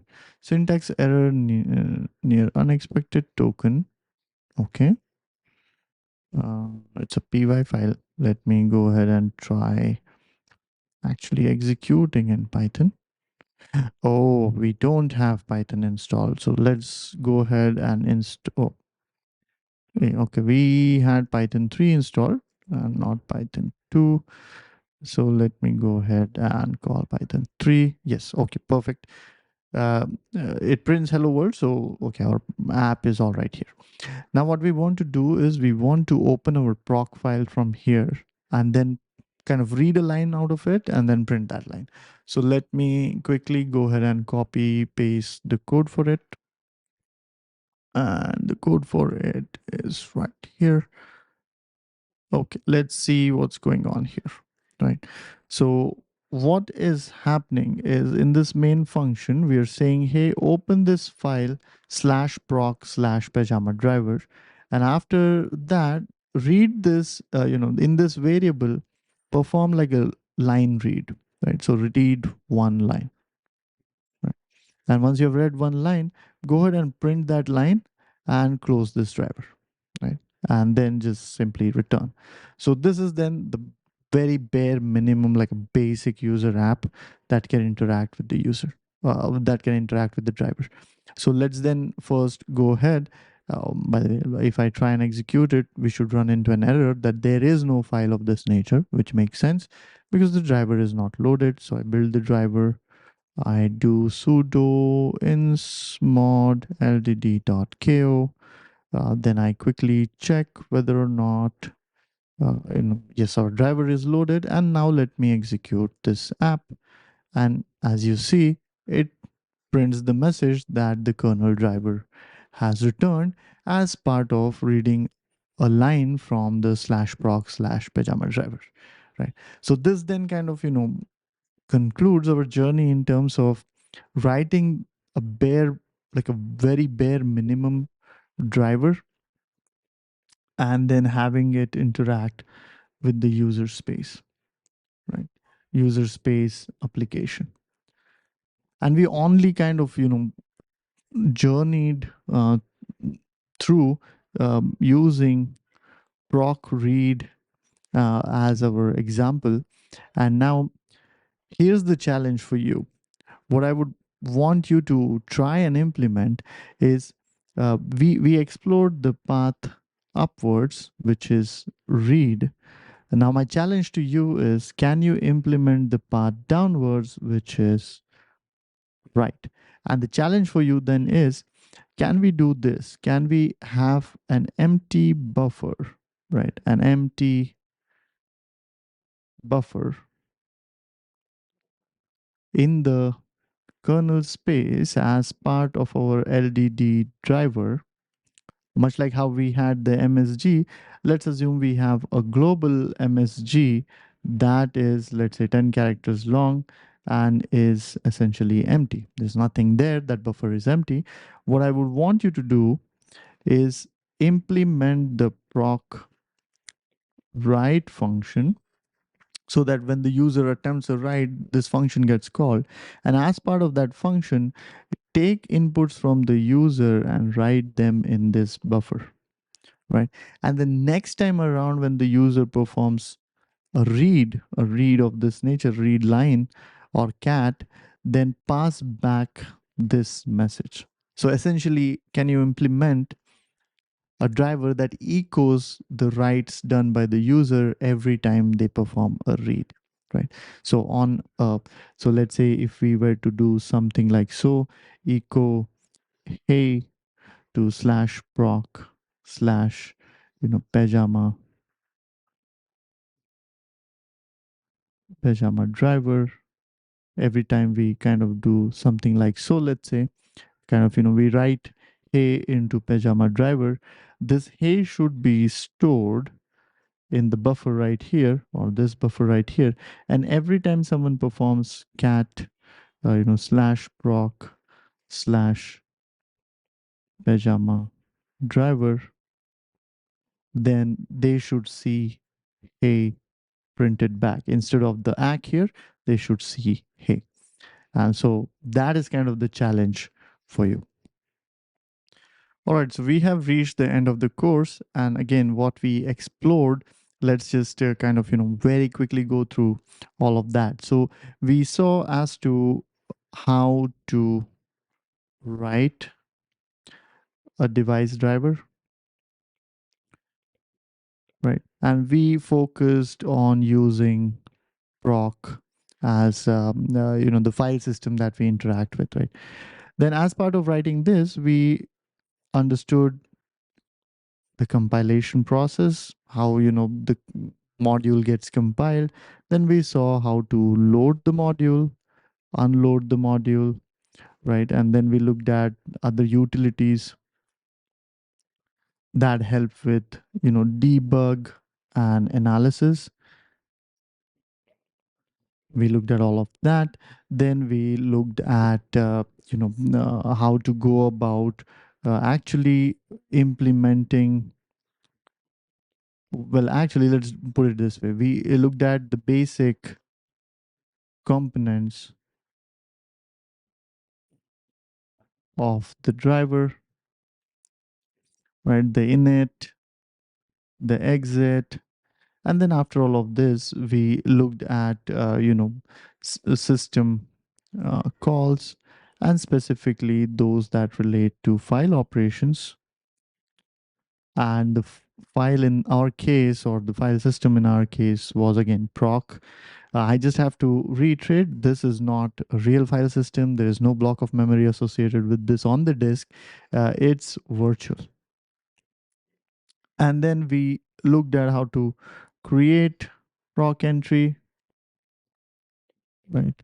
And how to interact with it. And as part of that interaction, we looked at the read system call, right? And then towards the end, we explored interaction of user and kernel space. So this is kind of what we looked at, and trust me, this is what every kernel driver has. Boils down to this pretty much.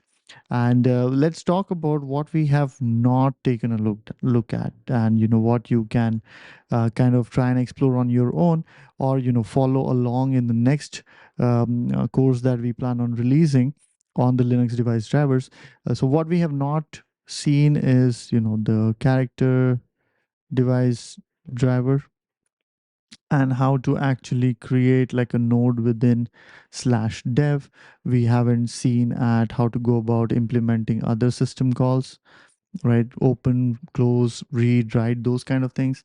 And most importantly, we haven't looked into, so if this was our Linux kernel, we haven't looked into how to actually go about, controlling or interacting with an hardware. Let's say an LED, for example, or a switch.